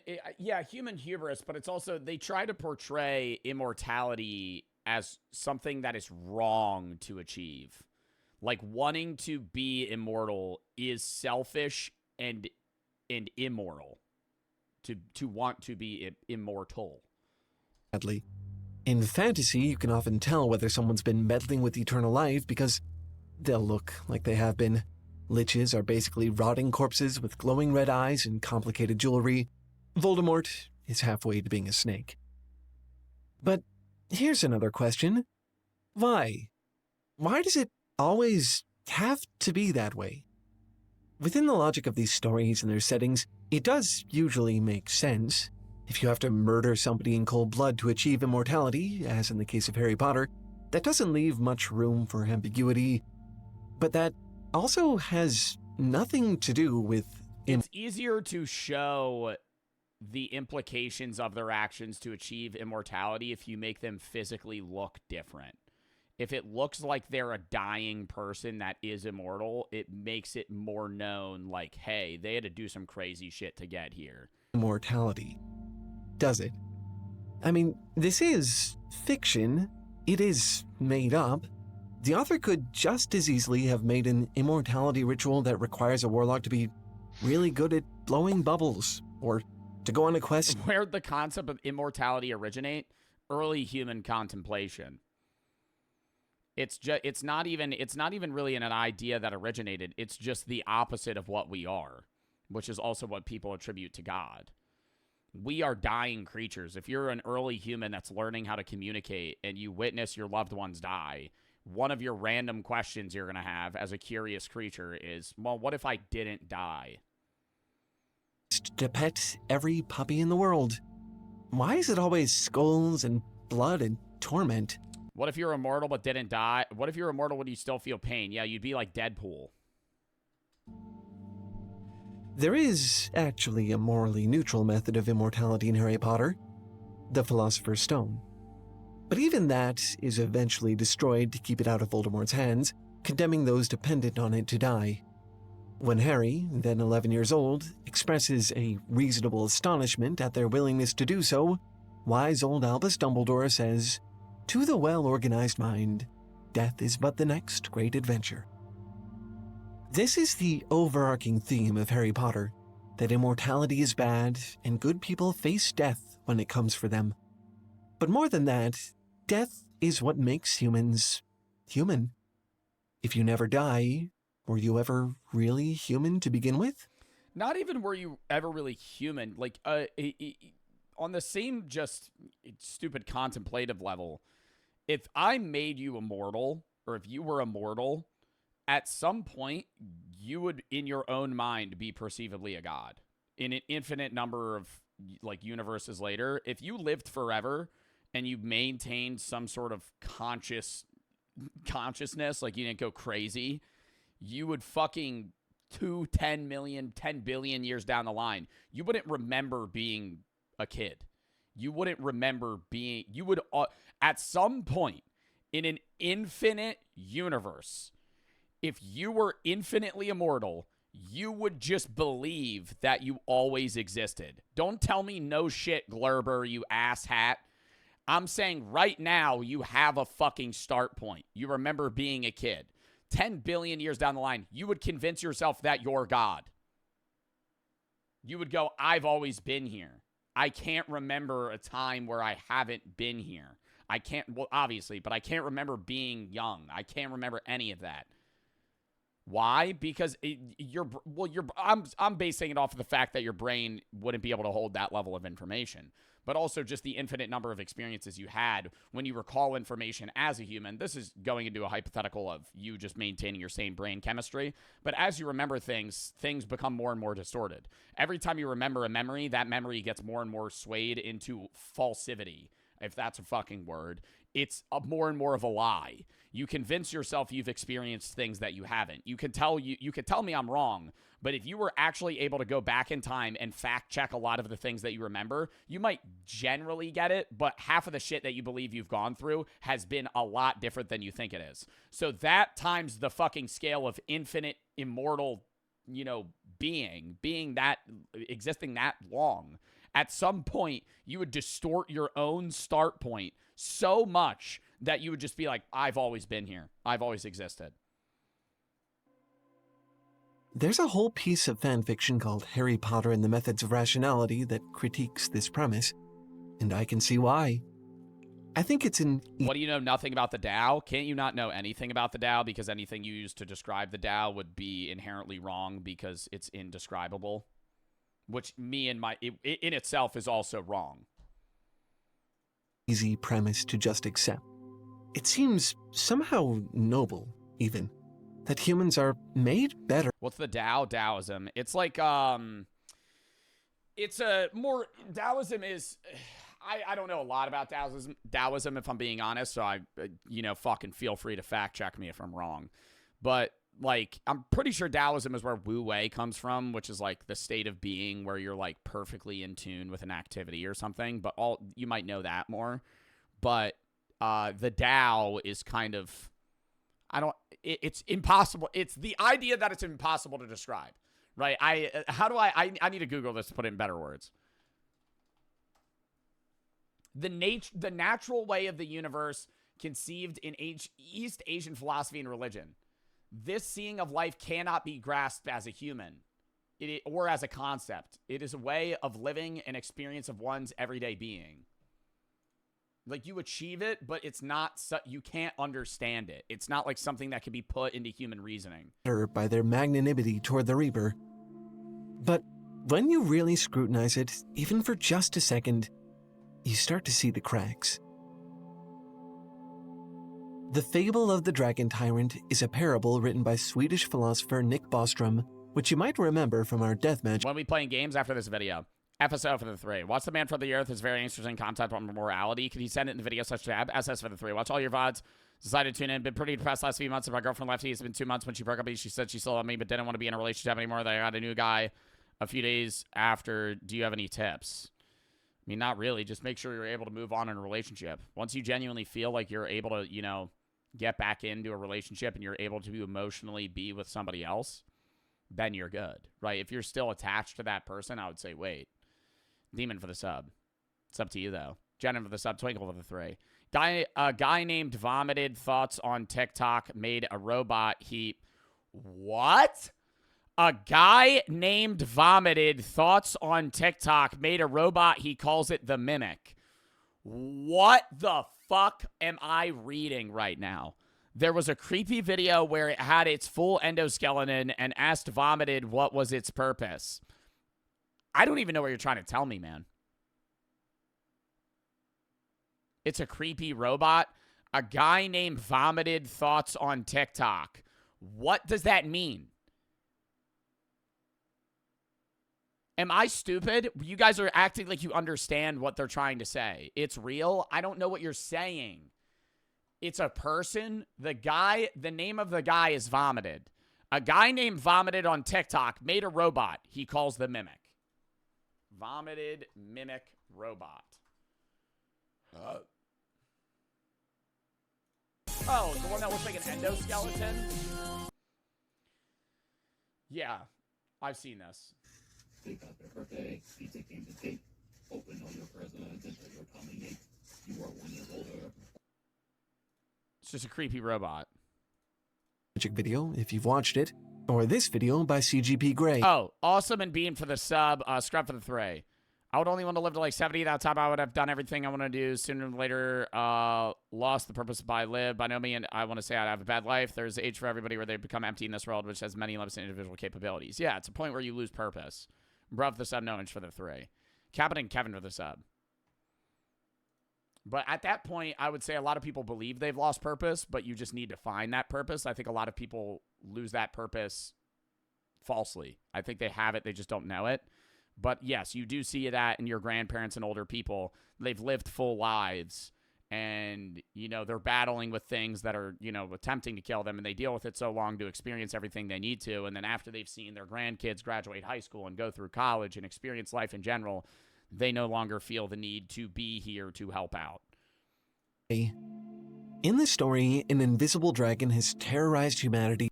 The majority of suicides are, I believe, or the highest rate of suicide, I believe, is men over 85. Since the dawn of memory, and each day is responsible for eating thousands. Humans, again, fact check me if I'm wrong, have long since. Why? I think it's a mixture of depression, but also like stoicism. Men are stereotypically more self-reliant and feel that they need to be able to have control over their own lives. And as you age and become incontinent and incompetent and less capable of doing things, they feel like they no longer are them. It's sad, but it's actually, I'm pretty sure, mostly teenagers. Highest rate of suicide by age.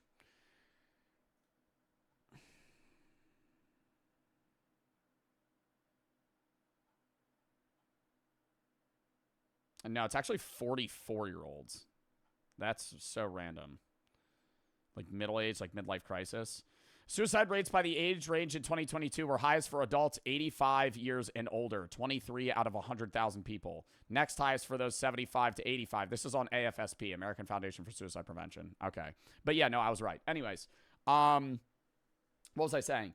Like Marcus Aurelius, it's like a stoic thought. I do not, I need to say this because a lot of people try to convolute things that they hear to fit their own narratives. I do not support suicide, okay? So what I'm about to say is not me advocating for people that are depressed in my chat or something to take their own lives. If you are ever going through something, get the fucking help you need. Call 988. Suicide is never the answer to your fucking problems. In Stoicism, in what Marcus Aurelius writes about in Meditations, is the idea that men, and specifically people in general, it is not frowned upon in Stoic society for people to take their own lives when they are physically and mentally deteriorating to the point where they know they will no longer be them. This generally only applies to people that are like old as fuck, right? They've been diagnosed with, like, in their times, it was when, you know, they're losing their legs or they have undiagnosed, you know, Alzheimer's or other mental, you know, issues that were not, you know, known at the time.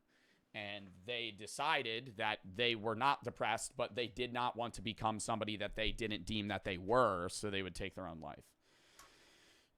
I don't support it, but it's a different outlook on suicide in general and is looped into the idea of immortality because it's somebody, you can make the argument that if you're immortal, it's illogical to assume that you will be you in 100 years' time, in 1,000 years' time. You'll morph into somebody that's unrecognizable and unrelatable.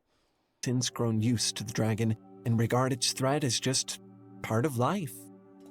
When scientists finally discover a method that might destroy the dragon once and for all and ask for funding, there are some who find the very idea to be morally reprehensible. Getting rid of the dragon, says a well-respected sage, would undermine our human dignity. It is debasing, yes, debasing for a person to want to continue his or her mediocre life for as long as possible without worrying about some of the higher questions about what life is to be used for.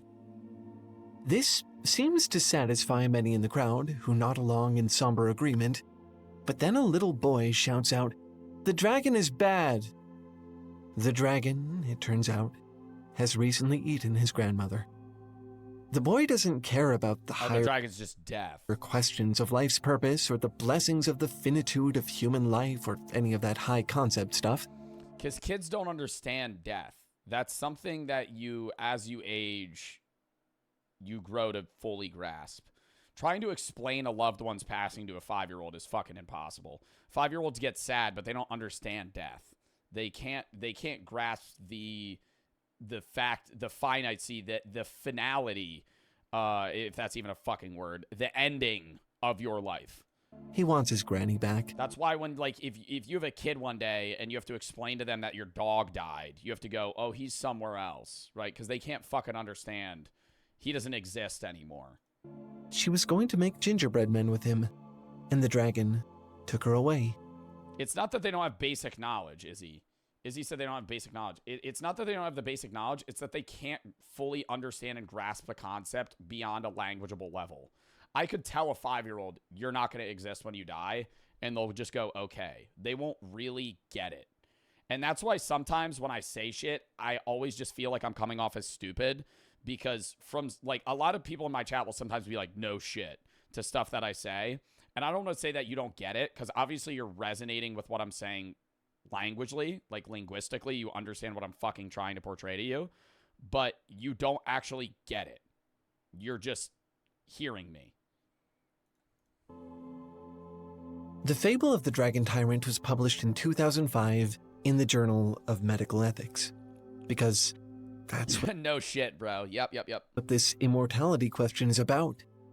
Medical ethics. So many of you humans have convinced yourselves that trying to escape your destiny is an affront to the divine or a perversion of the natural order, or worse, a philosophical problem. And yet, despite all of this grand posturing, you still make little attempts to stave it off. You go to the doctors to cure your sicknesses. You develop safety technologies like seatbelts and airbags. Sometimes you even initiate medical interventions that, while they will almost certainly lengthen your life a tiny bit, inevitably make it a far more miserable experience. And that's the sadness of hospice as well, is because as you age, you're going to encounter problems in your life that you need to get fixed medically. And you're going to need surgeries that are going to set you back, and do these things that are going to set you back. And you're going to do them because you're going to sit there and you're going to reasonably say, well, I have a much longer life that I'm going to live, and going through this will enable me to see those things and live a fulfilled life, regardless of whether or not this gives me a worse outcome initially. As people age and they need to get dialysis because their kidneys are failing, and they're 88 years old, and they're sitting there going, if I have to get dialysis 5 hours a day, every day, I'm not going to be living a life because I'm sleeping 16 hours a day. I'm up for 8 hours, half of which I'm getting fucking blood transfusions. This isn't worth it. So instead, they go on, that's only going to extend their life as well for, say, 3 years. Without it, they'll live a year. A lot of old people will opt for hospice or not take the care that could save their life because they would rather live a good 1 or 2 years than a bad 5. Even if that will extend their life, they're now at the point where they have such little time left that having a little less time isn't that bad, because they're just going to be able to fucking not have more fun, but experience and actually live that last 2 years than have to fucking sit there and just be on machines for the last 5. Assisted euthanasia? That's not assisted euthanasia.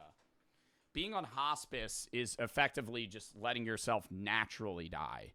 Euthanasia is an entirely different thing. Even more confusingly for the whole here for a good time, not a long time. I don't like that, because those people that'll say that smoke fucking 2 packs of cigarettes a day and fucking do crazy shit, right? There's a level of here for a good time, not a long time. And some people take that a little too far. Death is good actually argument, humans seem generally to agree that taking your own life is a bad thing, which, of course, I'm there with you on. That's why suicide hotlines exist, and thank goodness they do.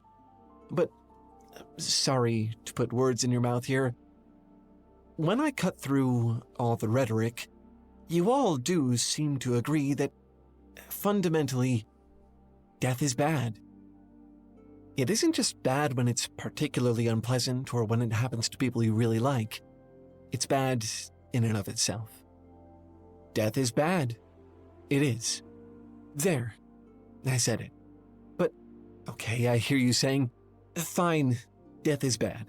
That's not the problem. The problem is that living forever would be so much worse. I'm not going to say that there aren't fates worse than death. We have a whole video about that, too, so you know I'm on board. I mean, that's one of the reasons that I don't believe in the death penalty. I understand people that are victims of individuals that end up getting put on the death penalty would sometimes rather have that. But from my outsider perspective, I would much rather... I think that being sentenced to life in prison is worse than getting put on the fucking chair. It depends on your age. It depends what level of conditions you would live in prison. But a lot of the time, being put to death with a painless needle is not as bad as having to sit in prison for the next 60 years. Not sure if immortality is one of them. What if they kill more in jail? You kill somebody in jail, bro, you're gonna get fucking killed. Or just put in solitary confinement. In Greek mythology, the Sibyl of Cumae, an ancient oracle, traded her virginity to Apollo for near immortality. But after she reneged on her end of the bargain, Apollo retaliated. Sure, he technically held up his end of the bargain, granting her eternal life, but he didn't grant her eternal youth. She aged for thousands of years, withering away until eventually she was nothing more than a voice in a jar. Claudia, from Anne Rice's Vampire Chronicles, had the opposite problem.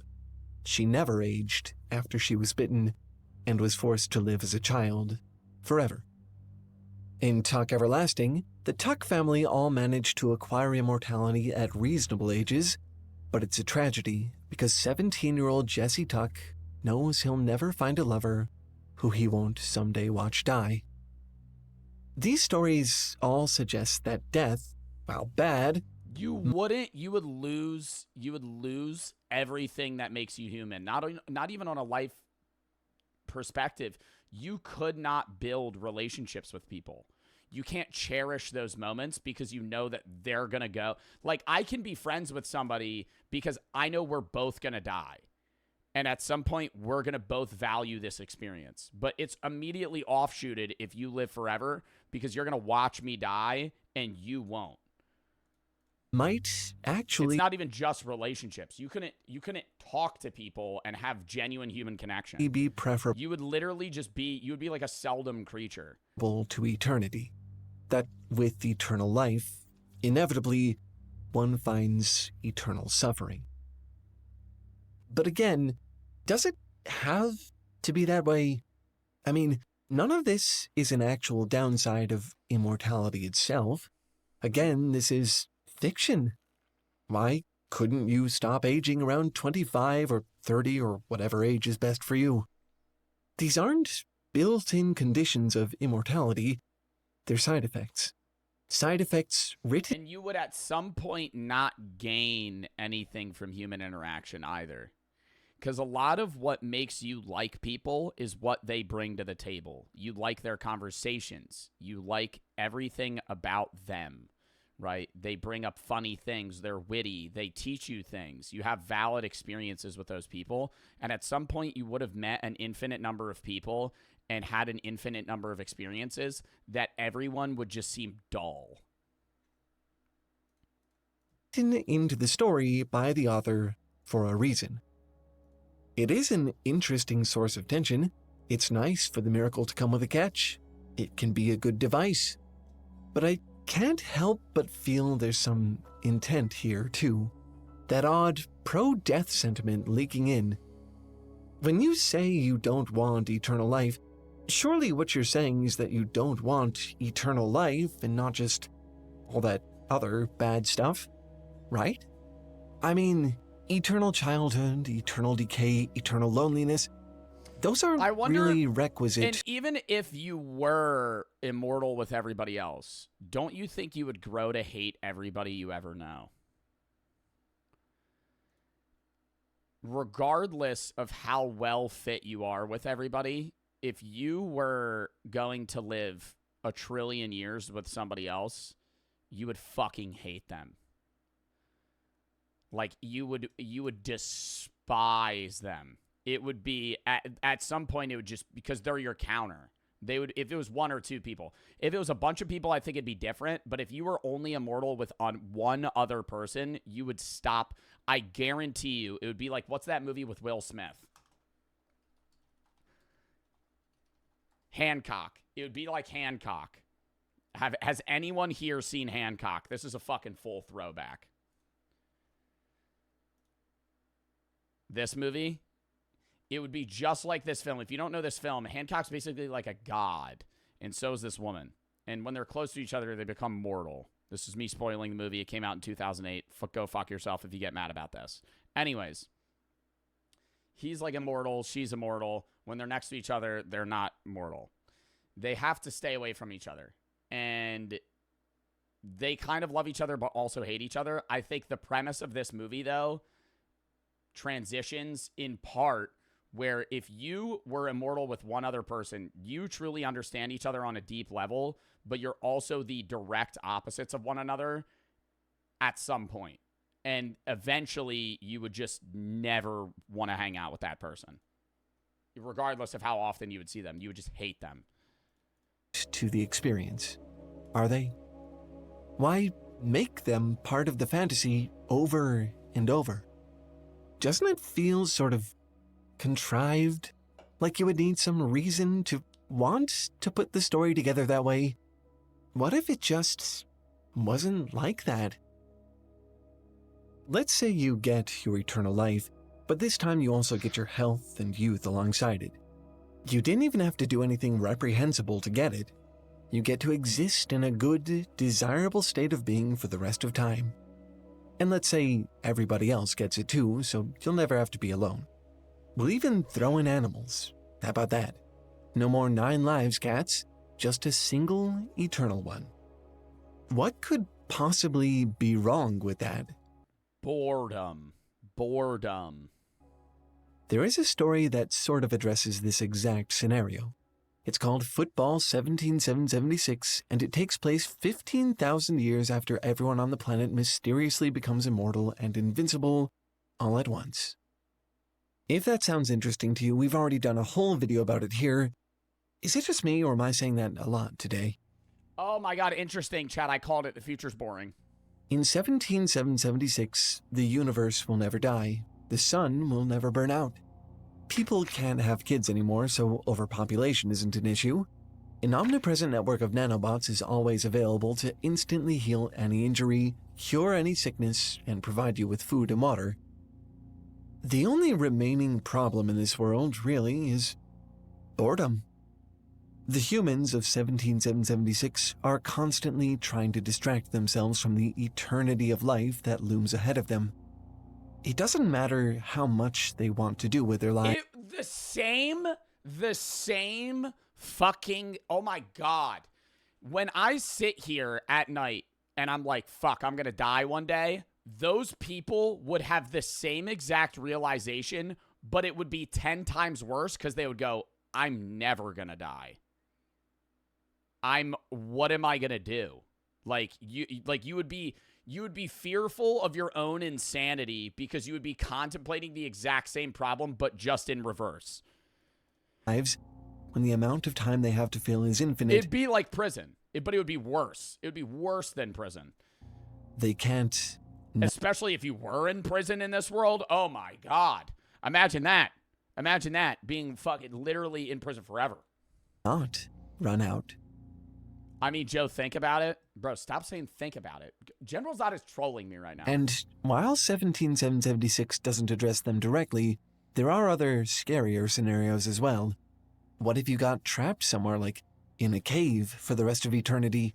What if you're somewhere you can't help but be grievously injured, like a pool of lava, but the nanobots heal you just fast enough to keep you from dying? That sounds like a nightmare. Of course, this is only an issue because the humans in this story can't die, even if they want to. And I suppose that's the shining essence of immortality. Oh my god, and he's gonna call back to the first story. The core that remains when everything superfluous is shucked away. If you're immortal, you can't die. You don't have a choice in the matter. But again, this is fiction. Does that really have to be the case? Oh my god, but what if an immortal god did exist and they got bored and created humans, and that's why a lot of bad things happen as well, to keep God entertained? But that's more Greek mythology. That's how Greek mythology works, where the gods will do things for fun. It would make sense. If you became a god and you had unlimited power as well, and you were immortal, and you couldn't kill yourself, you couldn't die, you would never die, you would probably start creating things to fuck with them to entertain you. Wow. You say a whole lot of nothing? Dip off the stream then, man. You get out of here. Rain for the 3. If you had the option to become immortal with one other person, like Brooke, who would you take the offer? Probably not. Tyler and Chills for the sub. Jay Morrison Liquid for the sub. Cactus for the 3.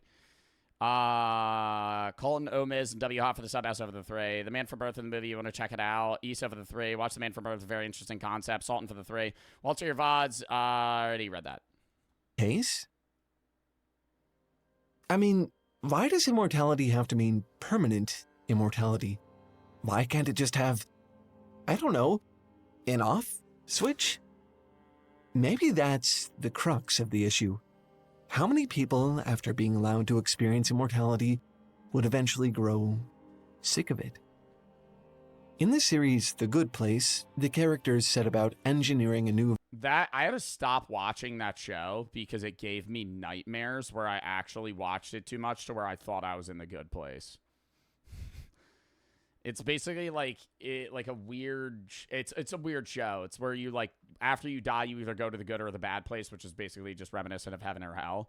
And you're just immortal in this, like, town. Version of heaven. A wonderful, peaceful place where those who have conquered the personality flaws that plague them in life can relax for eternity. But there's also a door.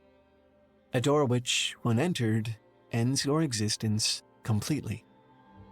The 4 main characters spend an immeasurable amount of time in this new, improved good place, but at the end of the last episode, all but one of them decide to go through the door. Maybe it's... Bro just spoiled the show for me.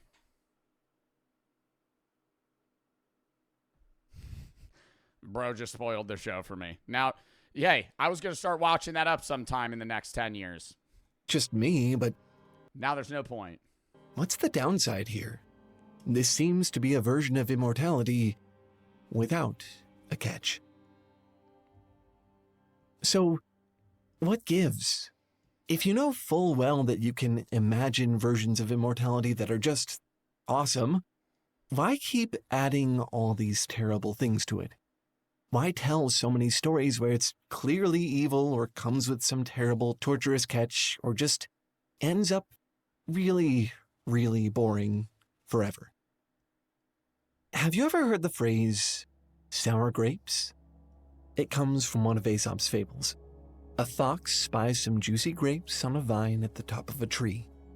He jumps, he climbs, but after hours of trying, they remain just out of reach.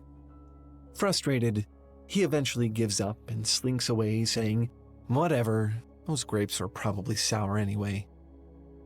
I wonder if all of this demonization, all of these unnecessary, unpleasant side effects, aren't just a giant collective case of sour grapes. You humans know that someday, no matter how good or smart or important you are, no matter how strong or healthy, you will die. You will die, and there's nothing you can do about it. Immortality is, like those grapes, out of your reach. So, since you know you can't have it, you convince yourselves that you don't want it in the first place. Actually, immortality isn't good. It's evil. It's scary. It's boring. It's worse than death could ever be. But deep down, you know, don't you? You know that all of this is simply, as the kids would say, a cope. A comfortable delusion. Because the truth is, it doesn't matter whether or not you want eternal life. You can't have it. Fuck! Oh my god! Oh. Wow, dude. Yo, this is hitting different. And honestly, that's fine. Immortality is a made-up concept anyway. Of course you can't have it. It's fiction. It doesn't even exist. It does. But in 2 animals. Remember, we're not talking about an eternity of suffering or an eternity of bliss here. We're talking about... It exists in a potential sense, right? Like the Turritopsis dohrnii can technically revert to an earlier age in a life cycle infinitely, but at some point it would die. Life. Just an eternity of life. Doesn't that strike you as sad? That in reaching for some way to comfort yourself about the ephemerality of life, the thing you've sunk your teeth into is the idea that life itself just isn't that great? That you wouldn't take more of it if you could get it? That its goodness is only a function of its brevity? Shouldn't you want to live? I want to live, but I think the way that I perceive it is quantity over quality. If you gave everybody on Earth $10 trillion, that money's no longer worth anything. And not in just an inflation sense, but also just in just your own valuation. That money's meaningless. Same with the life that you're given. If you're given less time, that time is inherently more valuable. And if you extend that time to an infinite end, that value diminishes. It's the 20th century. Dream and Hobgadling have been meeting in the White Horse Tavern for hundreds of years at this point. Sometimes he's had a good century, often not so much. During his immortality, he's experienced poverty and illness and loss. He inevitably outlives everyone he ever loves. Life is often hard and painful. This is far from an ideal immortality. The miracle does, in fact, come with some of the usual catches. But Dream and Death were wrong. No matter how bad the last century was, he always wants to keep going. After all, he says, even after hundreds of years, he still has so much to live for. Come back in a billion, though. That's what I'm saying. I feel like even then, yeah, I'd agree. I'd live 1,000 years. But on an infinite scale. What do you do with this limited, beautiful window of life you've been afforded? If you really want it to be fulfilling, you're probably going to have to spend a little time learning, getting your basics down. Is this a fucking ad? Link in the description. You motherfucker! You're not gonna tell me why I'm here. Oh, you're not even gonna give me a fucking example. You're just gonna say, oh, well, it's up in the air. Only reserved for people with enough money to pay for it, but it doesn't have. Oh, you bitch. The lack of choice seems to be the root of the horror in both death and eternal life. When you remove that, the horror disappears. The end in immortality doesn't need to even be death. It could be reset or augmentation. Yeah, if you have an option for an alternative, then it's not bad. When I touch the snail and nothing happens, when writers make a fictional immortal race, most of the time those creatures never even think about their immortality. Make an immortal human, oh my god, the pain, the suffering, the cruelty of the world.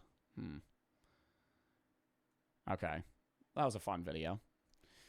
Crayon and Gito for the sub, Posh for the 5. The main reason I joined the army, I don't want to grow old. I've seen what happens to some people. Dude, but still, you look at what happens to other people. There's so many happy old people, man. You shouldn't go into the army expecting to die. Chase, thank you for the 5 fucking gifteds, dude. Thank you for the 5 gifteds. Look at the essay I typed to you. I don't know why I sent it twice a long ass time. Thank you for my heart. Def for the sub. Or for the 1,000 biddies. J. Morrison, Liquid for the sub. Hold up. Def Bones. I was thinking that too about being immortal. I was thinking I don't want to be immortal, but chances of being nothing but light and positive wouldn't be horrible. Point of existence is spreading positivity, keeping the positive mindset. Low-key on some monk shit. Wealthy and living where I want. Keeping, wait, hold up. Keeping to myself, though, for the most part. But even then, that would get a horrible, I believe, forever as long as time. Yeah. All right. Chat, time to get into some fucking games, dude. Demon for the 5 gifteds, though. I gotta piss real quick, then we're gonna hop into a game or two. Count me down 30 seconds.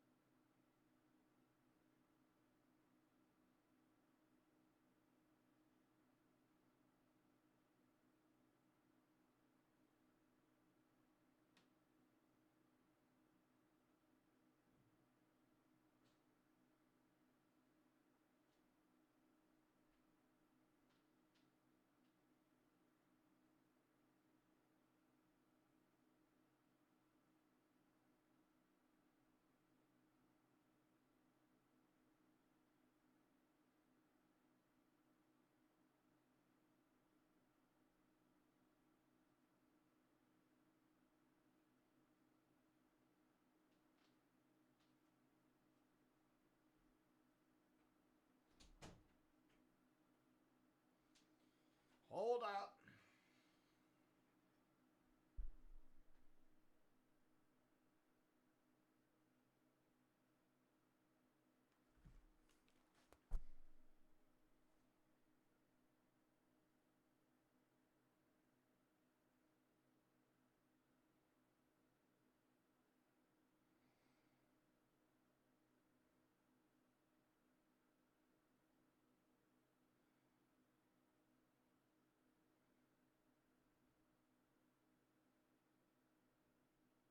Okay.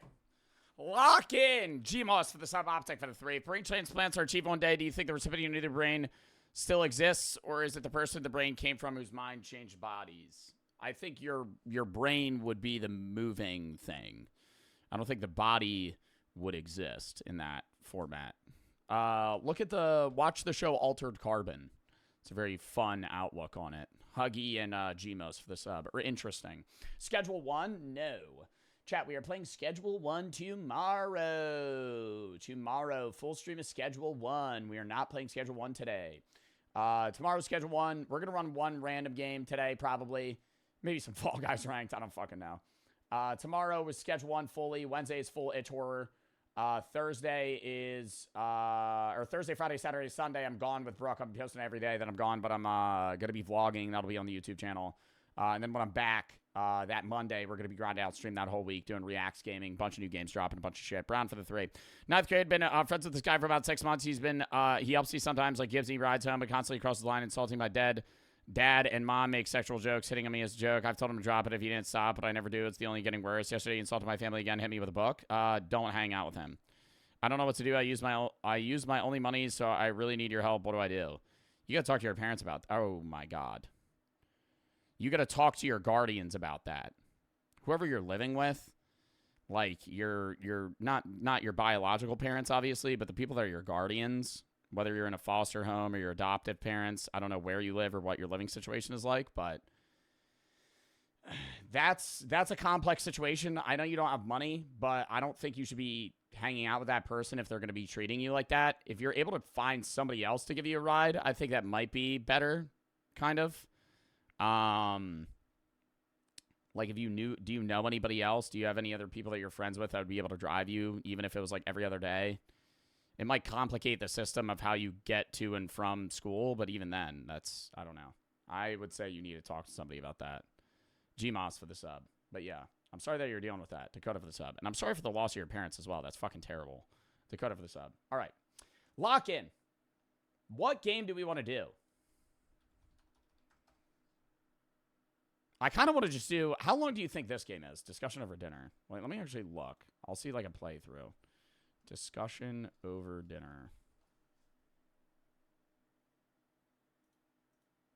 Oh, it's a fucking hour and a half. Fuck. Oh my God. No way. Am I making... What should we do? Cuphead? No. Hold up.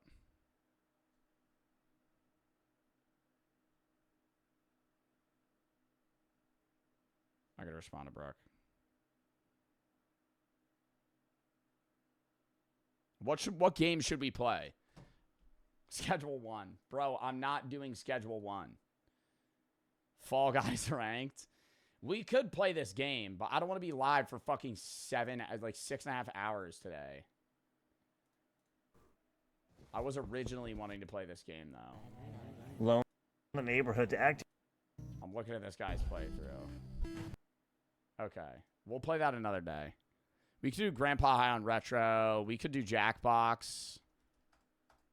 Wait. Let me do a poll.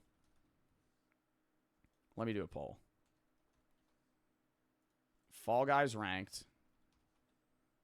GeoGuessr.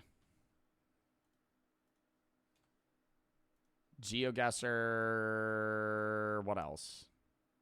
Grandpa High on Retro. It's like a 45-minute game.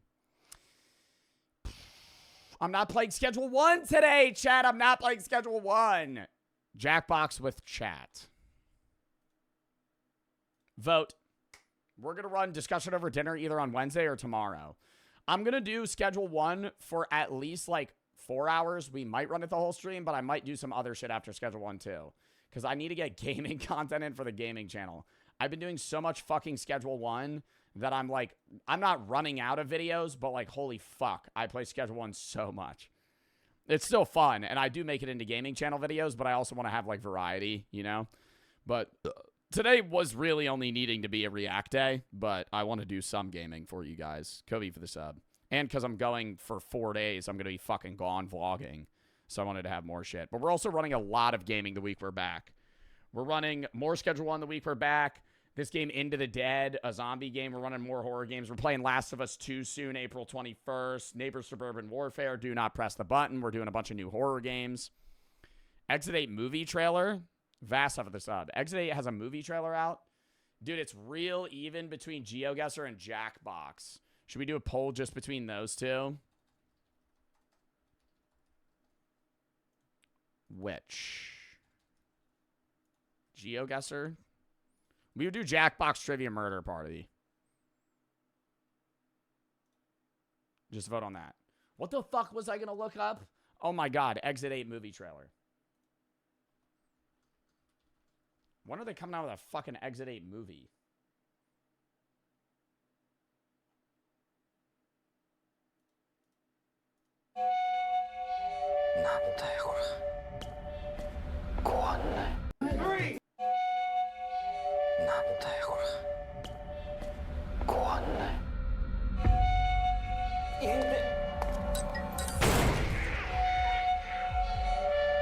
Nah, this is a good ass idea for a movie though.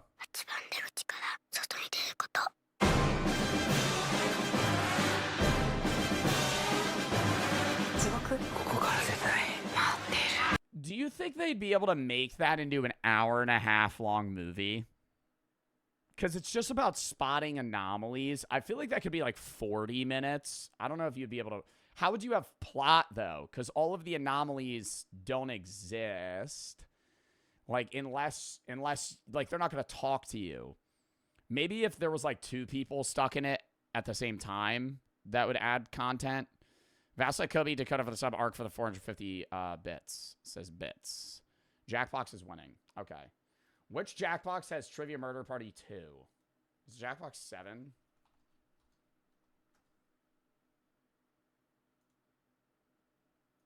I think it's Jackbox 7, right?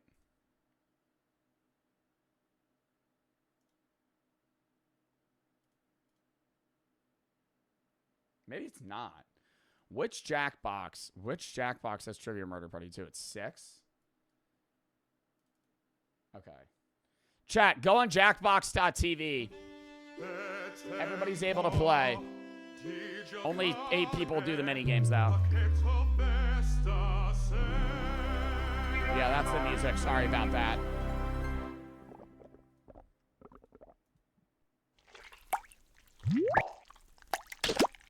I haven't played Jackbox with you guys in forever. We'll run that. All right, turn that bitch off for a second. We'll run the discussion over dinner horror game tomorrow. Thoughts? We'll do like 4.5 hours of schedule 1, then do discussion over dinner, and then do horror games on Wednesday. Thoughts? Yeah, we'll still run schedule 1 for like most of the stream, and then we'll do discussion over dinner. What did Austin say? What's the code? Oh, he wants to join. Hold up, let me make the live. I'm sending Austin the code first. All right, so there's 7 spots. Slide the code to mods. Should I play mods? Okay, no, how about this? How about this? We'll do a mod round and then a viewer round. I'll shit on the mods. Hold up, I gotta go send it to the mods.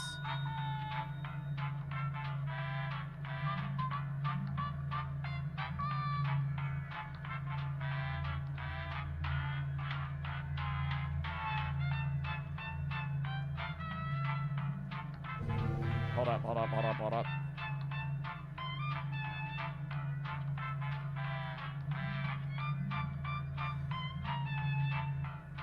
All right. Join mods. The rest were probably to show players. I don't know if 8 mods are going to get in on this. We're doing mod game, and then we're doing regular game.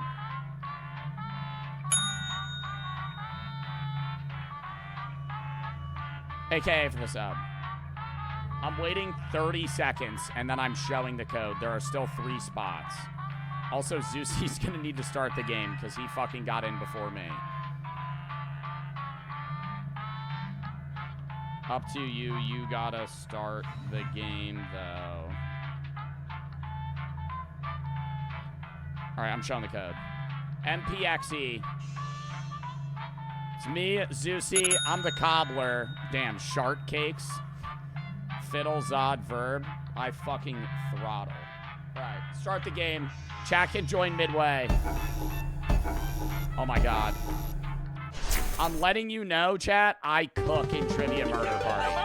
Skip the intro for the love of God. Please. Skip. Ah, that's so fucking loud. This is your wake-up call. Prepare to die. If you don't know how Trivia Murder Party works, you'll get it. Welcome to Trivia Murder Party. There is no social mixer in our hotel ballroom. You've been lured into a murder scheme of trivia. You missed my sub, Skull. I said thank you for the sub. But hey, it's still better than just sitting in your hotel room and watching cable news. It is so loud. How loud is it? Okay. I need to turn it down. Is that good? Which word does not appear in the Queen song Bohemian Rhapsody? Oh, are you kidding me? Use your device to answer the question. I'm talking to you too, audience.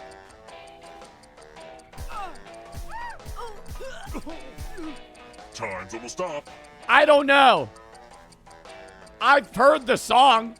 I feel like I've never heard fucking like 3 of these words in that song. And the correct answer is... Fuck! Who got the question right? God damn it! The rest of you, it's time. I'm not dying, bitch. Welcome to the They're not getting rid of me. Oh, shit.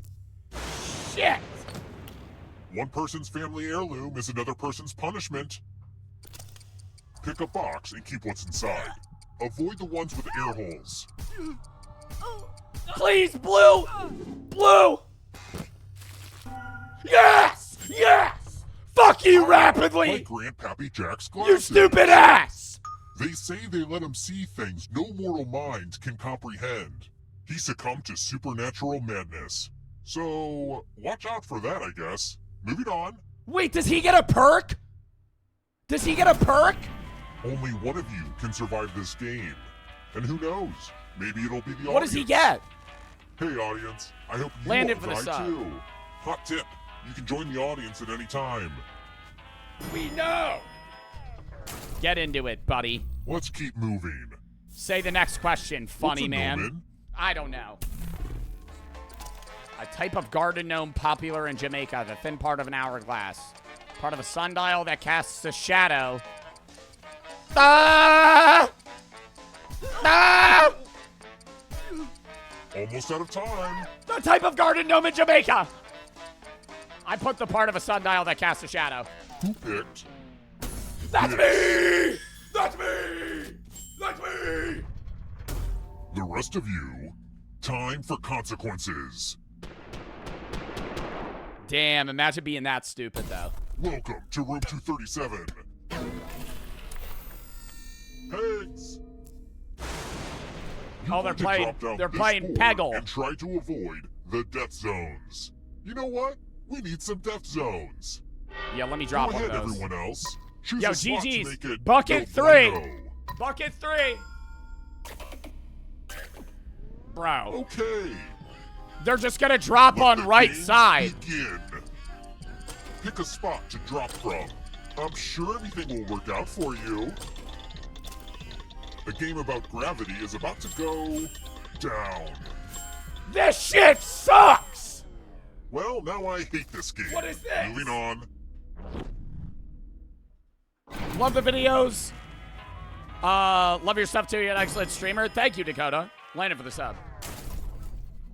Let's try another one. Nah, motherfuckers be I wouldn't Googling be the a very answers. good psychopath if I didn't ask you at least one question about Please the be stock about Rick and market. Morty. The stock market! What phrase is used to describe a downturn period of declining stock prices? Like right now? Like right now? Oh my god, I know it's one of... Oh my god. Wait. I think it's that. It's bull or bear. Bull is up and bear is down. Bull is up and bear is down. Bull is up and bear is down. Picked. Yes! Yes! The rest of you, come with me. Let's see if you put the dumb in dumb waiters. Everyone pick an elevator door. If you all pick the same side, Vermis you is all cooked! win. Vermis But is if there's a cooked! split decision, I will kill Vermis is everyone on cooked! the heavier side. Bet on his And ass. don't think a tie will keep anybody safe, because I have a fix for that. Yo, Vermis, bro, don't guess wrong. Lie about what you're gonna do. Don't guess wrong. I got $100 on your dead body. Let's see where you all landed. What? Oh. Oh, wait, no, I got it right. Yo, GG's. GG's, easy. I thought I had it wrong. $100 in the pocket. You're not going anywhere. You're a ghost now. Keep playing and you just might steal someone else's life force and win the game.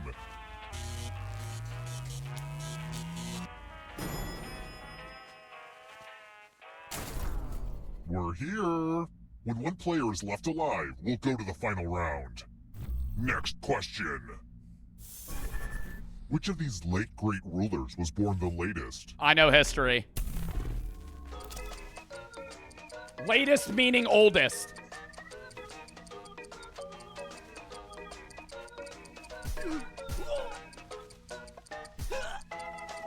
Latest meaning oldest or newest? Almost out of time.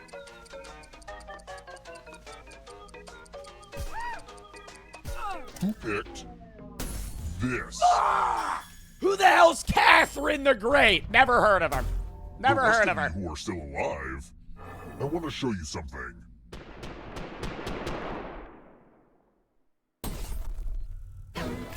Math. It's my old favorite, chalices.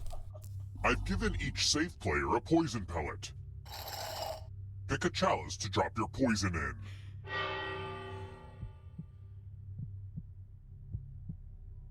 This is a mind game. Chat, I can't lose this. Now it's your turn to play. Pick a chalice to drink from. Hot tip, a poison chalice will kill you.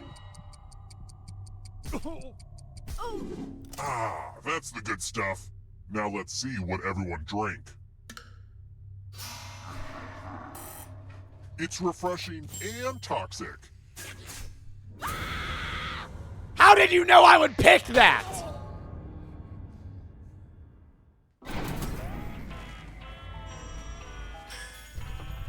God damn it. Dying with the glasses on releases the dark spirits trapped within to infect the minds of the living. I picked one that Sure looked you'll be okay. looked least eye-catching. I went, this looks like a boring cup. Let me pick this one. Let's keep moving. I don't get I it. can still win. What does the Babadook have that I don't? Babadook, dook, dook, dook. Babadook, dook, dook. That you don't. Time's almost up. I don't know what he doesn't have. What is it? I put 2. Who picked this? Only me, bitch! Follow me. Ah, the scariest thing of all. Talking on the phone. I'm giving each of you a telephone. Zeusy but dies. I only have 2 phone numbers. Dial one of these numbers on your rotary phone before anyone else, or you die. Yeah, this is how phones used to be. Nah, Don't look get at how started slow on life buddy's before typing it answering in. machines. Nah! Nah, but he typed it in wrong. No. Oh my god, he's restarting. What are you guys doing? Why is this taking so long? Why is this taking so long? Why are this? Are you fucking kidding me? Are you?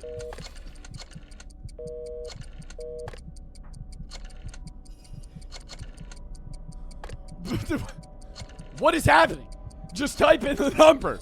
I'm just about to cut the phone line. You're all gonna die. We're all gonna die. The whole. Oh my god, he won.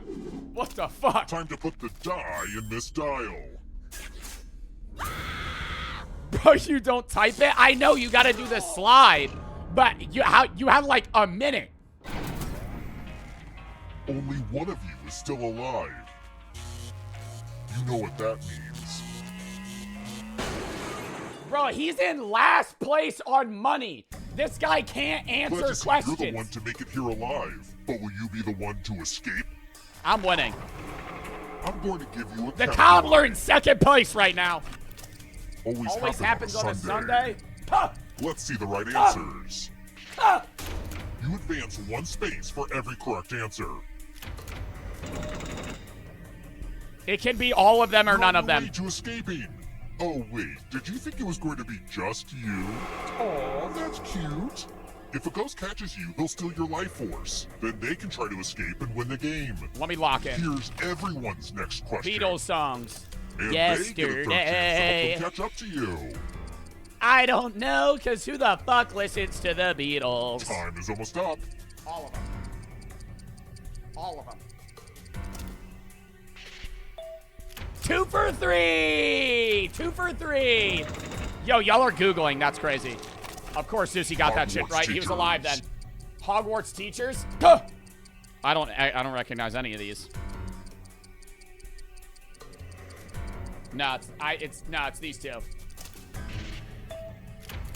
I've seen Harry Potter. I got one wrong. I'm winning. Brass instruments. Brass instruments.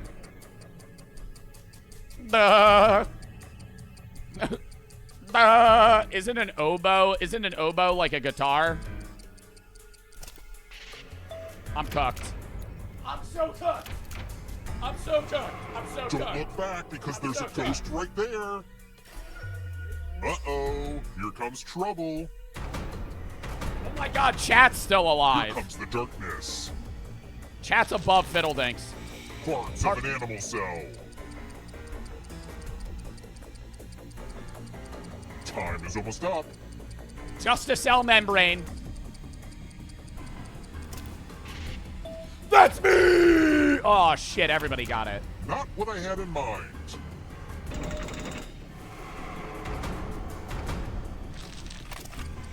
Metric system units of measurement. What about the Imperial?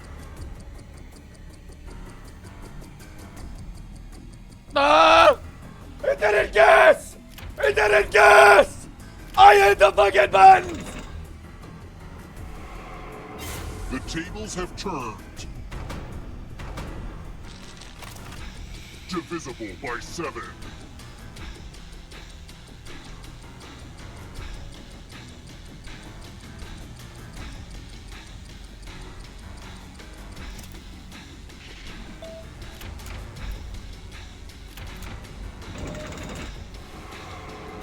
Another life It's a swap. close race. It's a close race. The darkness approaches. Stranger Things characters. I never watched it. Time is almost up.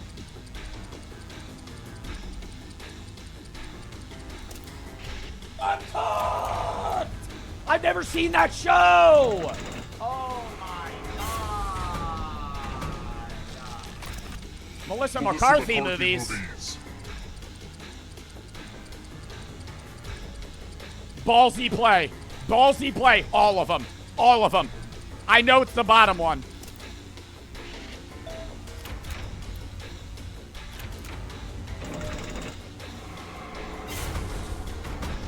The darkness approaches. Not so fast. You need a perfect answer for your final Lock me in. escape. And that includes the third answer choice now, too. Dungeons and Dragons abilities? I never played D&D. Oh my god. Need all of them, buddy! The right answers to escape. Nah. Why Zeusy get out?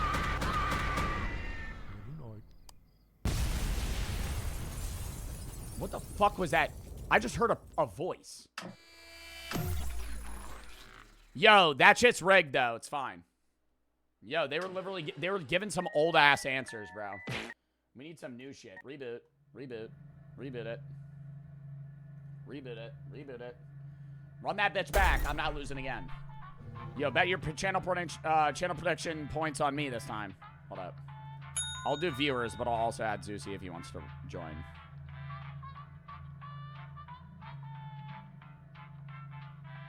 All right, one more game. Or maybe two more. I don't know. I need to win one. Bartolozzi for the sub. Play till we win. I'll play again if you add.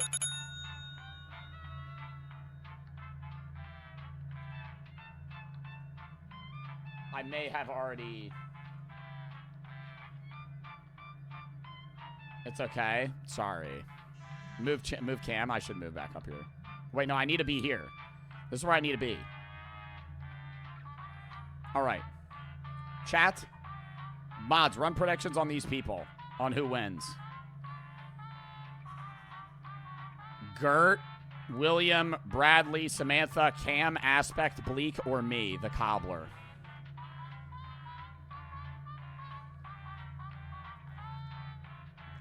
What are those active prediction points? Oh no, that was already predicted. Can we make a prediction for this? Chat, I'm telling you I lock in. Yo, if you're Googling Gary, you're getting kicked, bro. Are we running predictions? I believe in mods. I'm starting the game. Jimmy for the sub. I'm skipping the intro too, bitch. Oh, there's the predictions. The local residents familiar with the abandoned building's history know it simply as the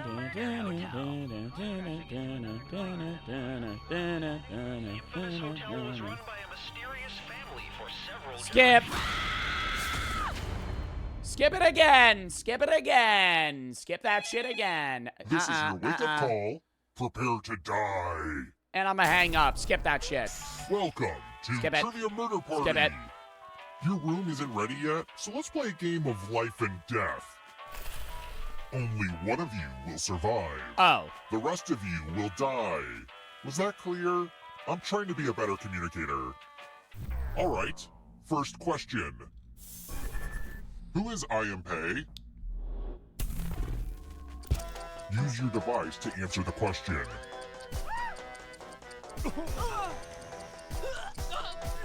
My gut tells me it's number 4.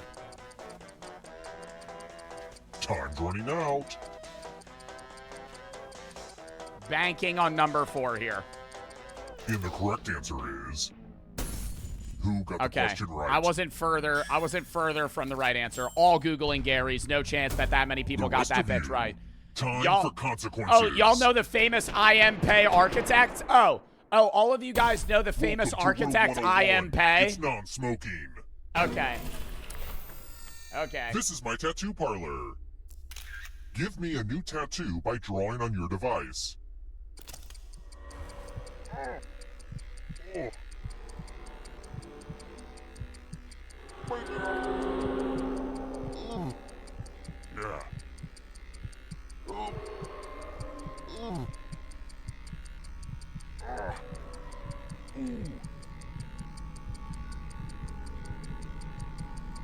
Bring it.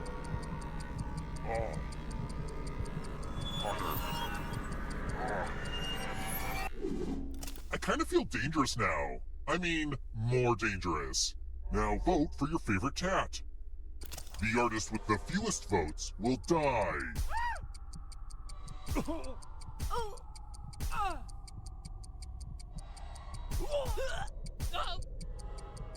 Vote already.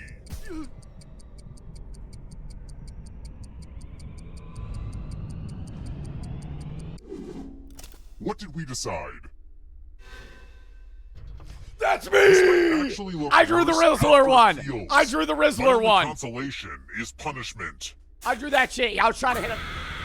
I was trying to get him to do the face. Pan to your audience, chat. Pan to your fucking audience. You gotta learn it.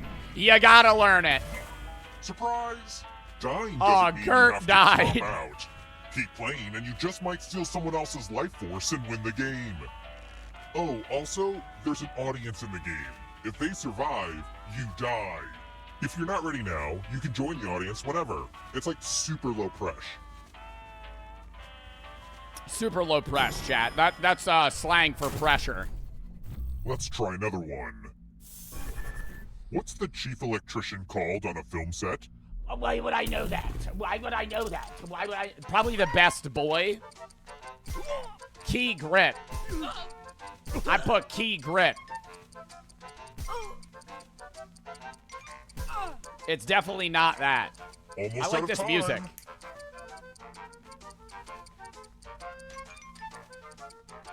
Who picked this?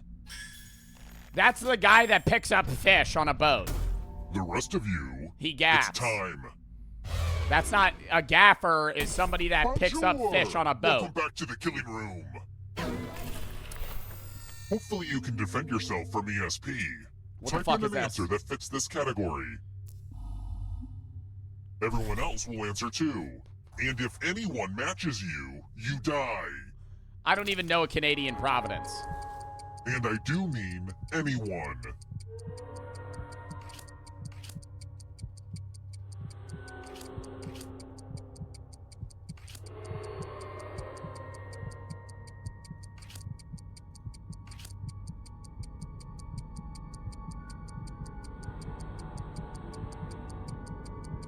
Time's almost up.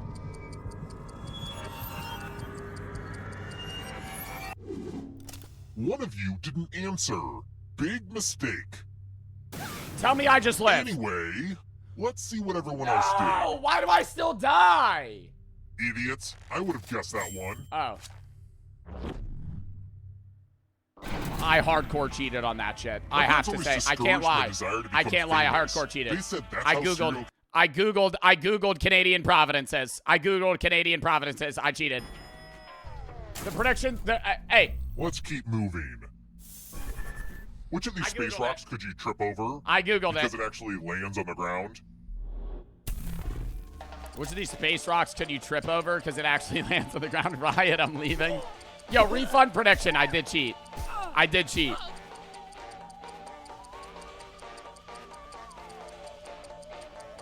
Time's running out. Meteorite. This is a low IQ. This is a low IQ question. Who picked this? No. The rest of you, come with me. You can ask me that. Don't ask me about Canadian Providences. What the fuck is that?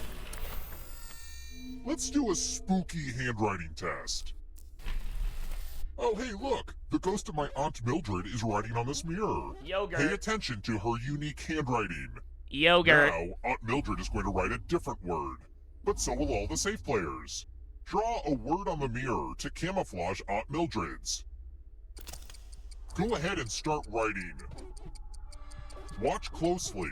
One of these new words will be a word written by Aunt Mildred's ghost.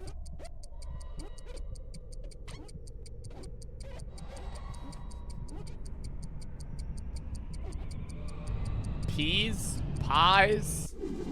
So many convincing words to choose from. Now, Yogurt. type the word that Yogurt. Aunt Mildred wrote, or Gurt. you die. Penis. Pies, and horror. It's horror. That's the one that they didn't Would you, write. Aunt Mildred, please stand up. That's so fucking Aw, obvious. You got it. This is They my said- second most disappointing bro. experience with. I wrote penis.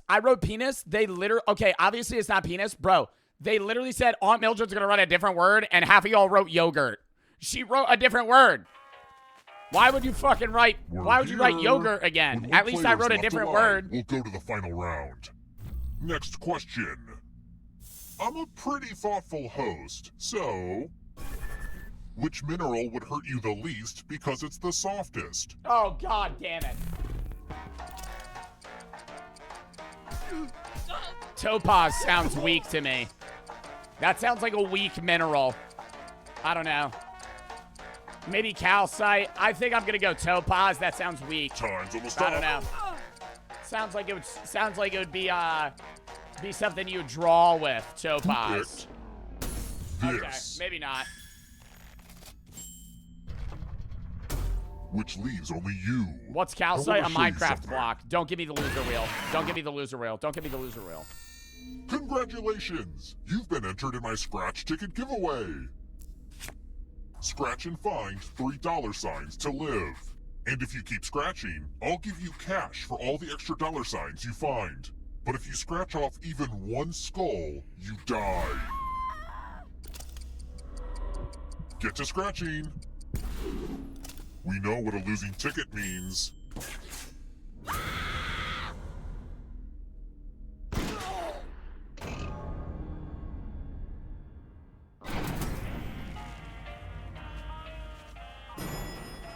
The first one? The first fucking scratch off is Let's one try of the two another skulls one. in there? What the hell is that? What would an astronomer say about an object with non-circular orbit?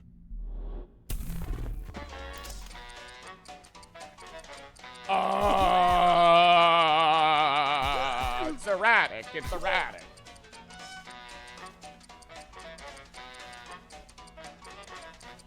Time's running out. I have no idea. Who picked this? Yo, cheaters. The rest of you who are still alive, Cheaters. come with me. Icarus for the sub. Let's get our math on. I wish I Do as was much math on as you this can one. before time runs I out. would cook. If you I do would the worst, cook. you die. I would cook. Let's go. Nah. This presses me. Nah, William's hard stuck on 2. Pick up the pace, William. Pick up the pace, William, CC. 7 minus 5.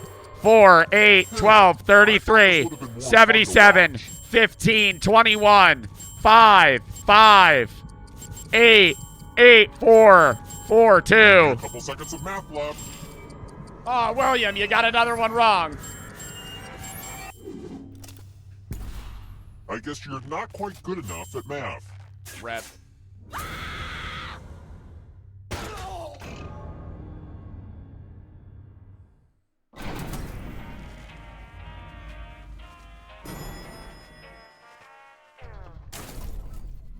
Let's keep moving. About how long did There's it still take to 4 construct people the Taj alive. Mahal? Oh, God. If anyone gets this right, you're cheating. Throw down a guess. Aspect takes way too long. Look how long Aspect took. If Aspect got that right, if Aspect got that right, I know he's cheating. Bro had to ponder on it. Dude had to look around the room. This. Bullshit! Bullshit! Time for consequences. Liar! Yay! He had a- I love using Cousin Aloysius's magic props. I don't know, 20 years? Pick a space inside the box to hide. When this was used in magic shows, there were safeguards inside to It's time for the volunteers. I'm giving you a very sharp sword. On your device, Here. choose a row or a column to run your sword through. I picked top right. If you have trouble picking a spot, just take a stab at it. Parry, thrust. I heard a lot of screams. Yes. 2 dead. 2 more. Leave for the sub. Icarus for the sub.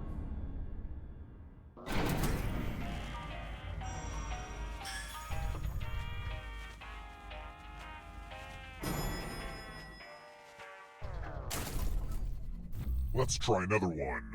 Dude, I Which have instrument so is Kenny much G best known fucking for playing? earwax right now. Hold the fuck up.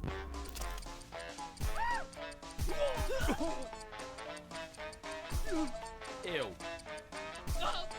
Ew. That's not ew, dude. It's the way of life. Clarinet. Kenny G. No, you probably played the fucking saxophone. I'm an idiot. I knew that. Why did I just picked an answer? Only a ghost got it wrong. Lucky guesses. Let's keep moving. My favorite yoga pose is standing up straight with my arms at my side. What's that called? Yeah, what's that called? Aspect? Aspect, what's that called? Taking it. I see your character shaking for a while there. Time's running out. Interesting. Who picked this? Oh, okay. I put tree pose. It's time. They might both die. If they both die, the game's just over. Time to try to save yourself with a password. Oh, shit. Enter a real 4-letter word with your device. Don't make it easy. If someone cracks your password, you die.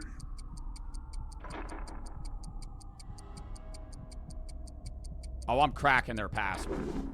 Now everyone else will try to crack the passwords. As a team, guess either password on your device. You get a clue if your guess has a letter in the right spot. I will reward you all for every password you crack.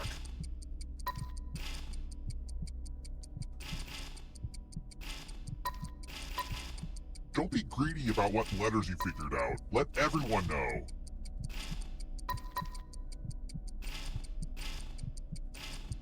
Bro. Lord, bitch, got your dumb ass!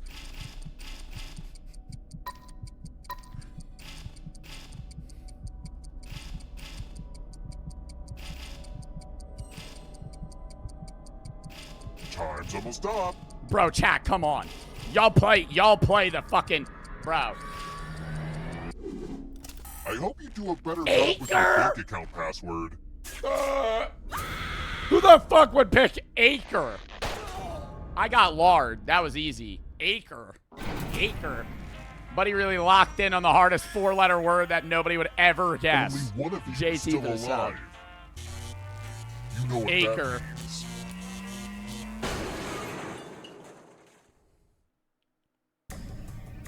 You've made it so far, but can you escape? I'm going to give you a I'm category. cooked. I'm in last. Worn I around come the back, neck. though. Tap each answer that fits the category and then press submit. Let's see the right answers. You move forward 1 space for each correct answer. You're a little bit closer to escaping. Oh wait, did you think it was going to be just you? Aw, that's cute. If a ghost catches up with you, they will steal your life force. Then they can escape and win the game. Here's Yeah, everyone's yeah, next chomp, question. chomp, buddy. Let me answer a And question. they get a third chance to help them catch up to you. Time is almost up.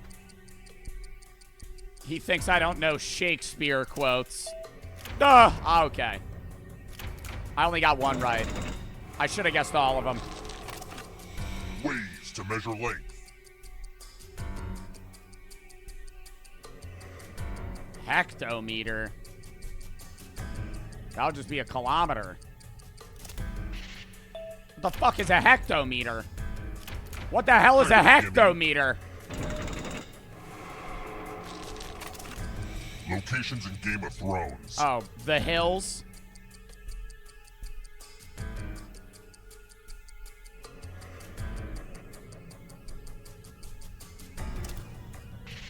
Oh, I guess all of it wrong. I guess the two that it wasn't. I'm dead. Don't look behind you. I'm fucking cooked. No. Are you afraid of the dark? Animals in Animal Farm.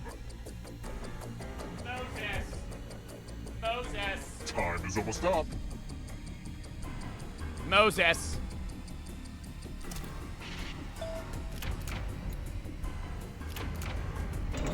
Nah, I'm screaming the answers now. I don't give a fuck. The darkness approaches. Countries with red, white, and blue flags. None of them.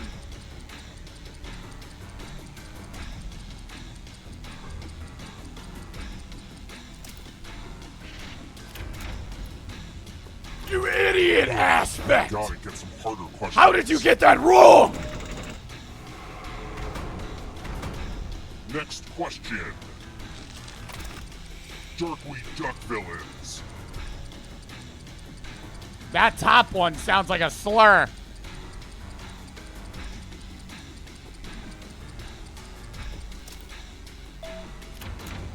That's all of them. Yikes, there's a ghost right behind you. Pop for the sub. Love stories where they don't end up together. Crazy Rich Asians. Time is almost up. Crazy Rich Asians. Oh.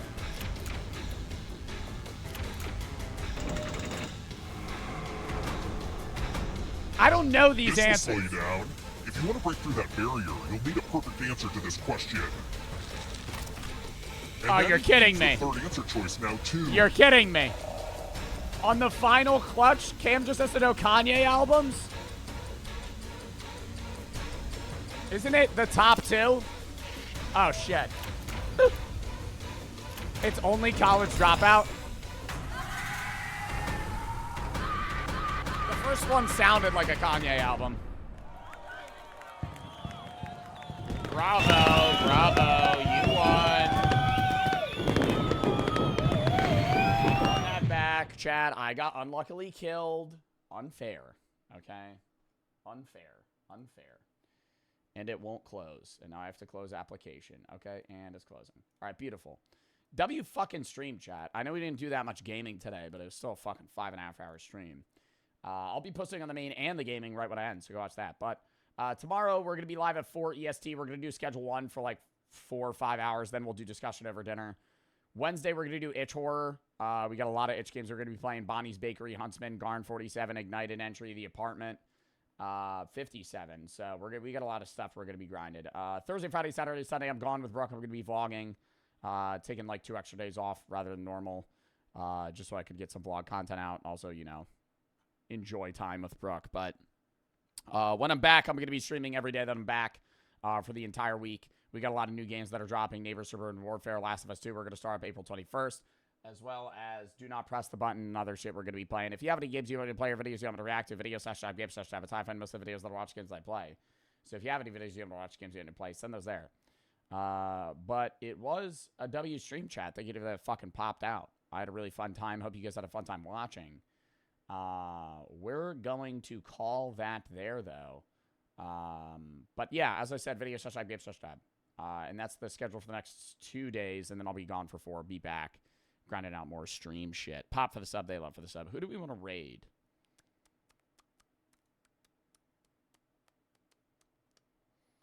Who do we want to raid?